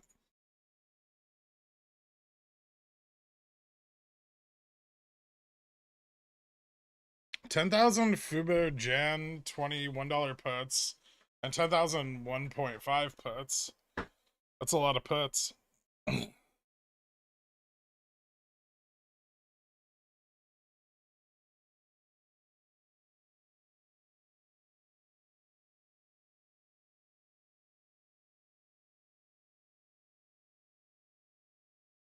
Rip, my weeklies have bled 30% so far. This color is no fun.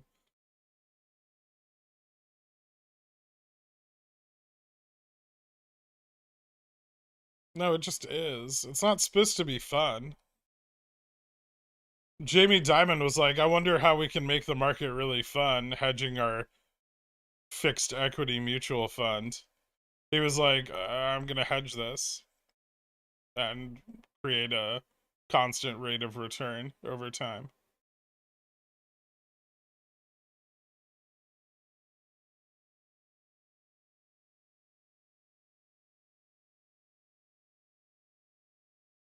Do you think we could reach delta neutral before 2023? For GME? Maybe.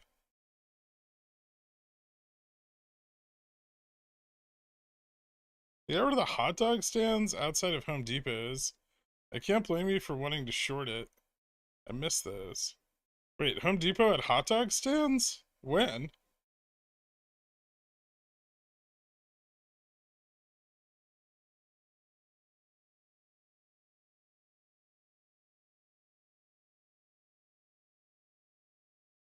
I've never seen a hot dog stand at a Home Depot.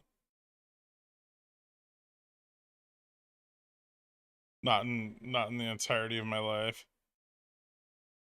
Man, I really want to go get something to eat, but I also need the market to fucking fall below this collar real quick so I can close my puts.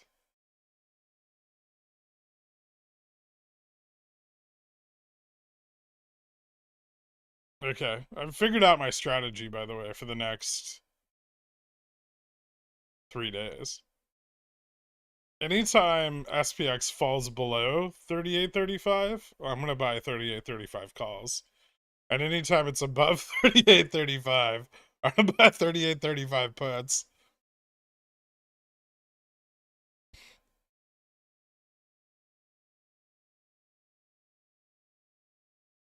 While pushing home services, we would give out hot dogs and try to sell you HVAC appointments. Huh. Jamie Dimon, same like color daddy? Maybe.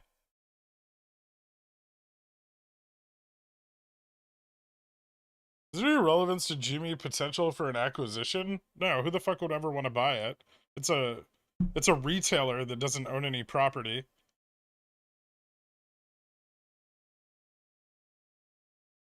Who the fuck do you think is chomping at the bit to pick up GME's lease bags?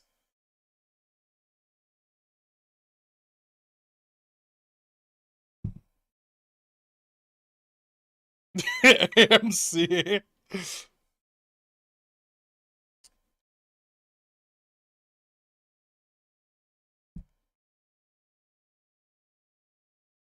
Forever, I have a core memory of a Home Depot hot dog vendor yelling at me when I was 7 because I wanted ketchup on my dog, and he said that was invented during the Depression to hide rotten meat. Are you sure he was selling you a hot dog and not just his rotten meat?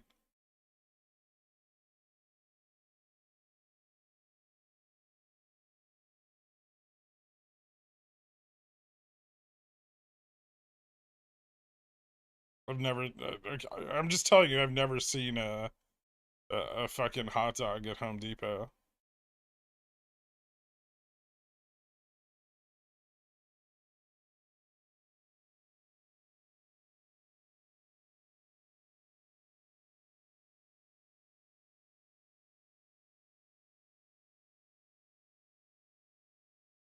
I'm stating as in them acquiring someone. I mean, if they're smart, they'll wait.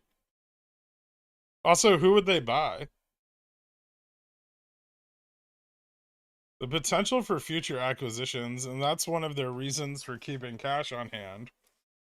Or they don't have enough money to invest in like a true growth cycle. And they need to make up an excuse why they haven't dumped it all into US securities. But I think it's a bit too soon for them to consider any acquisitions. I don't know who they would acquire to help their business.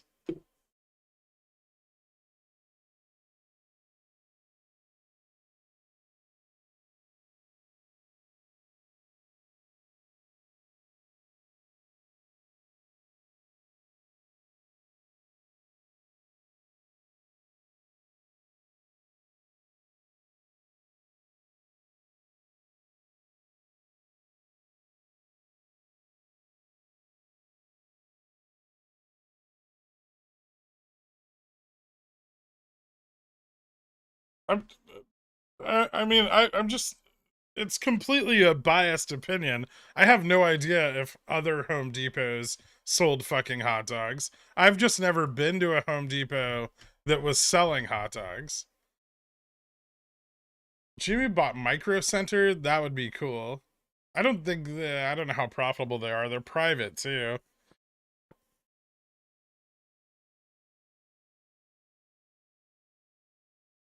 Generally speaking, those stores don't do well, like Fry's, Micro Center, and Newegg, because the resale margins on like PC components are atrocious. That's why they're all their inventory is constantly on sale, even though they seemingly have no competition.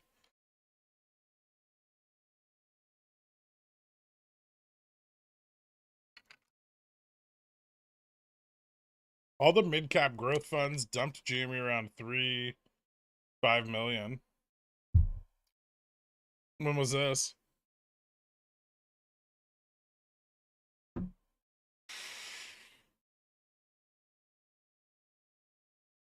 They shouldn't be in the mid cap growth funds anymore, right? They're supposed to be in the Russell Value Index now.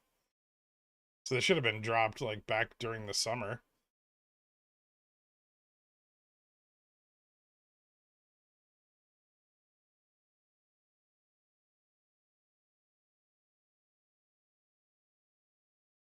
Jimmy just needs to sell used PC hardware. I've been saying that for like a year.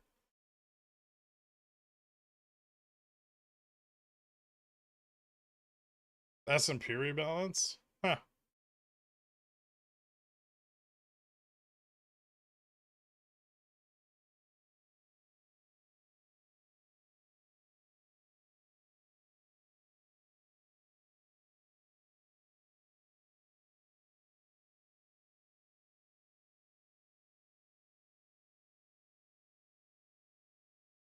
That would explain the brief surge in liquidity we saw that then immediately reversed. Well, the final number is soon. Okay. Obviously, Jimmy will buy Bobby. Bobby will buy Fubo. Fu will buy RevRQ. Everything is connected. You're the Kevin Smith of stock. Welcome to the Gurkverse. None of those things are going to happen. I hope, or I'm selling all of them. Google YouTube seems like most likely for Fubo acquisition. They really haven't opened up to the sports market until this recent NFL Sunday ticket deal. That would be interesting. Yeah, I could see Fubo. I think Amazon's already thinking about buying Fubo out. I think it's a distinct possibility that Amazon's already considering buying Fubo out, actually. Um, they've been partnering with Fubo more and more on stuff and advertising the platform. And I know Amazon has been trying to get more and more broadcasting rights for sports, so it makes sense for them to pick up Fubo as an acquisition, especially at these prices.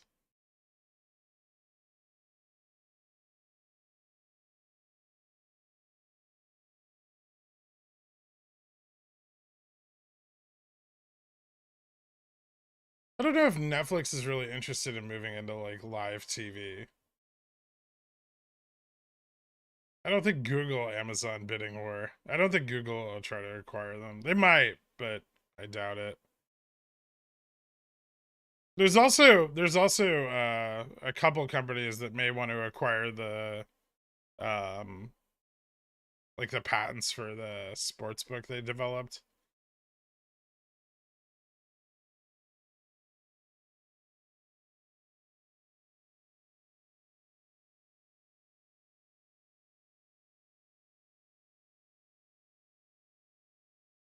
Netflix might get forced into it by their competitors. I don't know. They're doing better than almost everyone else. At least right now.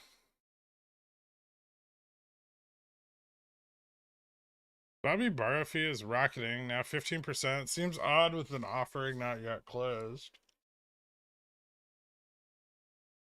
Everyone's borrow rate is rocketing right now.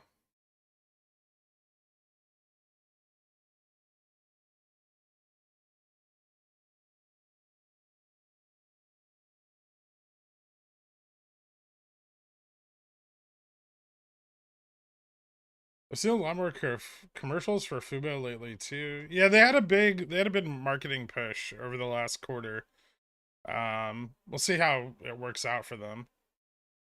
Their subscription price is still high, and it's not being supported with ad revenue yet, and so that's like a move that's expected sometime in 2023 that would probably help them get a significantly larger subscriber base by subsidizing the cost of their monthly membership fee.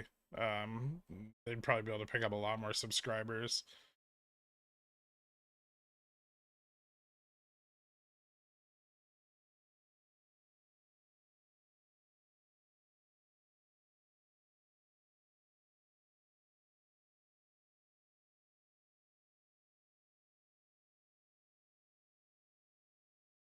SPX sucks. Why? Are you long or short at 38.35?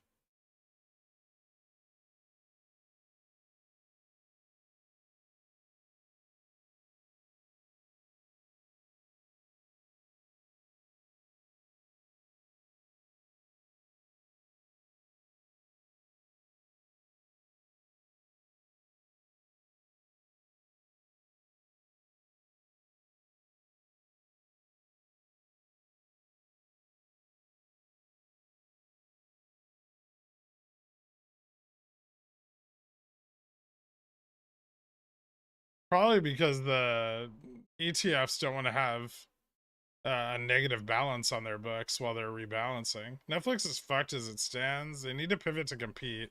I think Amazon acquires Fubo to fight Google YouTube. Okay. I don't think Amazon's that fucked. I think they're doing fine, and I think pulling back password sharing is gonna be quite good for them profitability wise.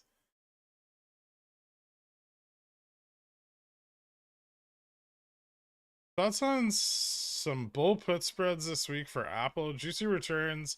Anything below 128 would need a new 52-week low to risk assignment. So you're targeting like the what 130 level?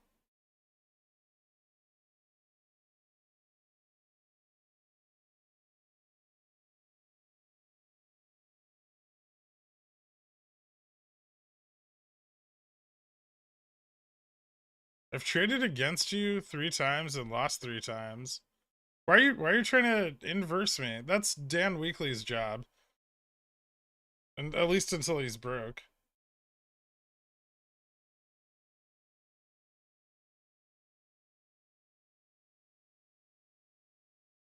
More online gambling websites are starting to make deals at major sports leagues or streaming games on their websites.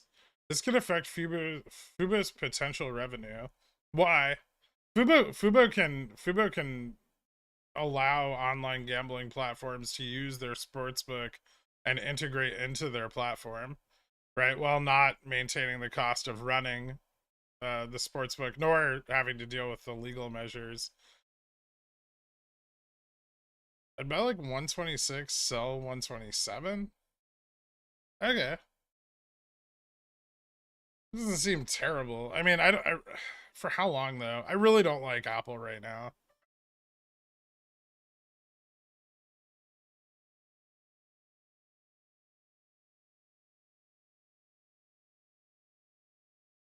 We have a partnership with Starlink, Global Telemundo. Is there a market globally for Telemundo?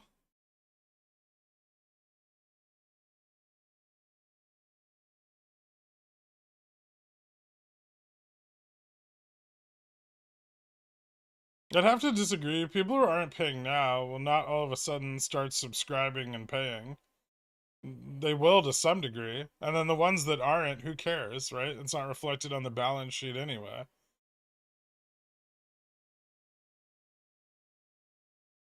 I mean, it's likely to net more subscribers.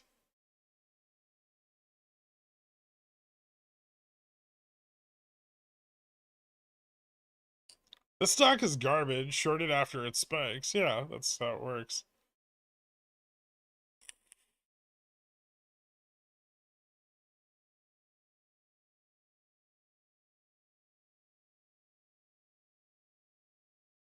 Well, Gork, this is not a fun day. Are you playing SPX?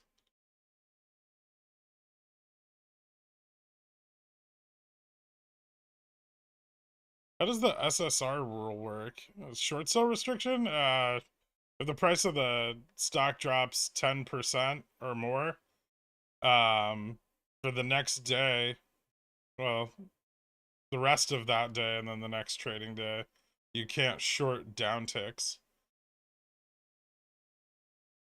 It doesn't do shit, honestly. Any thoughts on SoFi at these levels? Maybe move up, but what about the long-term prospects? Can you afford to buy a better bank? Like a real one? Like Citigroup or Chase or Wells Fargo or any of them? Santander? If you can't, then sure, SoFi. But if you can afford to buy any of those, they're all better.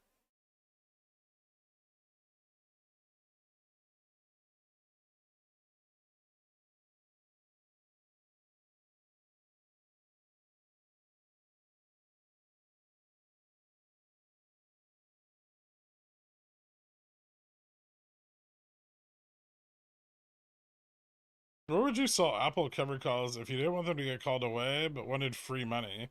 90 to 120 DTE? No, like 30 to 45.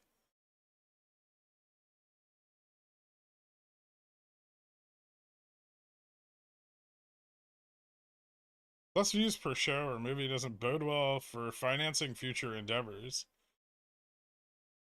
Fair.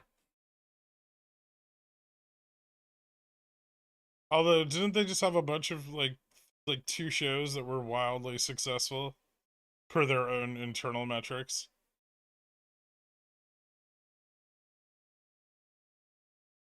If these Feb 1875 Cs for our boy don't print, I'm gonna wag my finger disapprovingly.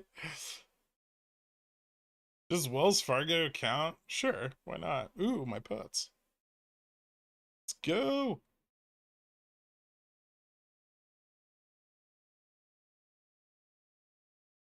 Is Jamie in the demand zone? It's in a zone. There's definitely less demand than there was in the earlier part of this year when we fell to these levels.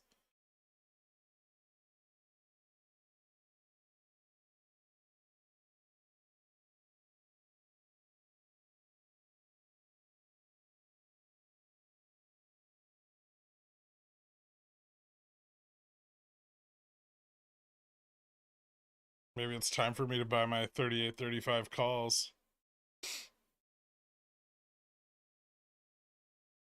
No, not yet. Soon, though.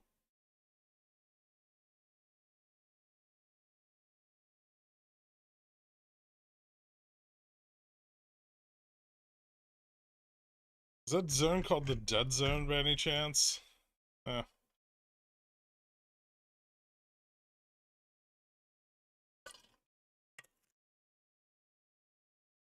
Goes bye-bye, views will drop. Well, but revenues will stay the same, right?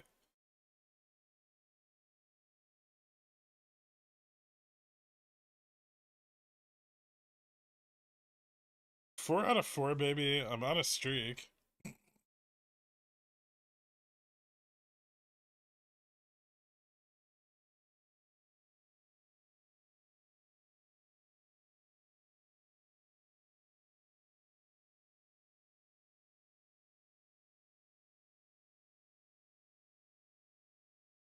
Okay.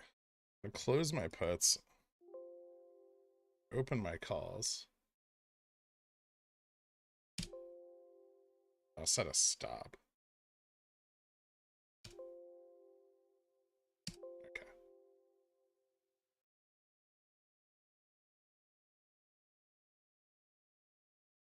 There's no rips, Rasma. There's just 38-35.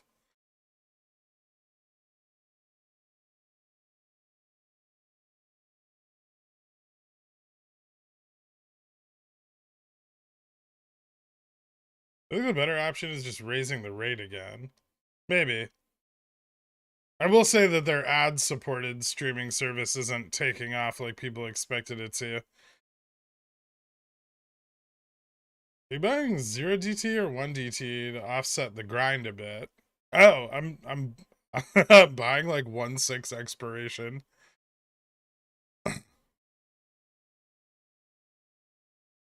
I need more delta sensitivity because the price isn't moving very much.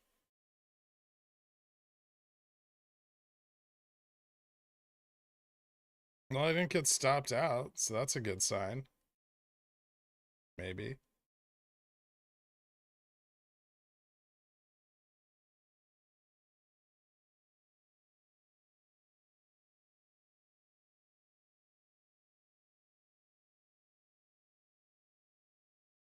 Well, your buyout talk made Fubo sad. I don't know if that's what did it.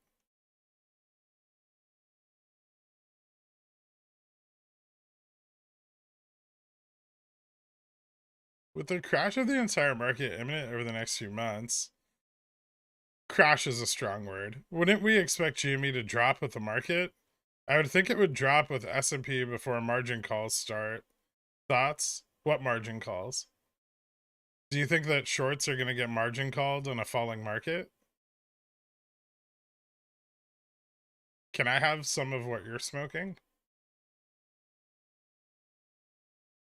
Yes, GME would likely drop with a margin crash. Everything will.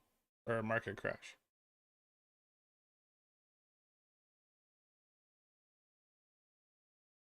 Was Ape checkmate for AMC? No, it's just another method of dilution.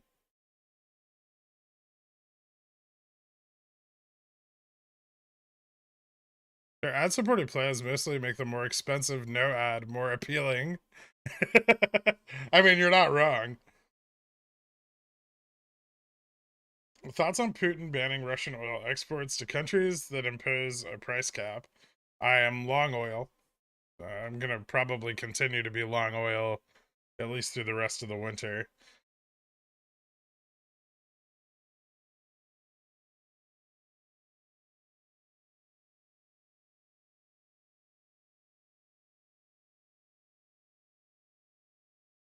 They get called to let them know their margin is doing great. Yeah, would you guys like to short anything else today? At what point will you buy more Jimmy? I bought some like last week. I'd probably like a significant amount of it. I don't know. I have CSPs out at 15. I might get assigned on them. Who knows?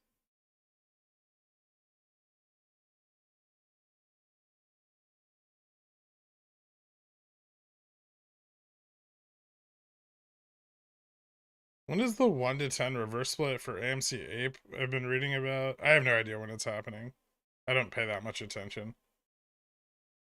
At least not to that. Is that why the Costa bar is going up? Shorts are competing with each other to short the basket. Or they don't have any other sources of liquidity. In order to maintain the shorts, they need to turn to the borrow pool. Indentured capitalists greater than venture capitalists. Selling GME $23.20 put at this price. Jan 23 $20 put. You could. I mean, if you're okay with buying it at, it's probably a little cheaper than market, right?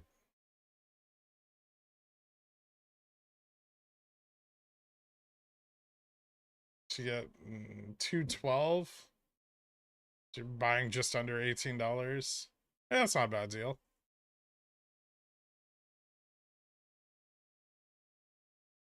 Oh wait, that's not even the right contract.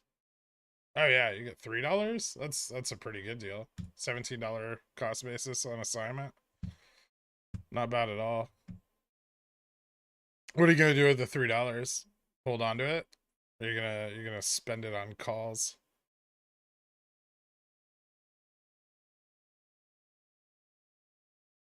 Decent yield. I mean, provided that it prints, right?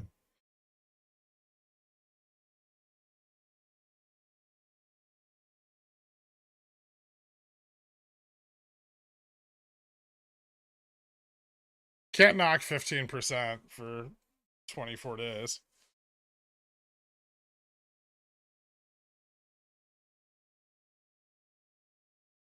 It really does strain the serotonin dopamine thinking about low numbers. Jimmy could drop pretty fucking hard in the event of a market crash. Okay. That's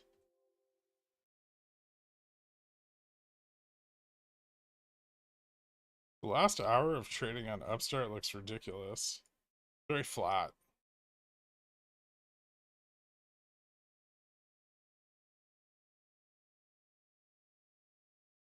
Is it possible shorts able to borrow most shares, dampening the obligations if the holiday extension till today? We don't know if the holiday extension is until today or tomorrow. And even that's just an assumption based on when they would have filed the extension codes. But the rising borrow rate is generally indicative of a run. As is the shorting. Both of those tend to go hand in hand.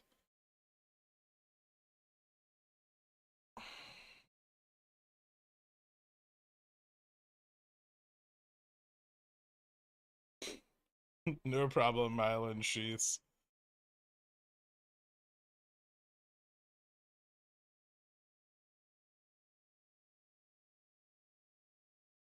See, that's what I don't understand. How can they drop it so hard if it's illiquid and mostly owned by insiders and retail?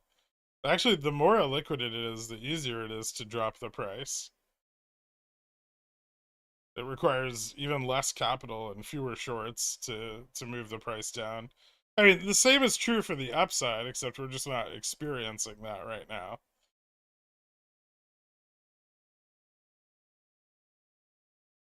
Popcorn Trader, you've never made a financial decision that you would recover from in the entire time I've known you. How long does the borrow rate stay elevated before a run? It generally stays elevated into the run, or at least it did in March and May.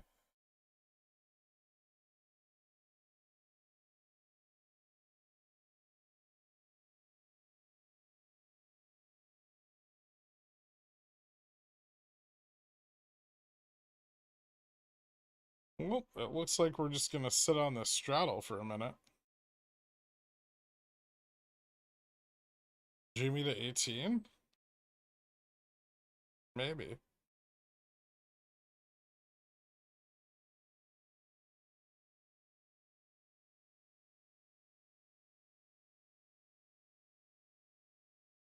Upstart Jimmy Gen 24 100 calls. Good for an IV play.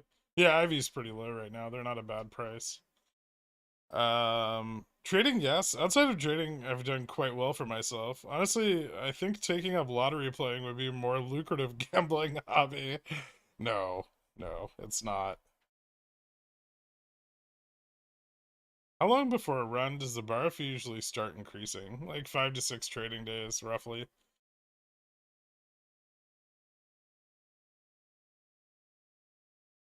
Looks like Jimmy's headed for another big move. Yeah, that does.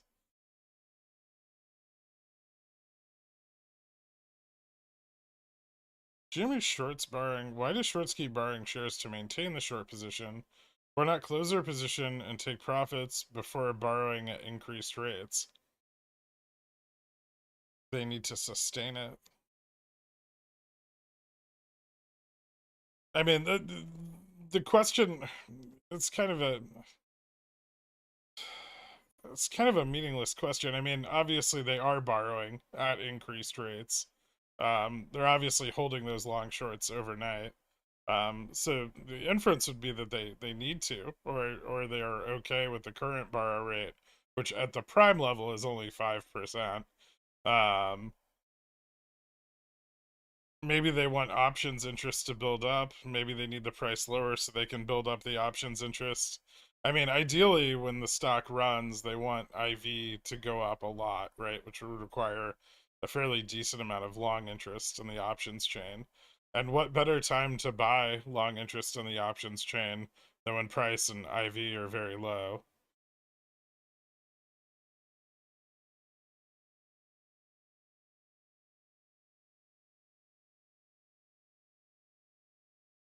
Okay, I'm definitely going to get stopped out of my puts here.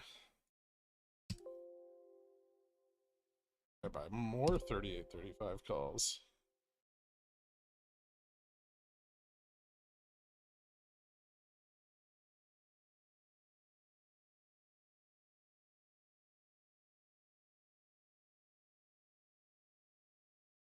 Sometimes I think I should actually use my analytics educational background on stocks instead of plugging in ridiculous numbers and options profit calculators. But what would you jerk off to? How many synthetics can there realistically be? Infinite. I'm not kidding. It could be millions and millions and millions. Hundreds of millions.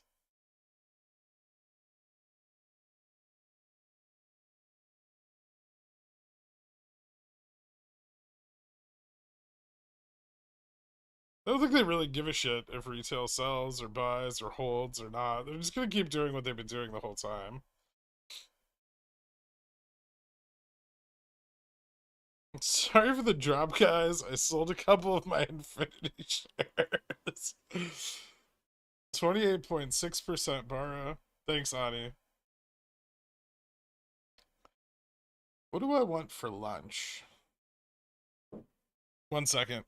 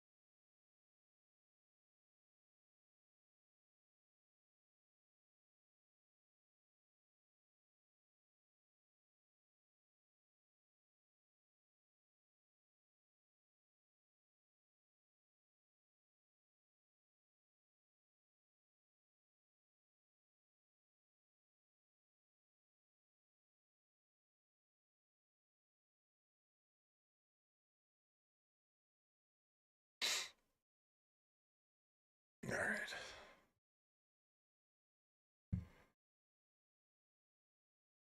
What doing VIX? What's the VIX doing?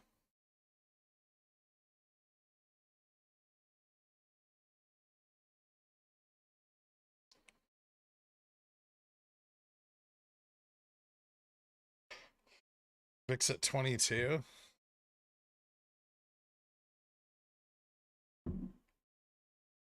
Moving up a little today, huh? Not gonna lie, I'm pretty excited they're shorting our boy again, heavily. I agree. I mean, it's annoying, but it's nice that they're shorting it. Hey, Garrett, can you talk about what it would look like if JPM rolls their collar? It'll probably just create a lot of volatility. I mean, the rolling of the collar itself doesn't really have any effect on the market, but it's more everyone positioning against it that just adds volatility to moves that are already ongoing.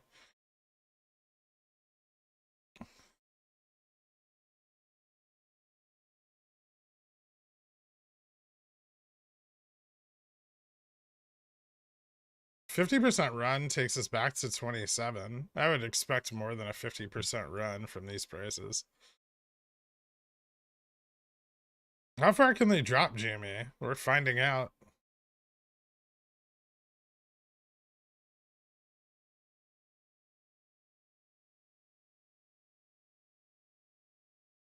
I've been listening to your stream for over a year now. I just lost 2 people in my family this Christmas.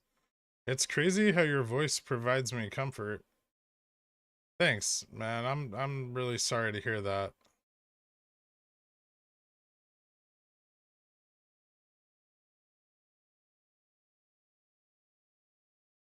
Roll. Stop it, trash. You're gonna get it stuck in my head, which is worse. What's up, Bithead? $27 would make me a good chunk of money. That's same. This is the lower end of the JPM colors at like 30. I think it's at 33.90 and 28.70 or something like that. I'm not sure about the short. These are the short puts. I can't remember where they're sold, but the long puts I think are at 33.90.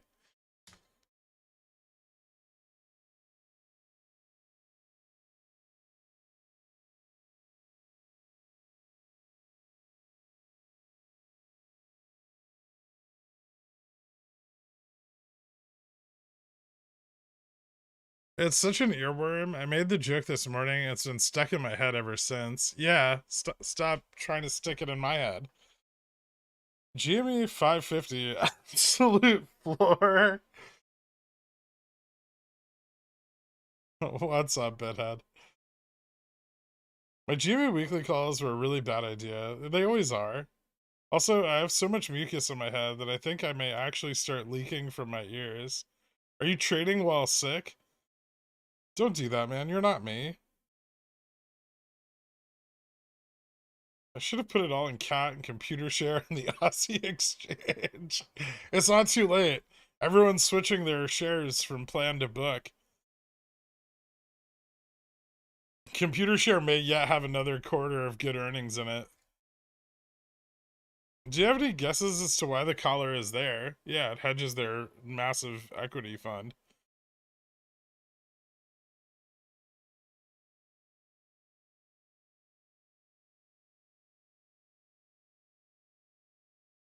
Hey man, I haven't been here in a while. I'm planning on selling my GME position over the New Year's to take a tax cut for next year, then buying in again. Is that risky now? Or are we waiting for ups? We are. There's, I mean, some risk, but if you can tax loss harvest it, how bad could it be? Like, what's your cost basis? Also, even if we get ups, we're gonna go right back down again. Nothing fundamental about the company has changed.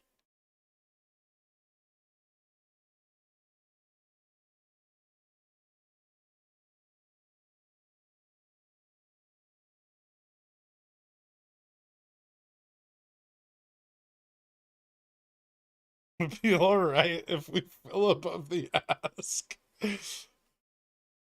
we being shorted or sell off? Why not both? I mean, all you have to do is look at the panic in chat and realize that some people are selling. Is rising volume on the GME drop bullish? Generally not, no.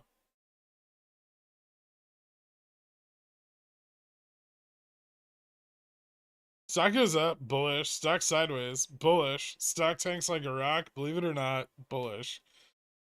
Man, you're learning quick. I'm a turtle. I've only been here a few months. My trading on NyQuil is the best. My risk tolerance is already pretty extreme, but it disappears entirely after the drowsiness sets in. Oh, Jesus Christ. Please tell me I closed my puts at the bottom of this. What time is it? 2:13? Well, these calls are either going to print or they're going to become part of a strangle.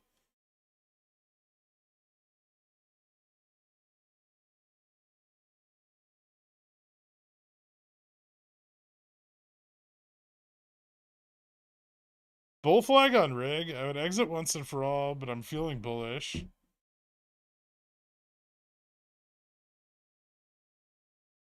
No. This is not a bull flag, okay? This was a bull flag, and then it failed. This is consolidation and a drop below VWAP. Now, that's intraday. I'm sure out here it looks pretty good still. It does. This doesn't look bad on the 15-minute. Or on the hour, really. Yeah, this looks, I mean, it's decent upward channel. Kind of at the top of the upward channel right now. Doesn't look like it's breaking out today, but it could, I guess. Maybe the next few days. I don't think oil's quite done for the quarter, but up to you. And these RSI lows and price lows, don't we usually run? Yeah, we usually do. Usually pretty hard too. But first, everyone has to be really sad about it. Thanks, my cost basis is confidential. Is it 480? Correct me if I'm wrong, but isn't this a super low volume day on GME? Yeah, it's very low. I think we're still sub like 2 million volume right now. No, actually, almost 3 million. It's not that low. It's still below the rolling average, but it's not that low.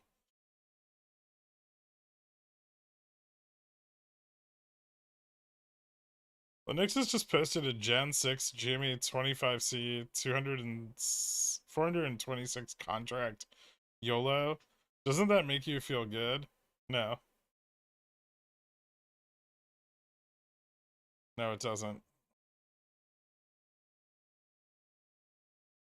My upstart Jan calls have decayed a ton since buying them. Any ideas on moves to recoup some losses? These are either going to zero or mooning. Not getting out any other way. Then why are you asking me for ideas? You could sell CSPs and start to build up a further dated position, but it's risky when the price keeps dropping.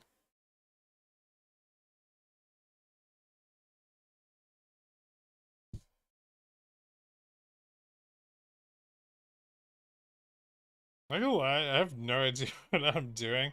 I'm sorry to hear that, turd. I thought you were shorting Southwest Airlines or something.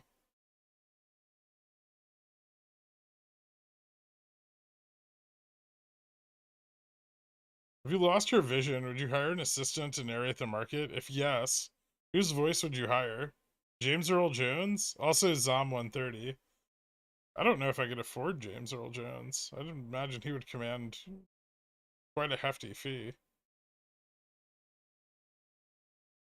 Doesn't Upstart still have the buyback? Yeah, as far as I know.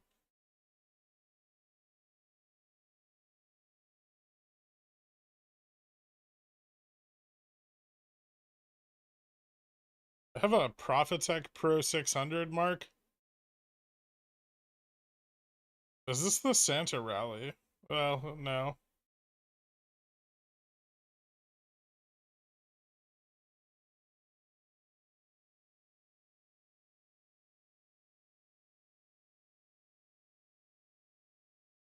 Gork, you think my SPX 3850 0 DT calls will print?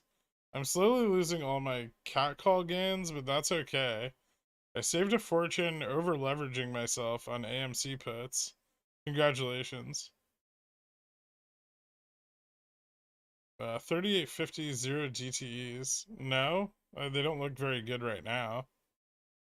I guess if this bounces back up to the collar, if it doesn't, I'm buying 3820 puts and strangling into tomorrow.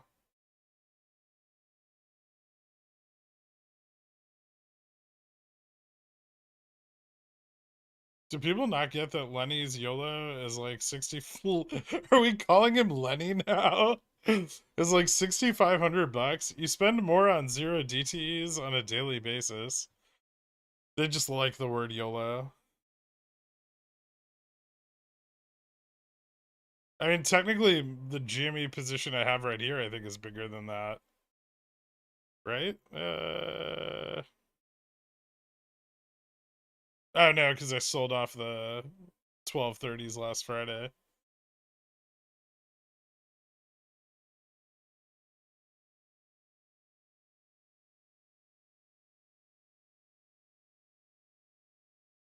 How did Lenixis get popular? To me, he seems like the king of trust me bros. I've never seen his rationale. I only see his predictions. Maybe I missed his meteor content. No, there never was any. It's always just been, this is gonna run. And then he was right once in May. He's been wrong every other time. But that was enough. Also, he looks like a crack addict, so that has a certain appeal.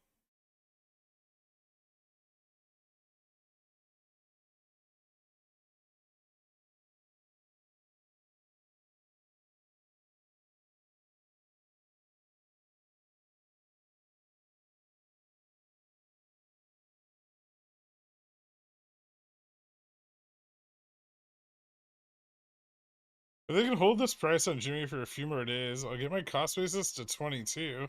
Nice.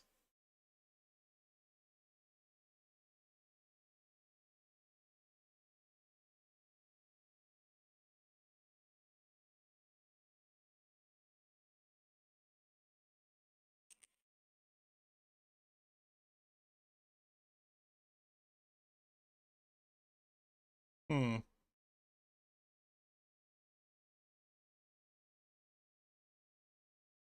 What bullet swaps? That's just made up shit. There's no fucking bullet swaps.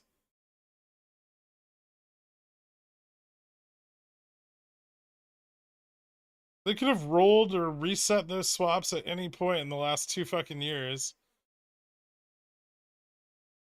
Also, there's fucking zero proof that any were written and continued to carry over until this point in time.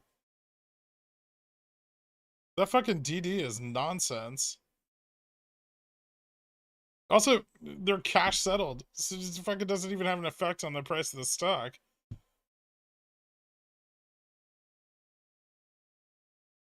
What does that have to do with GameStop?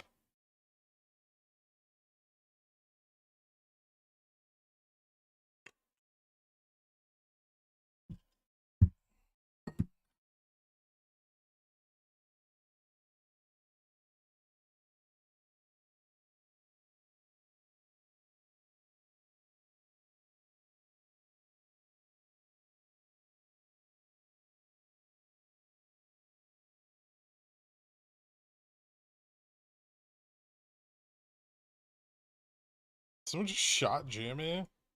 Dropping.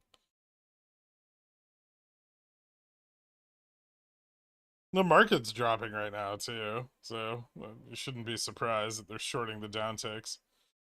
Jimmy is about to hit SSR, though. When RC Form 4?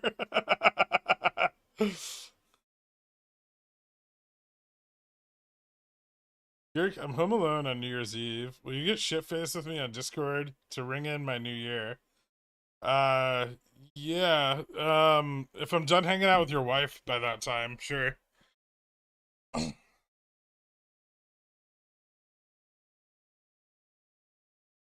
GME was on fucking SSR the other day. It hasn't been a minute. Once the GME, XRT, SPX, AMC, DDS, COS, TR, CAT, Apple swaps expire, game over, hedgies. Fucking swaps on everything in the market.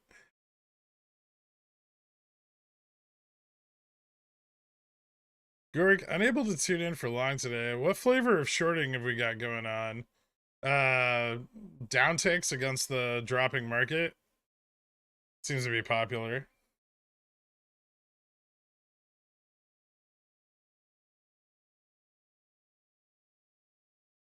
Perfect. I'll send her to New York so you two can celebrate. Then you can Discord me at 1. Fantastic, Carl.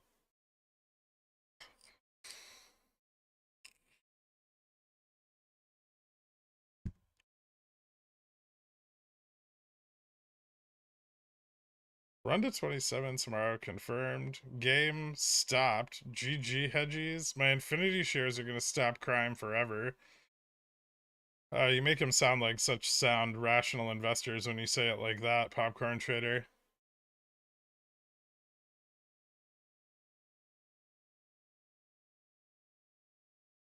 I lulled at your don't hit the what mean until you read it button comment the other night in Discord. That's because I'll like post something and like 15 people say what mean before they've even read what I posted.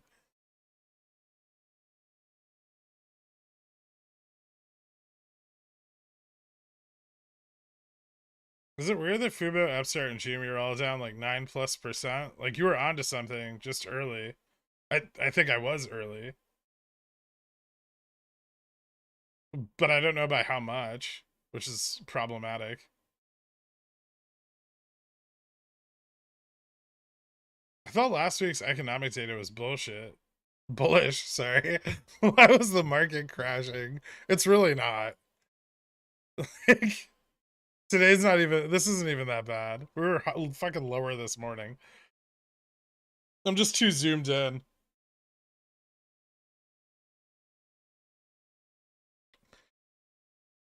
The what mean people are the same people who literally do not read. I think it's the incapacity.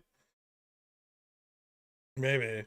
Thank you for teaching me that far out of the money call plays seem like shares and pay more monies. No problem, man. Oh, I'm gonna buy some more 30-35s.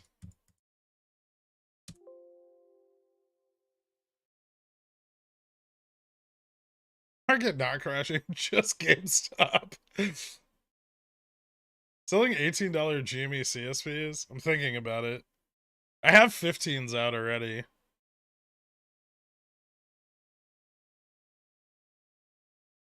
It's not worth it though.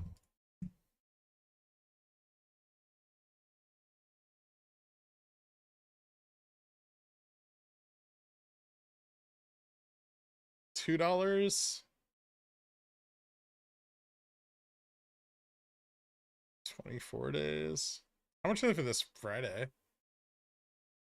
60 cents isn't bad. Next Friday. Hmm.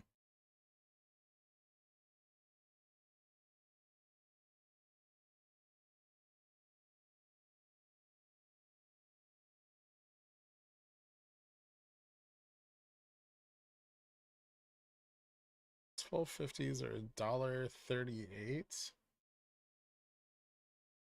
I can use that to buy March $15 calls. Ooh.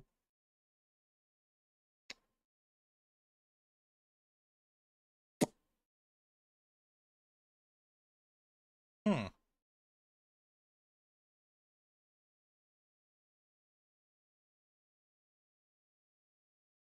What's the worst that happens? I buy Upstart at $12.50?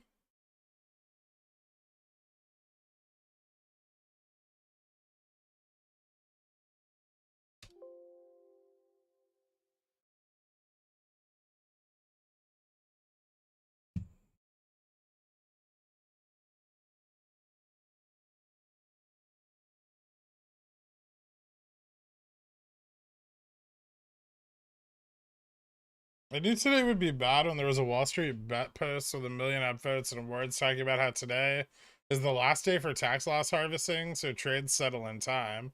That's false, by the way. I'm aware. I have really fond memories of SSR for GME. I got my shares using it to target.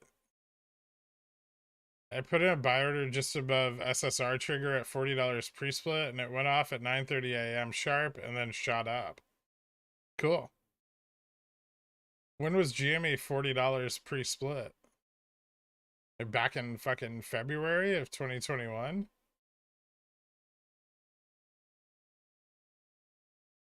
Open the pickle jar where every green candle on GME is MOASS and every red candle on SPX is a market crash. Yep. That's how we roll. You fucking love it, dork. Don't lie. 1.5 CSEs might get assigned if this continues. I'll have so much Fubo. Congratulations, Frosted Flakes. Ooh. We'll be right back. Idaho Beef. Welcome to Zillionaire, man. Thank you so much. Hit me up on the Discord. I'll get you added. I don't think I need to, but if I need to, let me know.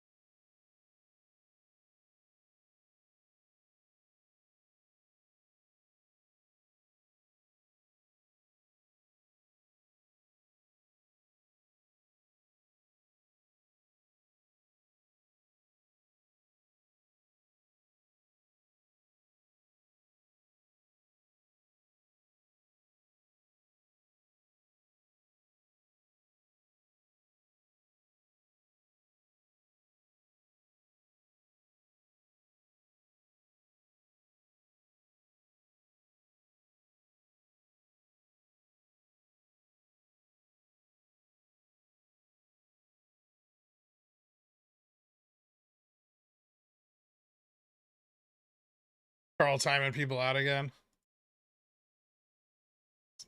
People spelling anus. What's a vaggie?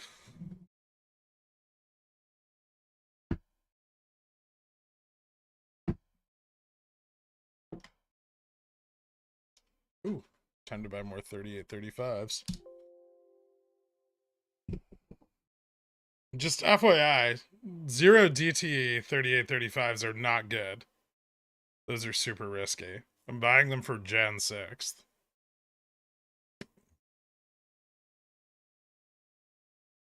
I just gotta have a meeting. Yahoo alerted me that Jamie hit a 52-week low. Is this MOASS?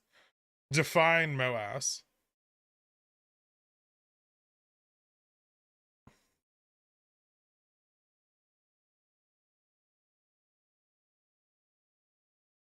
Venus? Variably adjusted general industry swaps.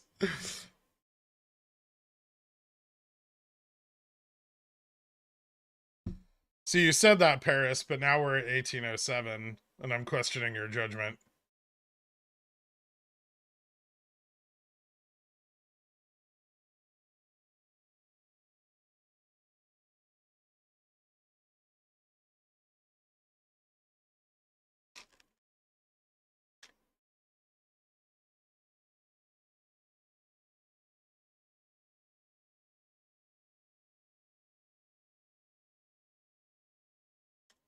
Mother of all super squarts. Interesting. Whoa. Seems...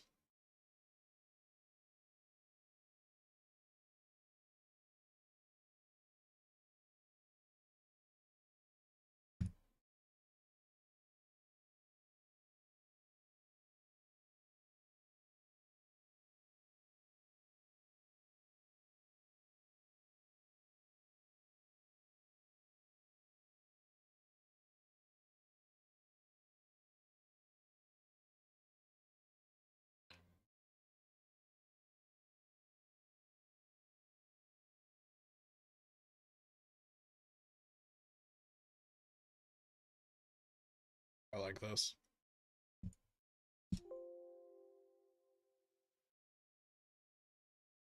This is Carl Icahns' MOASS, yeah.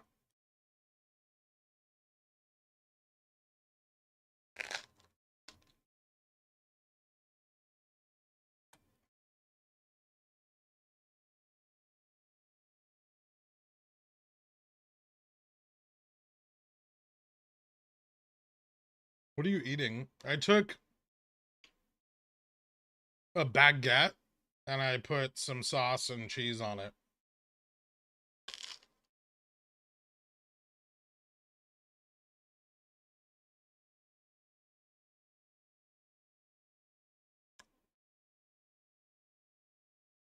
Tomato sauce.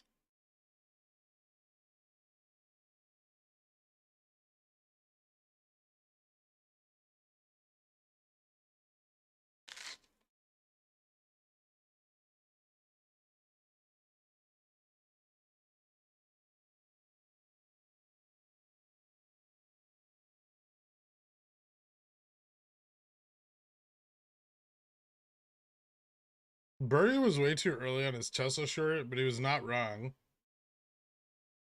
Yeah, I always wondered why he pulled back his Tesla short. It made no sense. He pulled it back at the worst fucking time, too.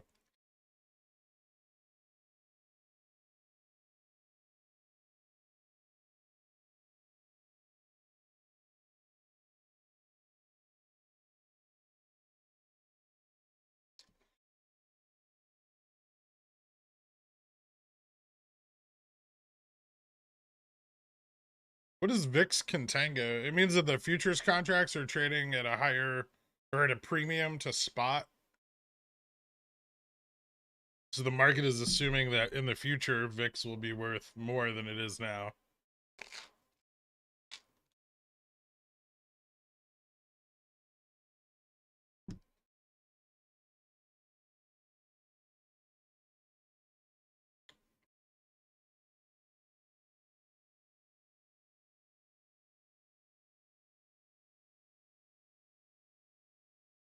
Toast a baguette with some butter, put olive tapenade, arugula, and some cold cuts. I hate arugula with a passion. It's just gross.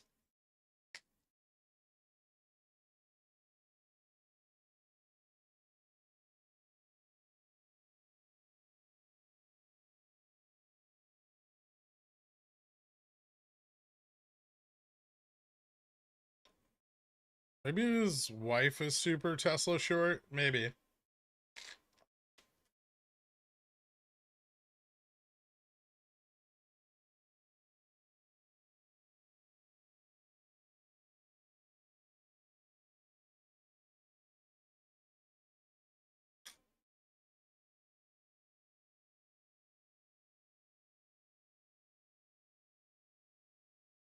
The worst thing that happens is it'll never hit 16 CSPs are now JNE 1750s? What?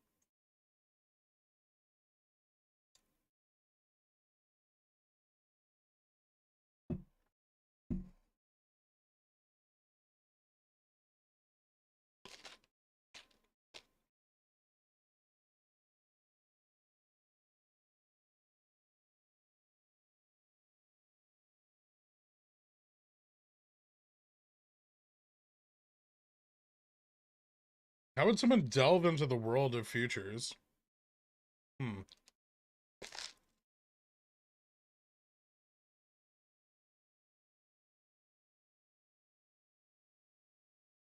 I mean, you just buy them and sell them like anything else.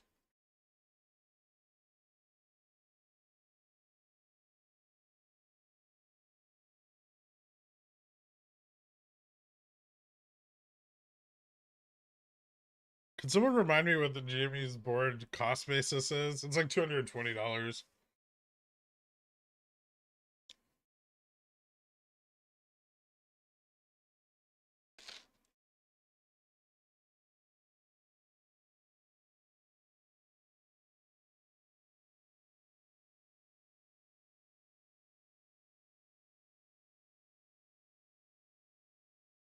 Yeah, spinach is fine.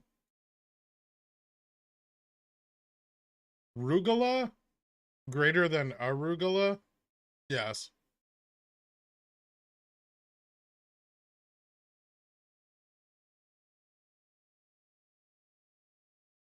GME is lower than it was in the pre-market last March.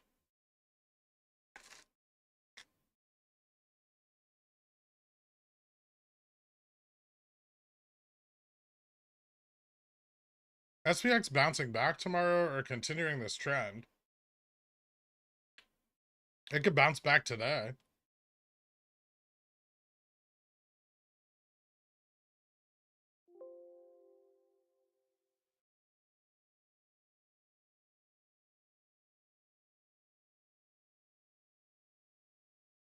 Did I get my very own candle on SPX just there?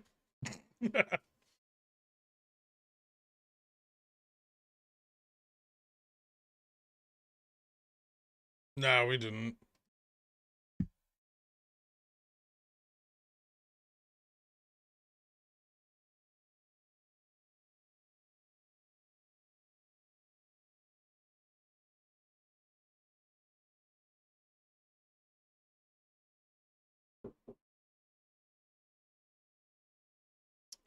If SPX bounces back, what's the odds that GM and Upstart bounce?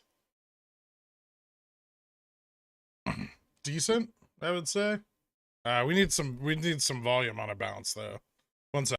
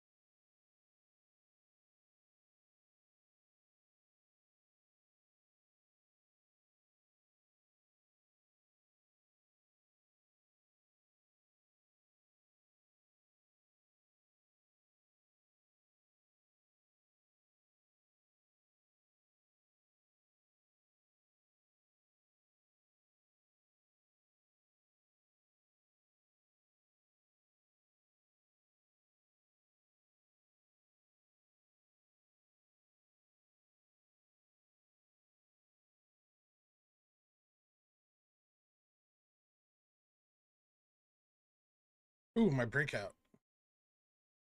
I almost missed it. Thanks, guys. Good job.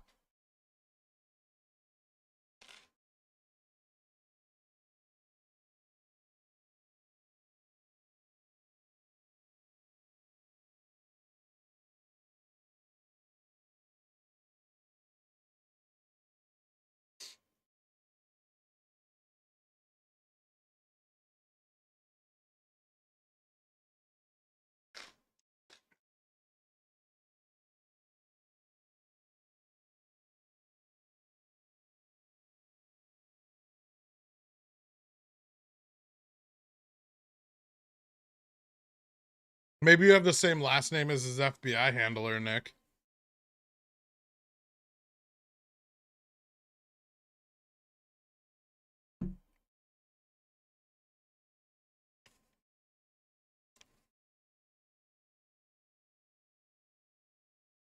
Spent a portion of a government agricultural subsidy in 20 Cs. Let's go. Bullish. That's all we need to do. We just need to tell the farmers about the opportunity that is GameStop.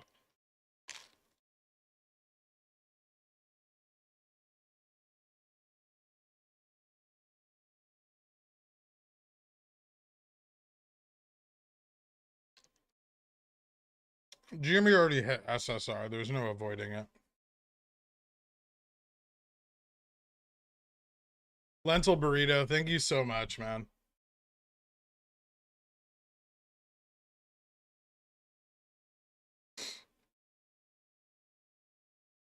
I know you don't like candle analysis, but is there anything to the way these drops down on SPX are much longer than the slow creeps up?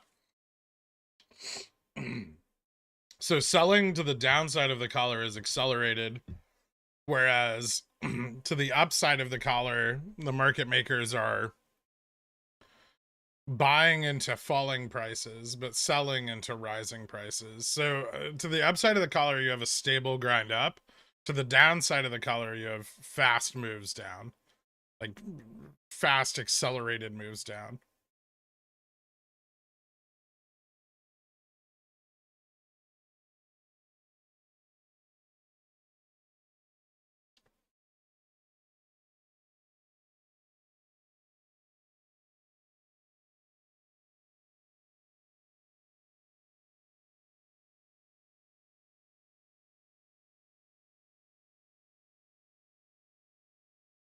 Dirk, me, you, MTB Dork, Fallout Boy concert.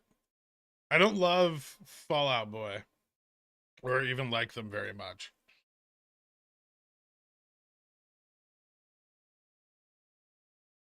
But I'm down.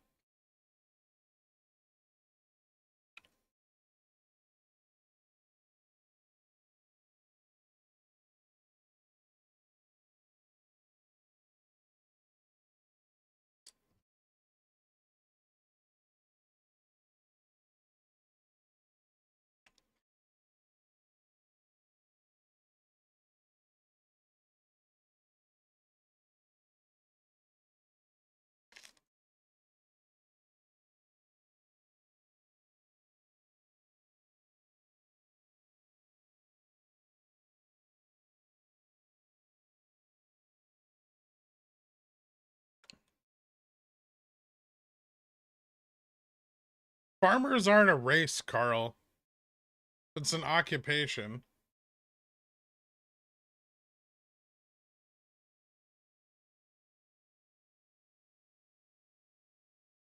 Is there any way to know if a PBO is going to pull back, is going to actually bounce versus fail?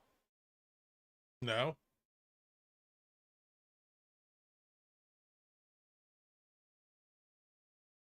I mean, you can look at the options positioning. I assume you mean for SPX. On a stock, you can use volume trends.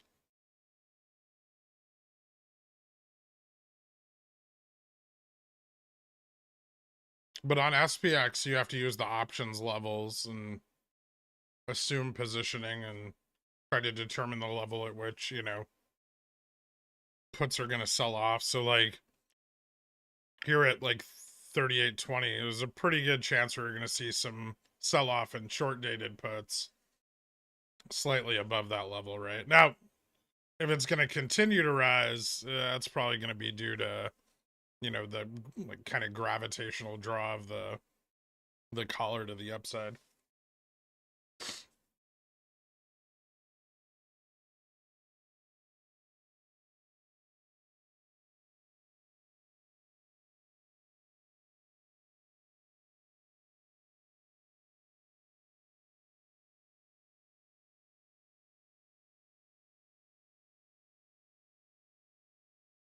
Gherk, me, you, a saddle, and a bag of feed. Let me know.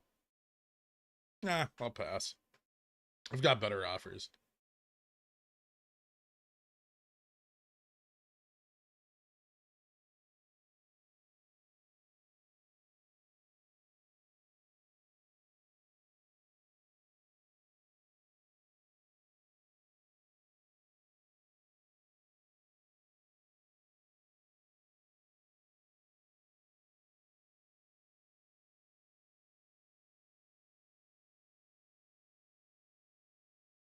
I might. I'm still a little sick. So I could have a frag in my throat.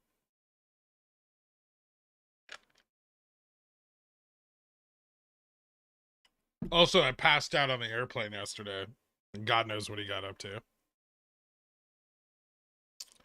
Any hope of 33? This is depressing. 38, 33? Suck it up.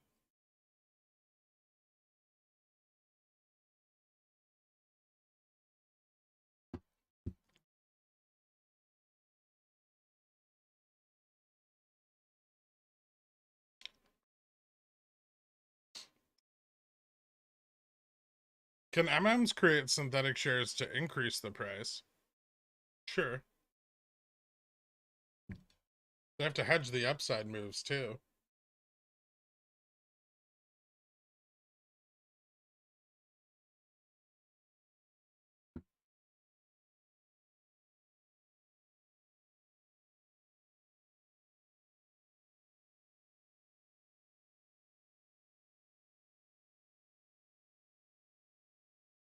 Are you getting any pre-VUP vibes? Yeah, but I've been getting them for 7 days. So I'm starting to think my radar is off.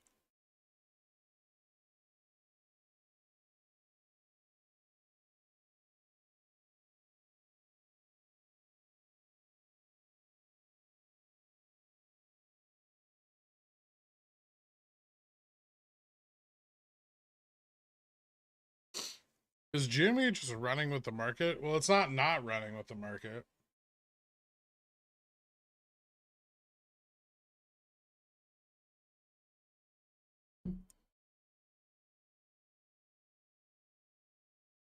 Hype music, let's go.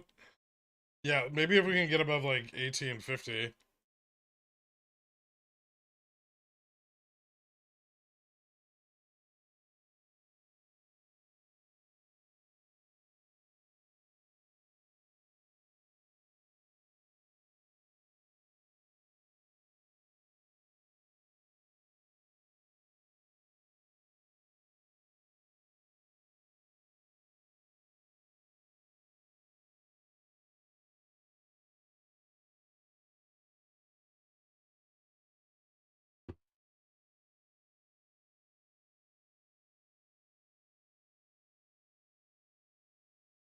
Does daily RSI mean anything? Yeah, it means that the stock is bought or sold at the level you're seeing there on the RSI.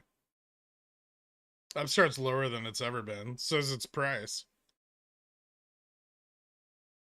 You could have just looked at the price and been like, oh, that's the lowest it's ever been.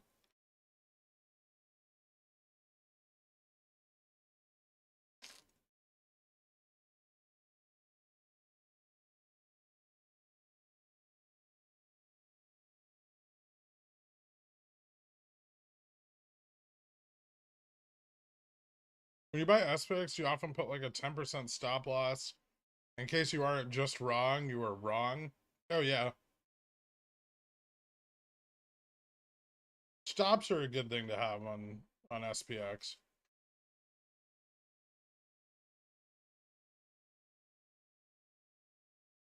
What is an RSI? Do you mean Boom Hunter? Same thing.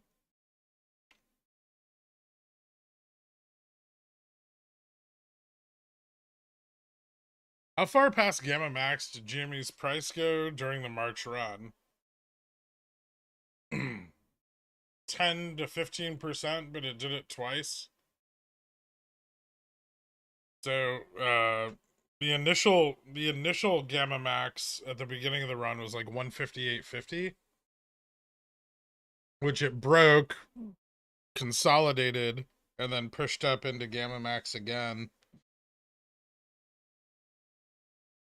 at like the 180 level.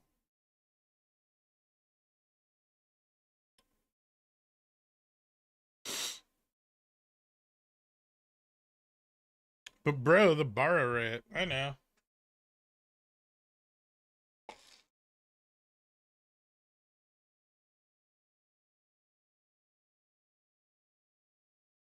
Very cheap.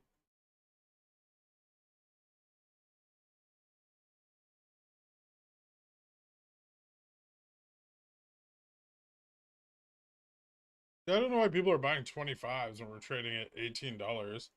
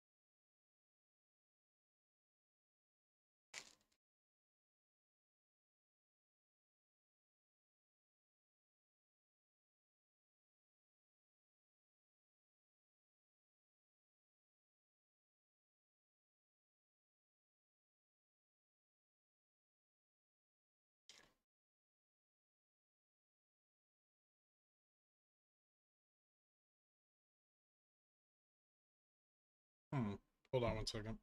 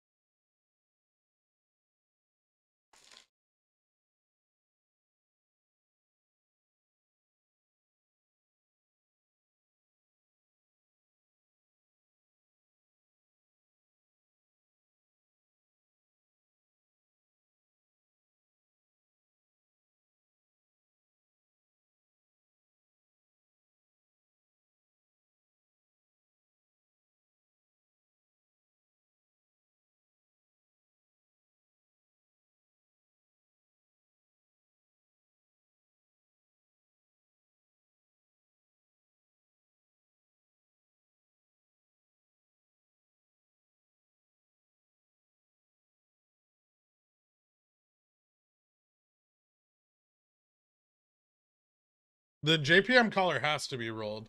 That's part of the deal.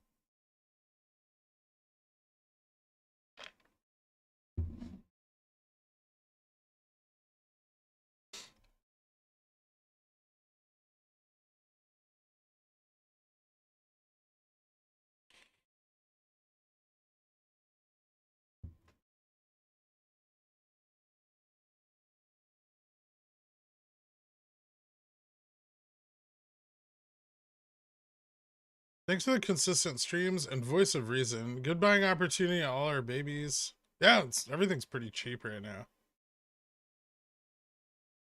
Really cheap.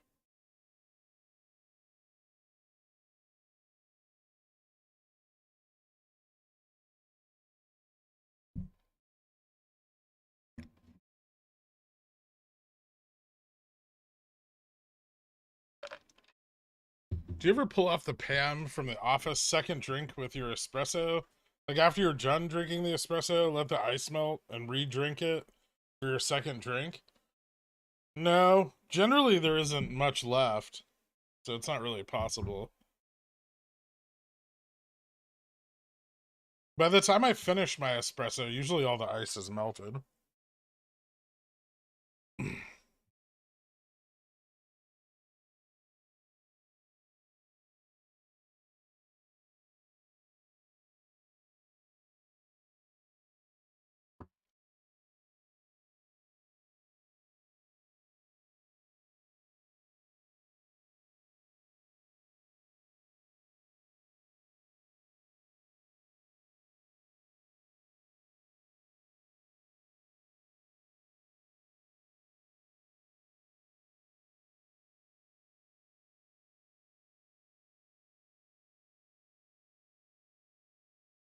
So if I have enough money, I can buy a collar on the SPX and control the markets.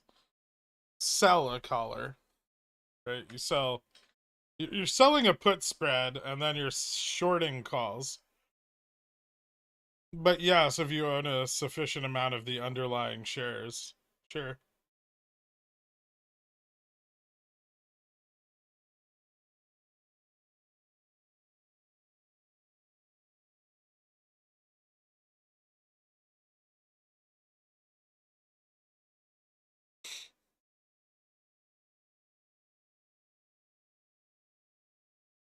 You see if the Oxy goes above 70 in the near term, due to the options chain, the price will skyrocket. I mean, yeah, it might go up to like 74.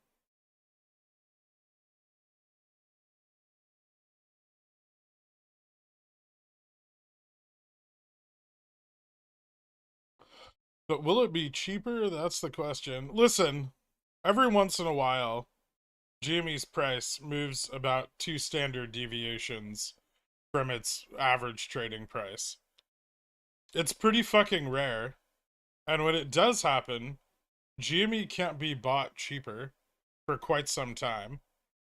So if you want to buy GME right now, it's a pretty good time to buy it. If you don't, don't. Either way, it's unlikely to persist.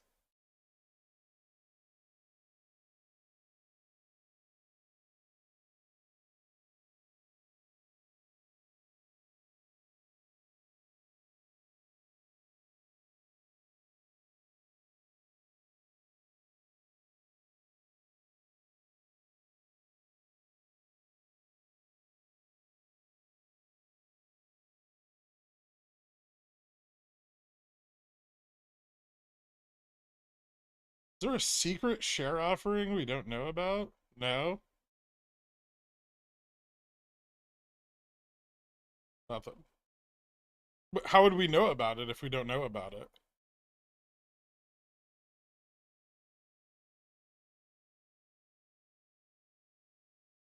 Yeah, just do like a car wash, Jose. Say it's for a charity, but really the charity is your degenerate options purchases. Maybe put that in the fine print.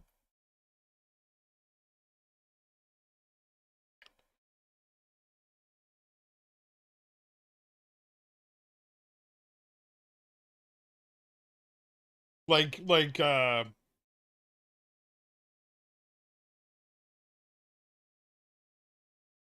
I don't know. I'm sure you and the other teachers could figure something out though.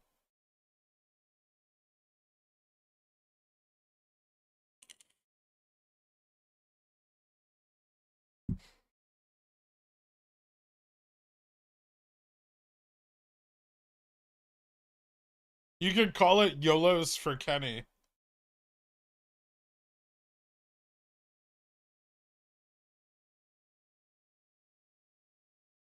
And Kenny's, just take Ken Griffin's head, put it on a small child's body. That way he kind of looks like chewed up bubble gum, you know?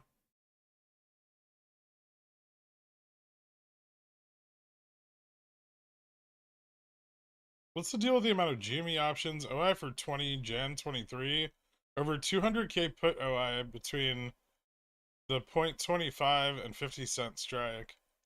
Those are sold, man. That's how they hedge volatility.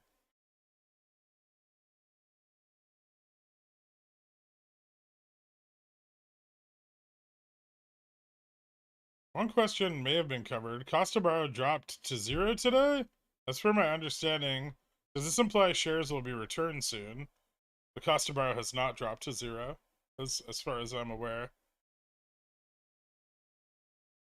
Are you looking at that stupid fucking website? God, what's it called? Stonko Tracker?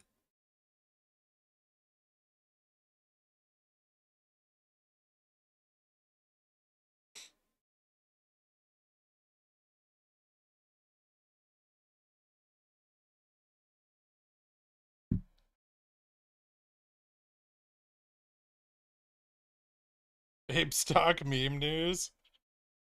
God. Super stock data almost as bad as CNBC. 26.504%. Thank you so much, Atomic. I already asked the cat, and he told me that GME's cost to borrow prime rate's about 5%. Ortex is also garbage.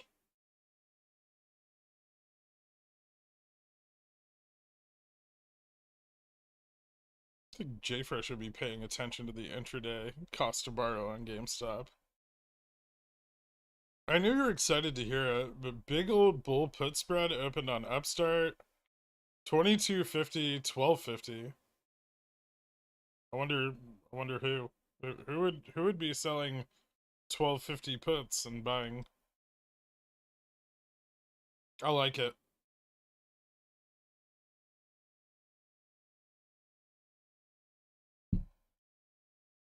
I have a legit question. I hold a position that goes up 8% every day in post market. If I get approved for options, is there a way I can profit off this? It's every day and 10 to 12 on weekends. I don't know, does the implied volatility spike on the stock? Do you want to DM me and tell me what stock it is? And I'll let you know. Maybe. Sounds like something a pickle themed degenerate YouTube celebrity would open.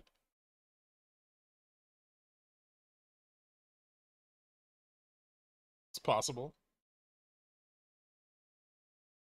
What are the chances we're stuck at or below this trawler all week? Decent. Pretty fucking decent.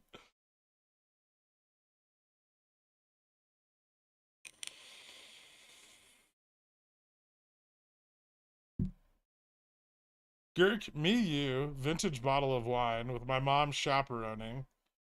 Let me know. How about me and your mom, vintage bottle of wine? You go somewhere else.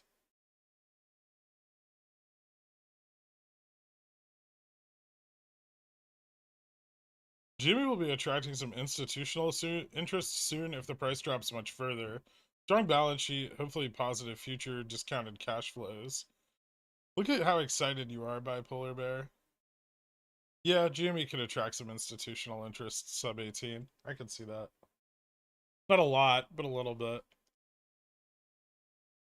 Me, you, my grandma, and a box of Franzia.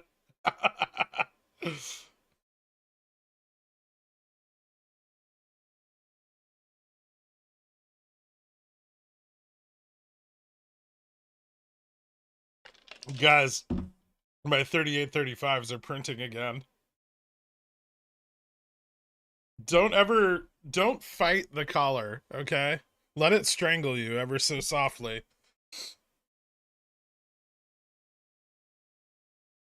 That's how it gets the tendies out.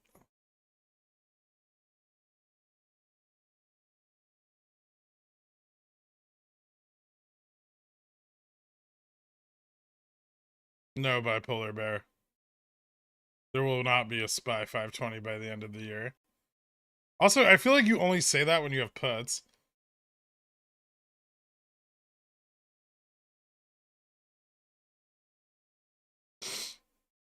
I'm gonna write erotic fan fiction about Jamie Dimon slowly strangling the SPX. Should we describe his phallus as a knob? Knob's a good word.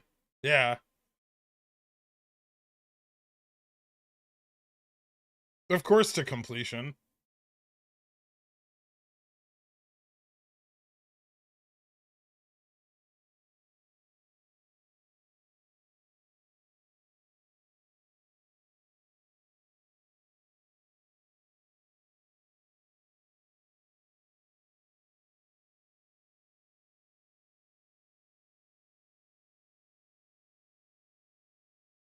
What's the ideal scenario for JPM?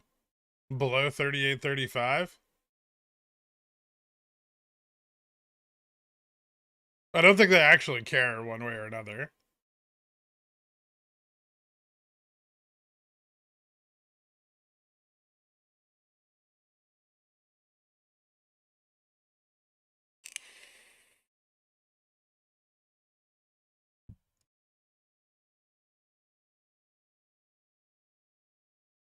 Who thought I was crazy for buying 38.35 calls when the market was dropping? It's okay. Raise your hands. Wait, Winter, did you inverse me?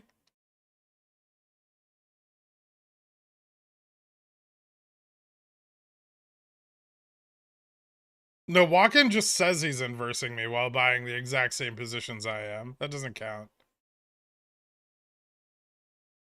You and I both know he's got the longest, smoothest dangler this side of the Mississippi.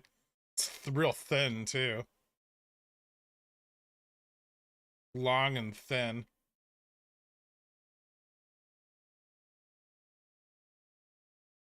That's fair, C-Mill. I didn't inverse you. I have no money left.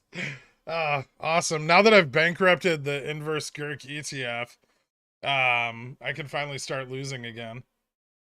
That's pretty freeing. I'm not gonna lie. I trusted your 38.35, but because I trusted you on the buy side. But I have an important question about the sell side. Wait till you're above 38.35 and then ask it.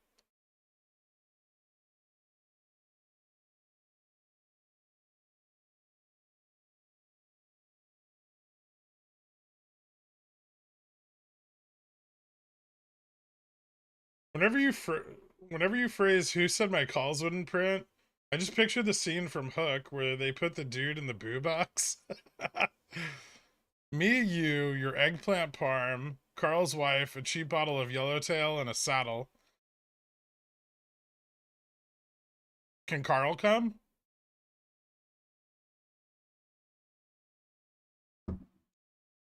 I think it's important that Carl at least watches. The inverse Greek ETF is reverse splitting.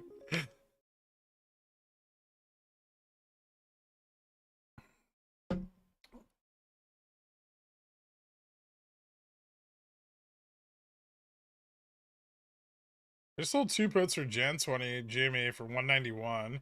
Wouldn't actually mind more shares at 1610 if it came to it. Yeah, it doesn't seem that bad. What delta range do you look at to sell CCs and not get assigned? Greater than 30 or greater than 30 risky? Wait, hold on. It disappeared.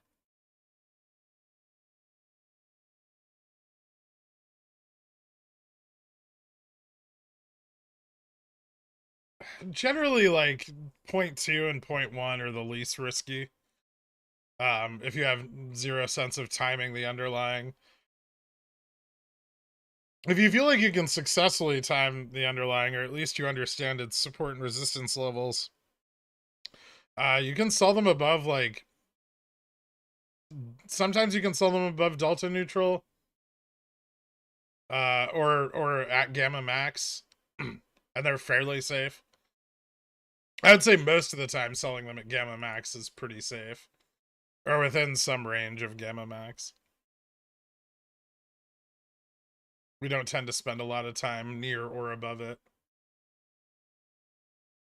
One video on how to make eggplant parm for pontiffs. There's no video. If you become a pontiff, I come and make you eggplant parm. We drink wine. We hang out with Carl's wife.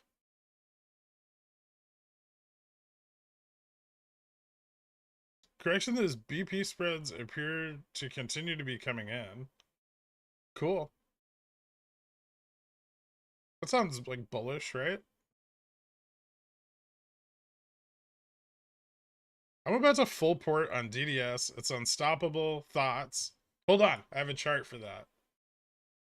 We can look at it together. I can't believe nobody's talked about how hard FSLR has been shitting the bed.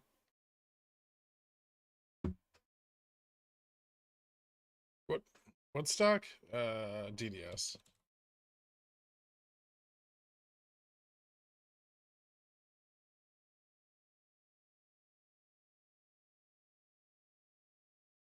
I like it. DDS to at least 338. Yeah.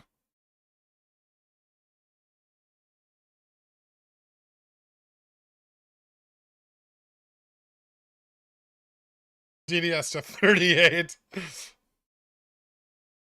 Yep. 38, 35 is in the money. Now you could consider 38, 35 puts.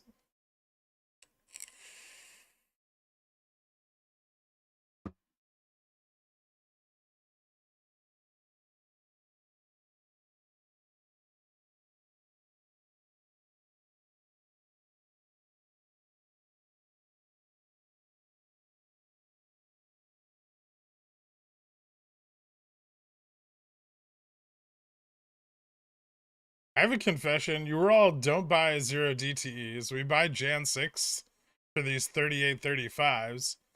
But I did that. And I also bought 0 DTEs. And I know you did too. Hey. Fuck you. You don't know me. The reason you buy the Jan 6 ones is because you can turn them into a strangle if it didn't move up. That's the beauty of them. So you could, like, if we moved up to like 38.30 and got rejected, you could then strangle at 38.20 and cover your downside. But I bought some 0, well, just like not a lot, but a few 0 DTs, like $5,000 worth.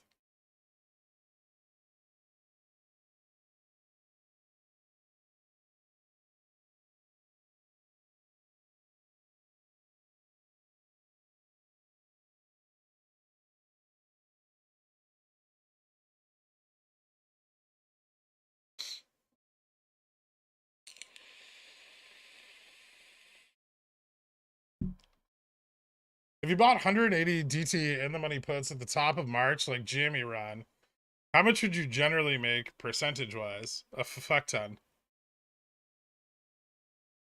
This is a almost all intrinsic value.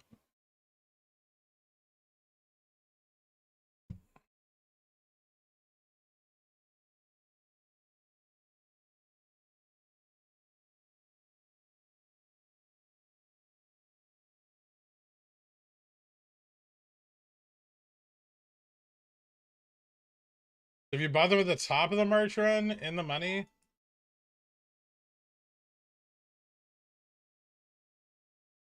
then we dropped, provided you got out of them at the bottom of the drop into May. It's a $31 notional drop per share.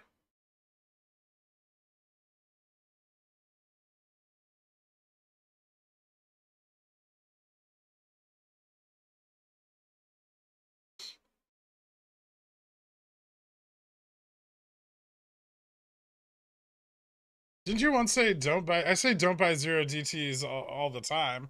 It's not a smokescreen. It's just that everyone mismanages them and they don't know how to use them. Or they're like, they buy a 0 DT and they're like, I'm going to hold this till tomorrow. Watch me whip. And then, yeah, and then I have to deal with the aftermath of their poor decisions.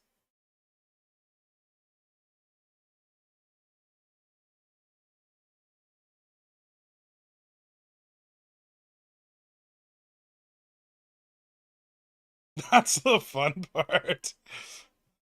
I'm aware you can't hold a 0 DT till tomorrow. Are you gonna grab some Tesla calls for a bounce soon? Probably not.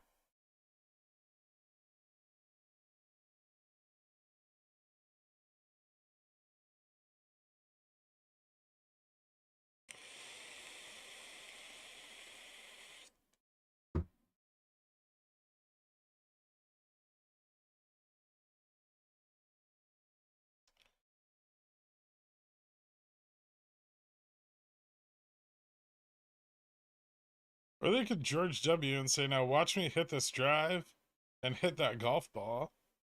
Huh.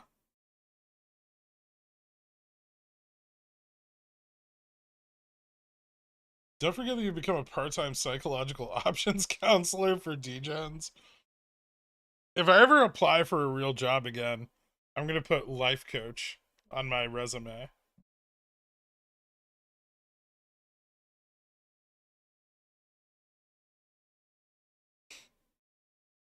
NVIDIA nice downs. Yes, Sisyphus. The word you're searching for is thank you, Gork. You are the king of all stocks.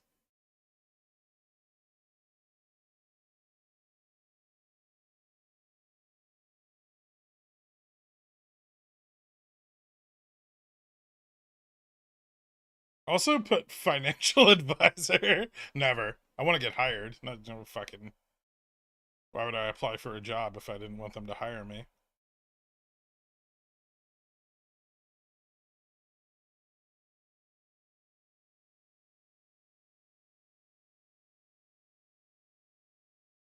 Man, NVIDIA's dropping like a fucking rock. It's almost like all its valuation is speculative.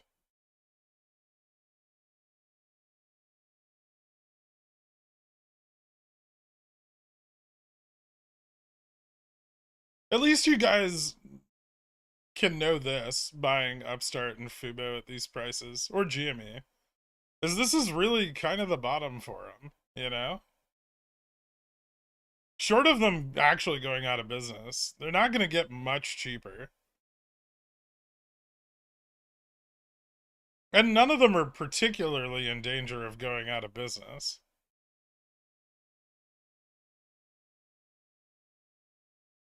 At least none of them have filed bankruptcy yet. I did say yet.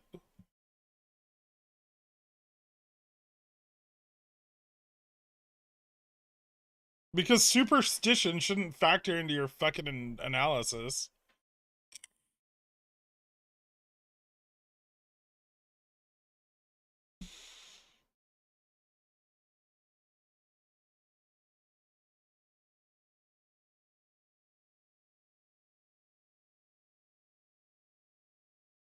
So Fubo's not same like Bufo. No, no.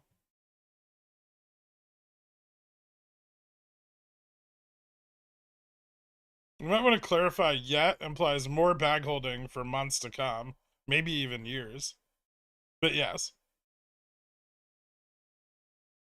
Rev is like a phoenix. It is turned to ash, but will rise again stronger. Okay, Baggy.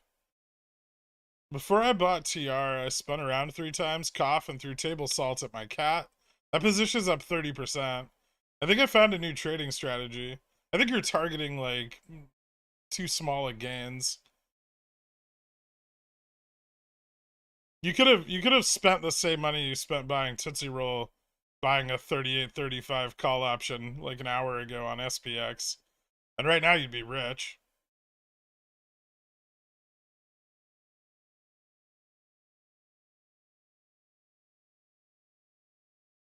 TA, same like horoscopes, usually, yeah. What's up, Grim 2? I didn't miss you, but you're here. Spy 38 385 open tomorrow. Big ups for end of week. That'd be cool. Girk, you, me, Steelers fan, tailgating a game with a bottle of Quintessa Rutherford 2014. Thoughts?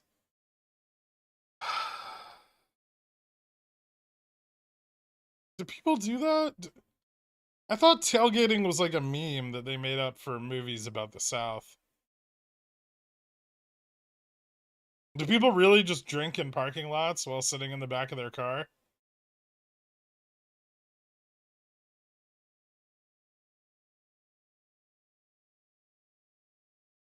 Can you get a funeral stream card for my Rev Jan 20s? I haven't heard no bell.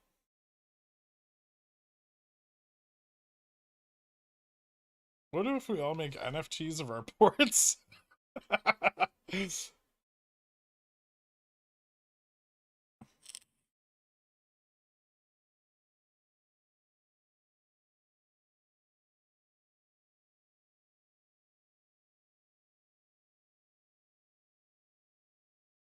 real? Oh.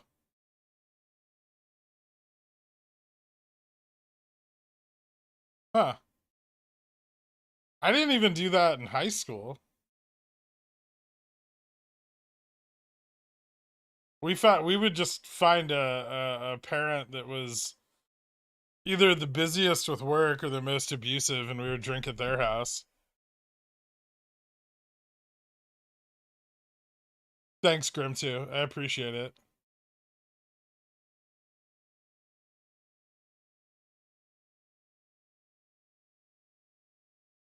You sit next to their car in a lawn chair is the correct answer. Okay, wow.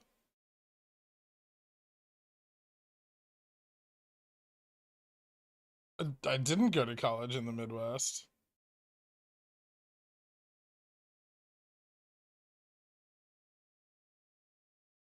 Maybe you guys all should take a big step back and think about the times in your life that you've done this activity and let the regret and remorse wash over you.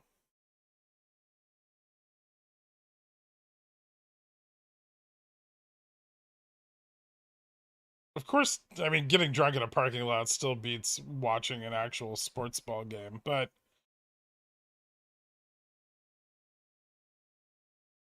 can't you drink at the game?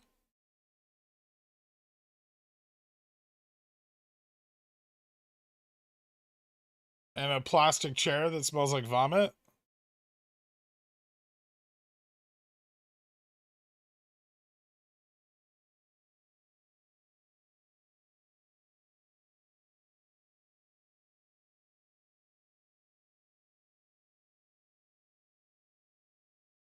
Beers at the game are 17 times as expensive.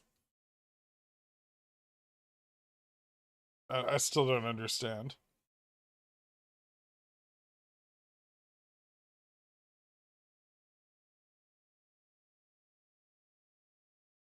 Then why go to the game?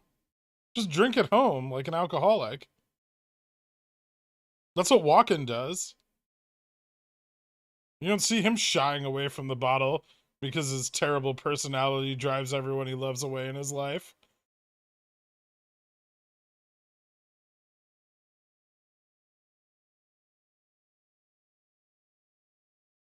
That's our zero TTE money.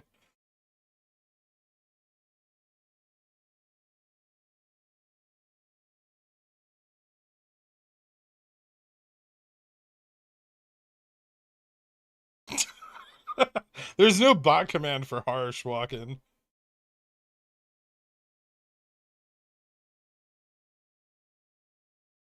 You wouldn't get it, bro. Sometimes you just want to watch in shape men handle each other away. Yeah, I don't get it.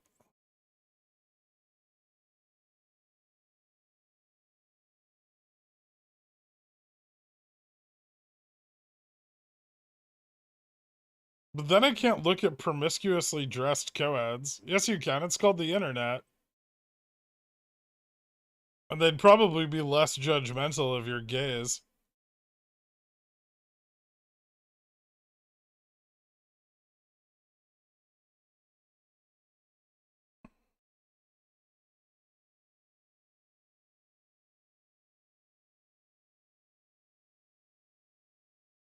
People who refer to their favorite team as we.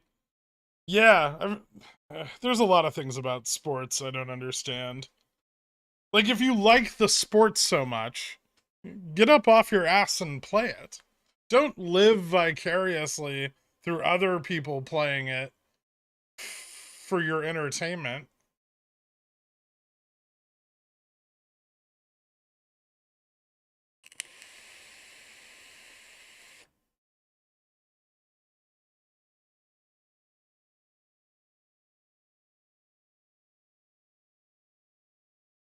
We cannot play to that level. Well, not if you don't try. We want to watch other people get CTE and not get it ourselves.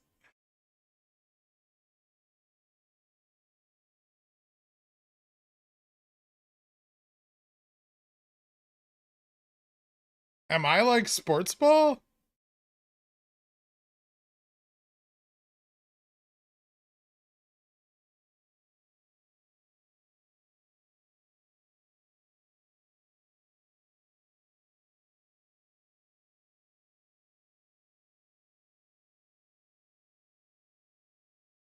Sports are just a modern day version of the gladiators. Keep the plebs occupied while Rome burns. Well, yeah.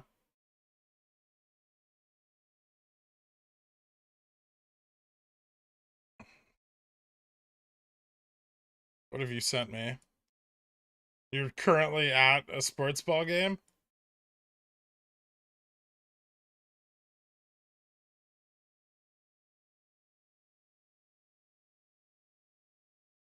Attendance is really minimal. But I see you've bought your beer at the game. See, that's at least commendable.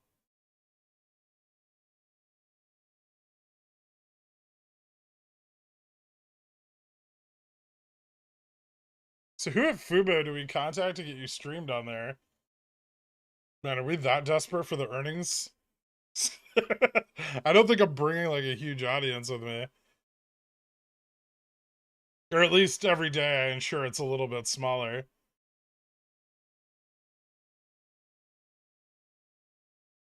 I like the part where they move the sports ball from one side of the field to the other side. That part's pretty neat.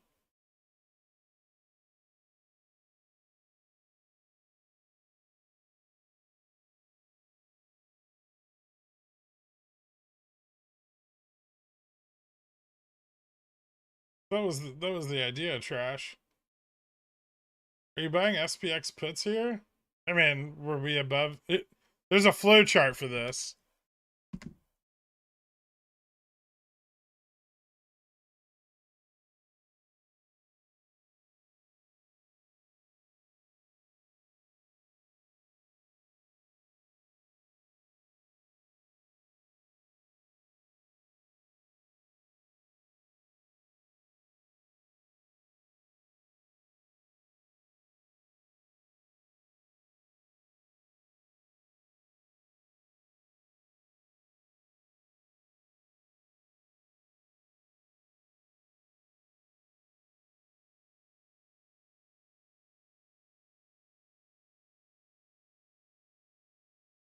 Can I please show you something on the stream? Please, God, no. I don't want to see your penis, Stefan.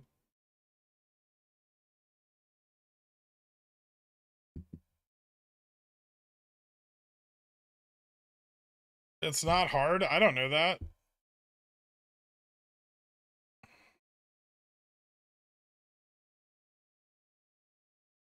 How did we get here? I don't know.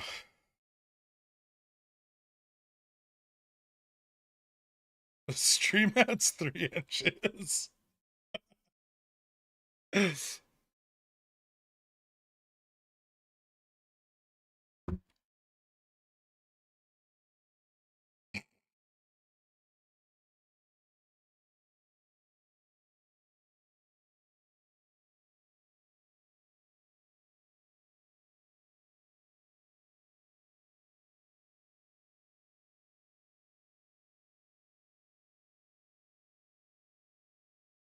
Alright, Girk, let Jimmy rip. Dude, I'm not in control of the price of GameStop. Can I please show you a modified common indicator on your stream? I want you to see if I'm onto something or not. You can DM me it, and I might look at it in the next 7 to 14 business days.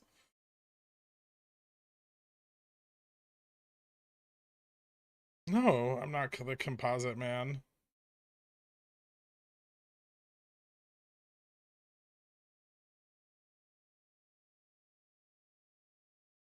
Or is another major institution open up a huge position to go against the collar and make money?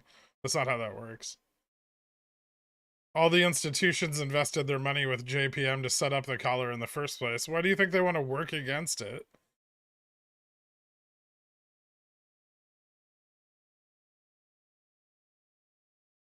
That's exactly what someone in control of the price of GameStop would say.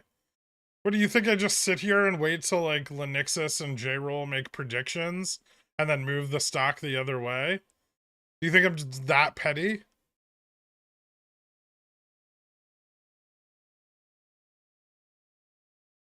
Oh, yeah, you're probably right. Walking in shambles. What's the GME bar rate at the moment? The prime rate?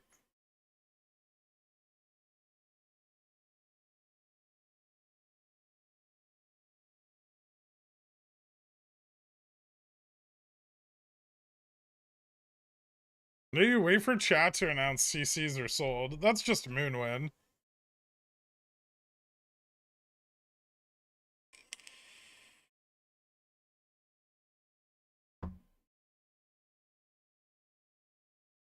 Why do people ask for your wish list, complain that you never tell them what you want, and then not buy anything from your wish list?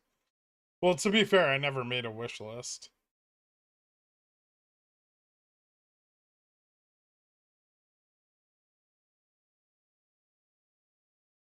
Because JPal's probably got his money in the fucking in JPM too.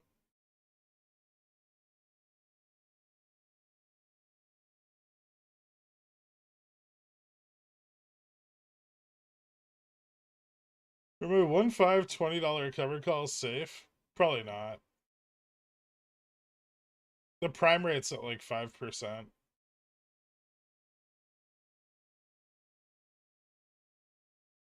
The Upstart prime bar rate's at like 13. It was like 13 to 16, somewhere in there. It might be higher now. I don't know. I haven't looked for, or I haven't asked for a few days.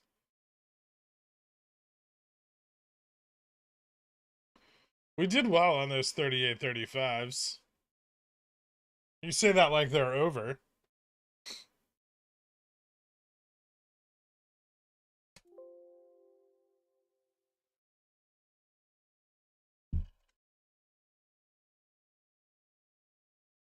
He shows the mustard ketchup relish charts. Probably, yeah.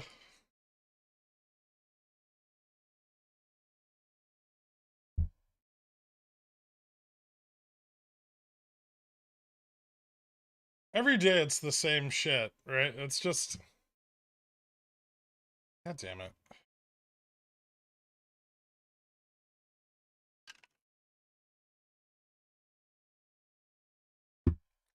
Like in the morning, we get more illiquid. And then in the afternoon, it starts reverting back. So, this is kind of a delicate balancing act at this point. But this is about when they first started to tap the prime borrow rate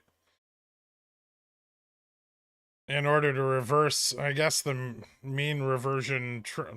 To reverse the mean reversion of liquidity, they started to borrow actual shares of GameStop. They've been doing that, but there's not very many of them available, hence the rapid increase in borrow rate. I don't know how long this can last for, but I'd imagine they can't keep it up for very long. Unless they're shorting on Cialis. In which case we could be here all week. Upstart? Upstart widened out again? I guess by the time the candle closed? Here, I'll show you. It looked like it was snapping closed this morning in the pre-market, but no.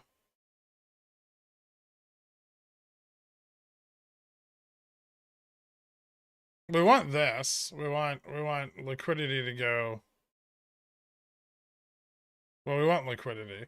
So we want the green to go down and the orange to go up. Like we experienced back here in August. See that? See how the orange, but Upstart is far more illiquid now than it's been since, well, it was like $200.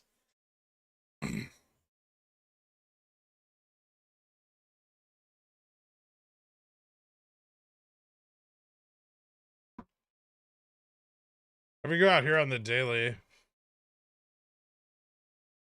you can kind of get an idea. We're about as illiquid as we were in early November on Upstart.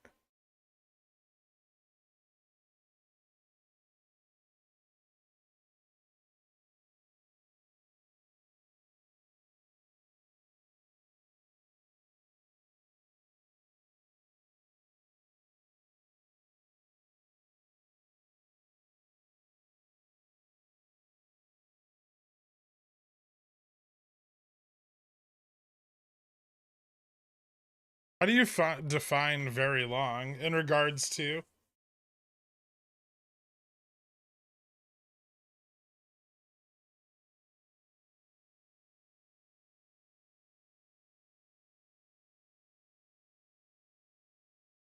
Am I highest regarded, or did iBar update their last bar rate at market close when it's 20 minutes before market close? I have no idea.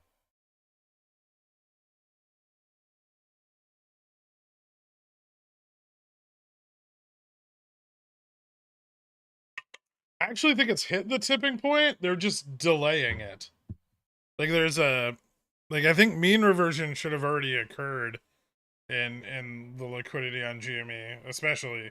But they've reversed the trend by moving into the borrowing pool, which I think we saw them do. Actually, if we want to dig in a little deeper here and fuck around with this, I think we saw them do a similar thing before the May run. This is when borrow rate started to spike the hardest in May, right?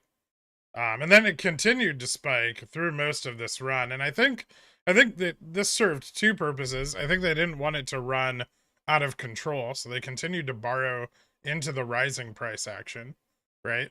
And I think they tried to stop the breakout in price action. And so, we started to get a reversion in liquidity here, which, would have been realized immediately, but then they were able to offset it a few days by kind of hitting the borrowing pool really hard, right? And then, in May, we ran really late into the OPEX period. We ran on like Wednesday,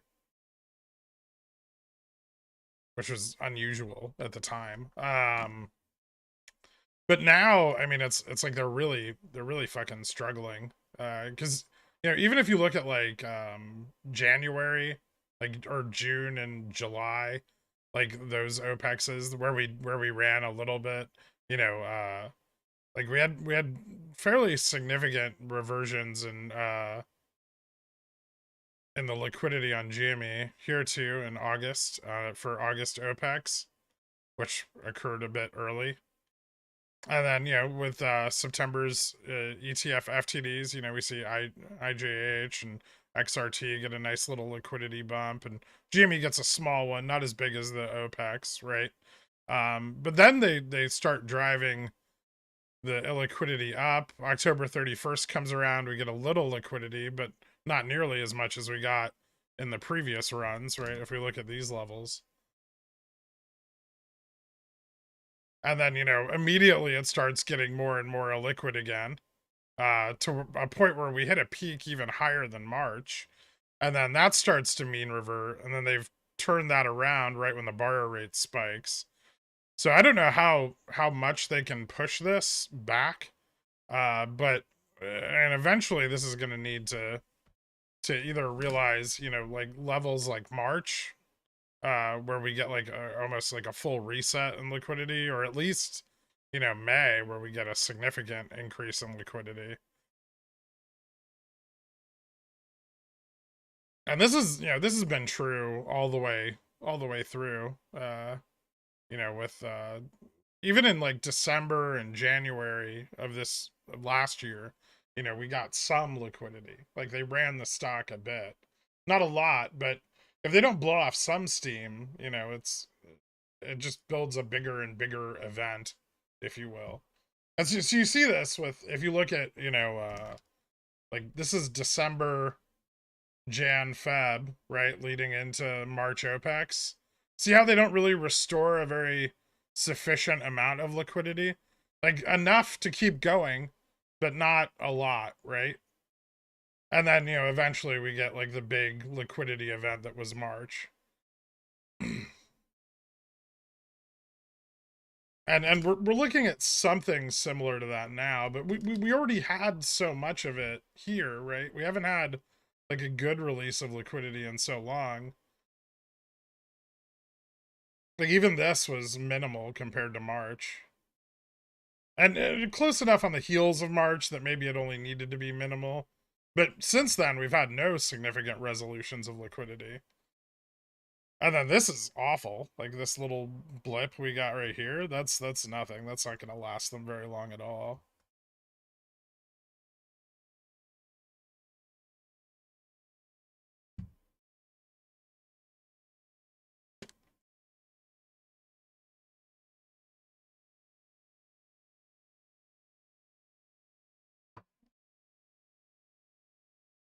I mean, the split doesn't really change that.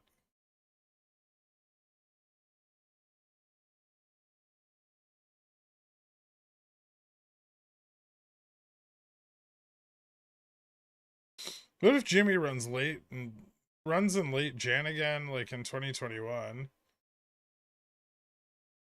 Would that mean some sort of 2-year swap being used or something? No, not really.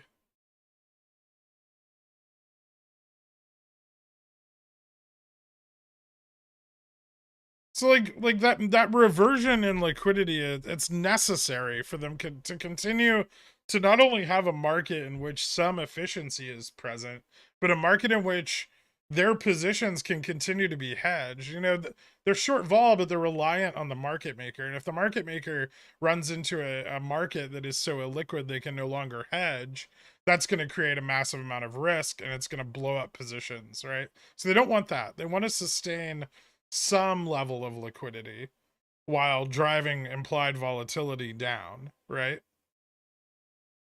And to do that continuously over time, eventually you need big liquidity resets.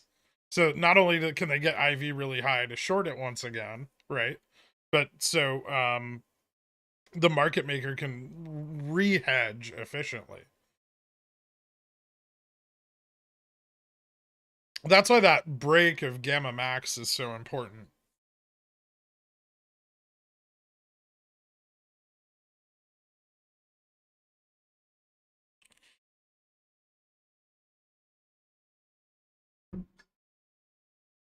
If Jamie runs 1,000%, then maybe there was a swap somewhere that couldn't be rolled. Sure. Hey, don't get me wrong. I'm sure there's a lot of hedging and like variance swaps and entropy swaps and volatility swaps that go into all of this. But I mean, without the ability to reverse engineer those swaps and the options chain, they're kind of irrelevant. Did anybody follow the flowchart about buying 38.35 puts when we're above 38.35? I'm just asking for a concerned friend.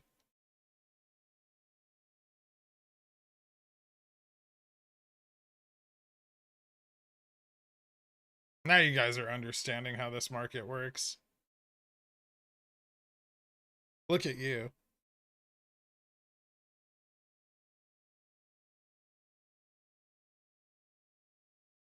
Well, no, because it's almost a perfect position, right?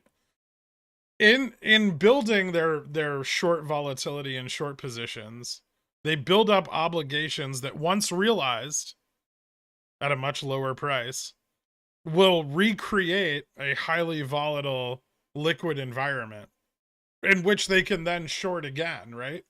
So the act of pushing the price down and driving volatility down results in the price going up and volatility going up.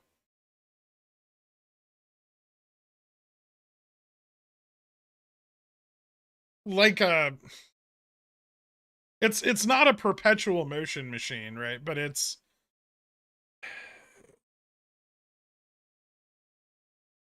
like the most perfect position ever.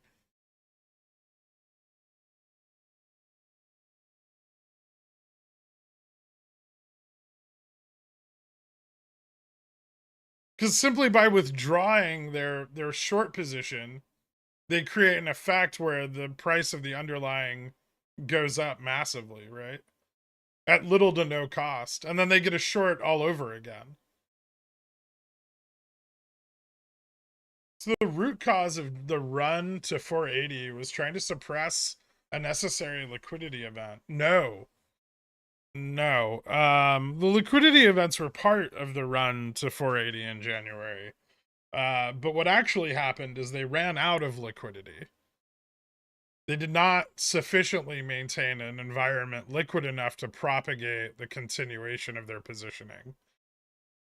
And that wasn't really their fault. That was because Ryan Cohen came in and bought a significant amount of shares twice, and retail then, significantly leveraged the market maker to the upside. And then, it was on reg show and it was failing its fail to volume ratio was very high, which, creates an inability to find locates effectively, which means you get a higher and higher fail rate. And then eventually you end up in a situation where you need to short into your own covering of your previous failures. So you're covering your old short position while shorting to maintain the price on the stock, and that breaks, right? You can't do that, because at that point when you're that deep into reg show, and this is something we're watching on Upstart, and I'm continuing to watch on Upstart because I think it'll happen again. But they're failing so much that you know they're then covering fails, and then the shorts they use to maintain the price while covering their fails are also failing, and the volume they're generating to cover those fails is failing, right? And so you get like a runaway failure effect in the stock, right? And that's a large part of what led to January's run up, because as that effect began to break down, and failures simply just needed to be covered, that started to drive price and volatility up, which then put short volatility positions and long short positions on the stock in a significant degree of risk, and that then forced their covering, and then the short volatility positions started hedging, and that's what led to the Volga-Vana squeeze.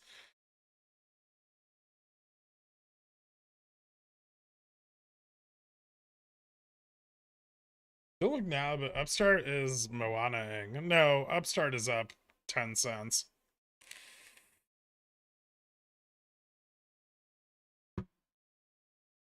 Yeah, and Citadel got to affect their position, and they still do all over the market, right?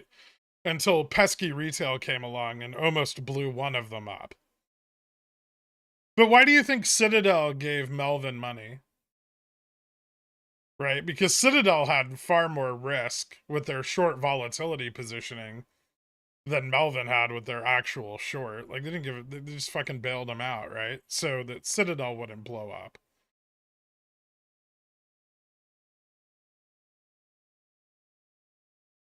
But we've discussed, especially on Upstart, how these short volatility positions are not in line with long short positions, right? Because of the blow off valve nature of the short volatility positions, that puts long shorts at risk too, right?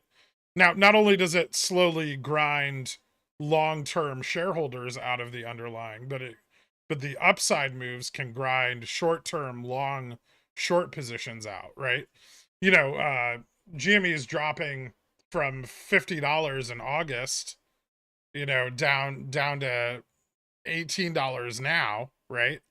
And short positions that came in here on GME between like 25 and 18, they're really profitable right now.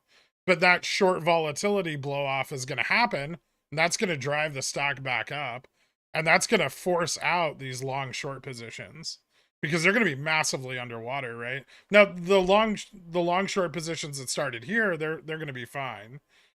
But the ones nearer to that release of energy, if you will, um they're fucked, right? And so these positions aren't really aligned. And so what's interesting about Upstart is that, you had people shorting from like 400 all the way down to its current price at 13 bucks, right? And a lot of these are long short positions, and some of them, well, not even just some of them, a lot of them have come in recently, right? They're not short from 400. They're short from like 40. And these positions are significantly at risk of a large upside move, right?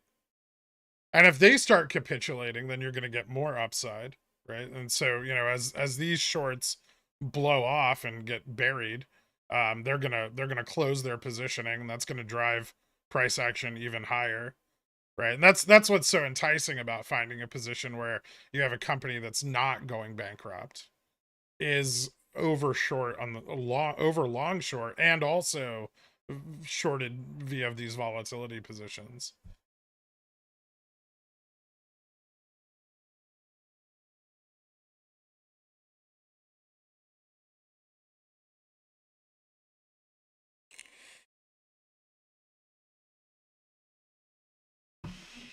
Sure, but if they roll their positions down, Gerald, and increase their leverage, they're in even more trouble if the price of the underlying runs. Look at Bobby. Look at what the shorts did on Bobby, right? That was a really like brutal and unrefined short position, right? They just kept rolling their short down, pressing, increasing leverage and pressing the price down further and further. And the whole time, longs took advantage of that by using the cheaper cost of calls to increase their out of the money call leverage, right? And so the second the shorts gave an inch on Bobby, the whole fucking thing blew up. I mean, fast too.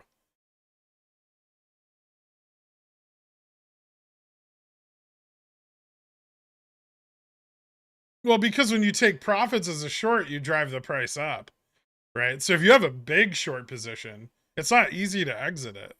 You can't just go, okay, I'm going to buy all these shares, I'm done, I'm out, right? You have to pull out slowly.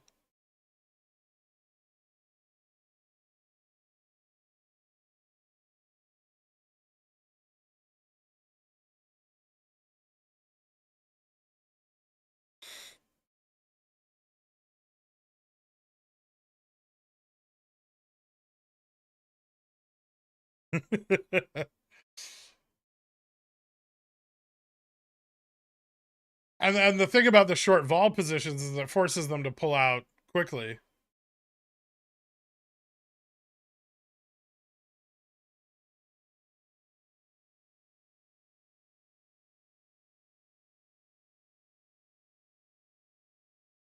And they don't like that. So if you want to know who would fight back against a run, long shorts. Long shorts don't want it to run. They want it to go down. That's what they paid for. Yeah, I'll just make that the whole fucking I'll just clip the whole thing.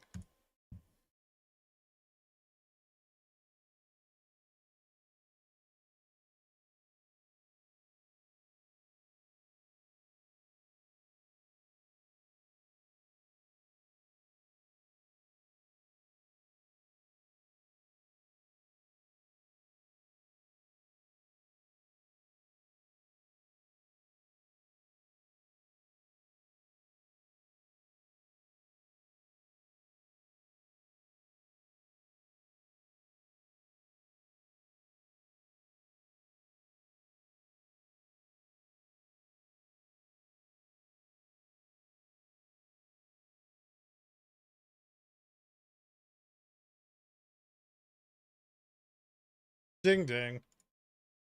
The day is done. Well, that was fun. It looks like it's time for After Hours Moana. I don't think so. Well, I've clipped the end of the day rant slash speech. Thank you guys all so much for tuning in. I'll see you bright and early tomorrow. We can trade the chop on the JPM collar some more. GG. Have a good night, guys. Later.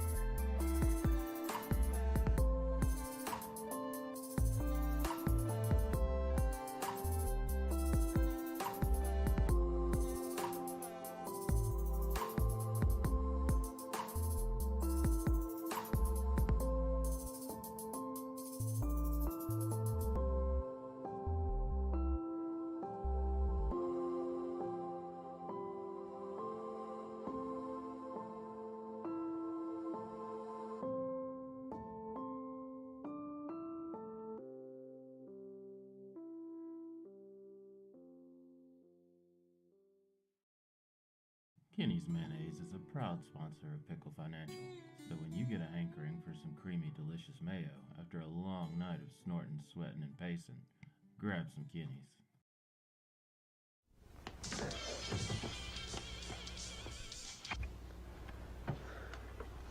It's yours?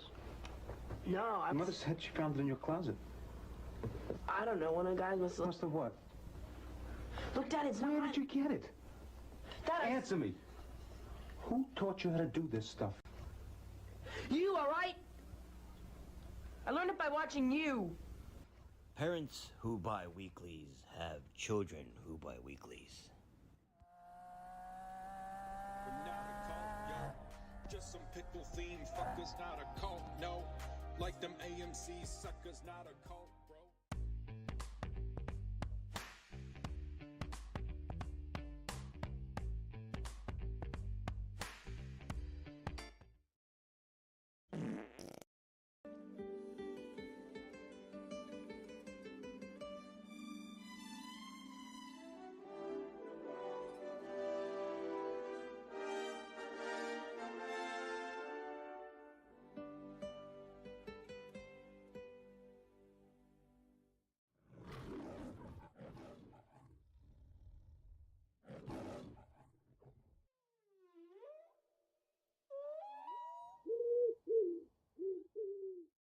Rico!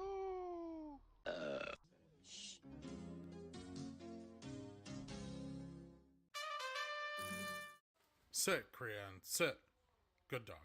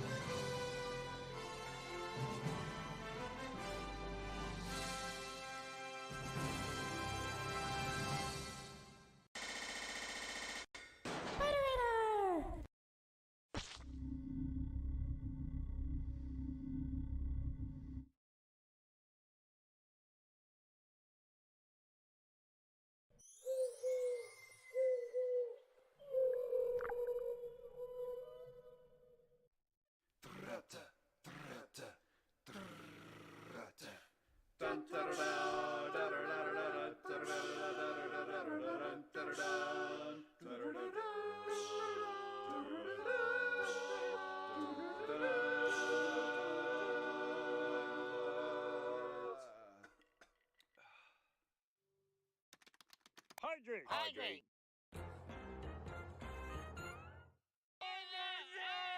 Did you get any of that? It's a good show. Not an advisor. Frigulond.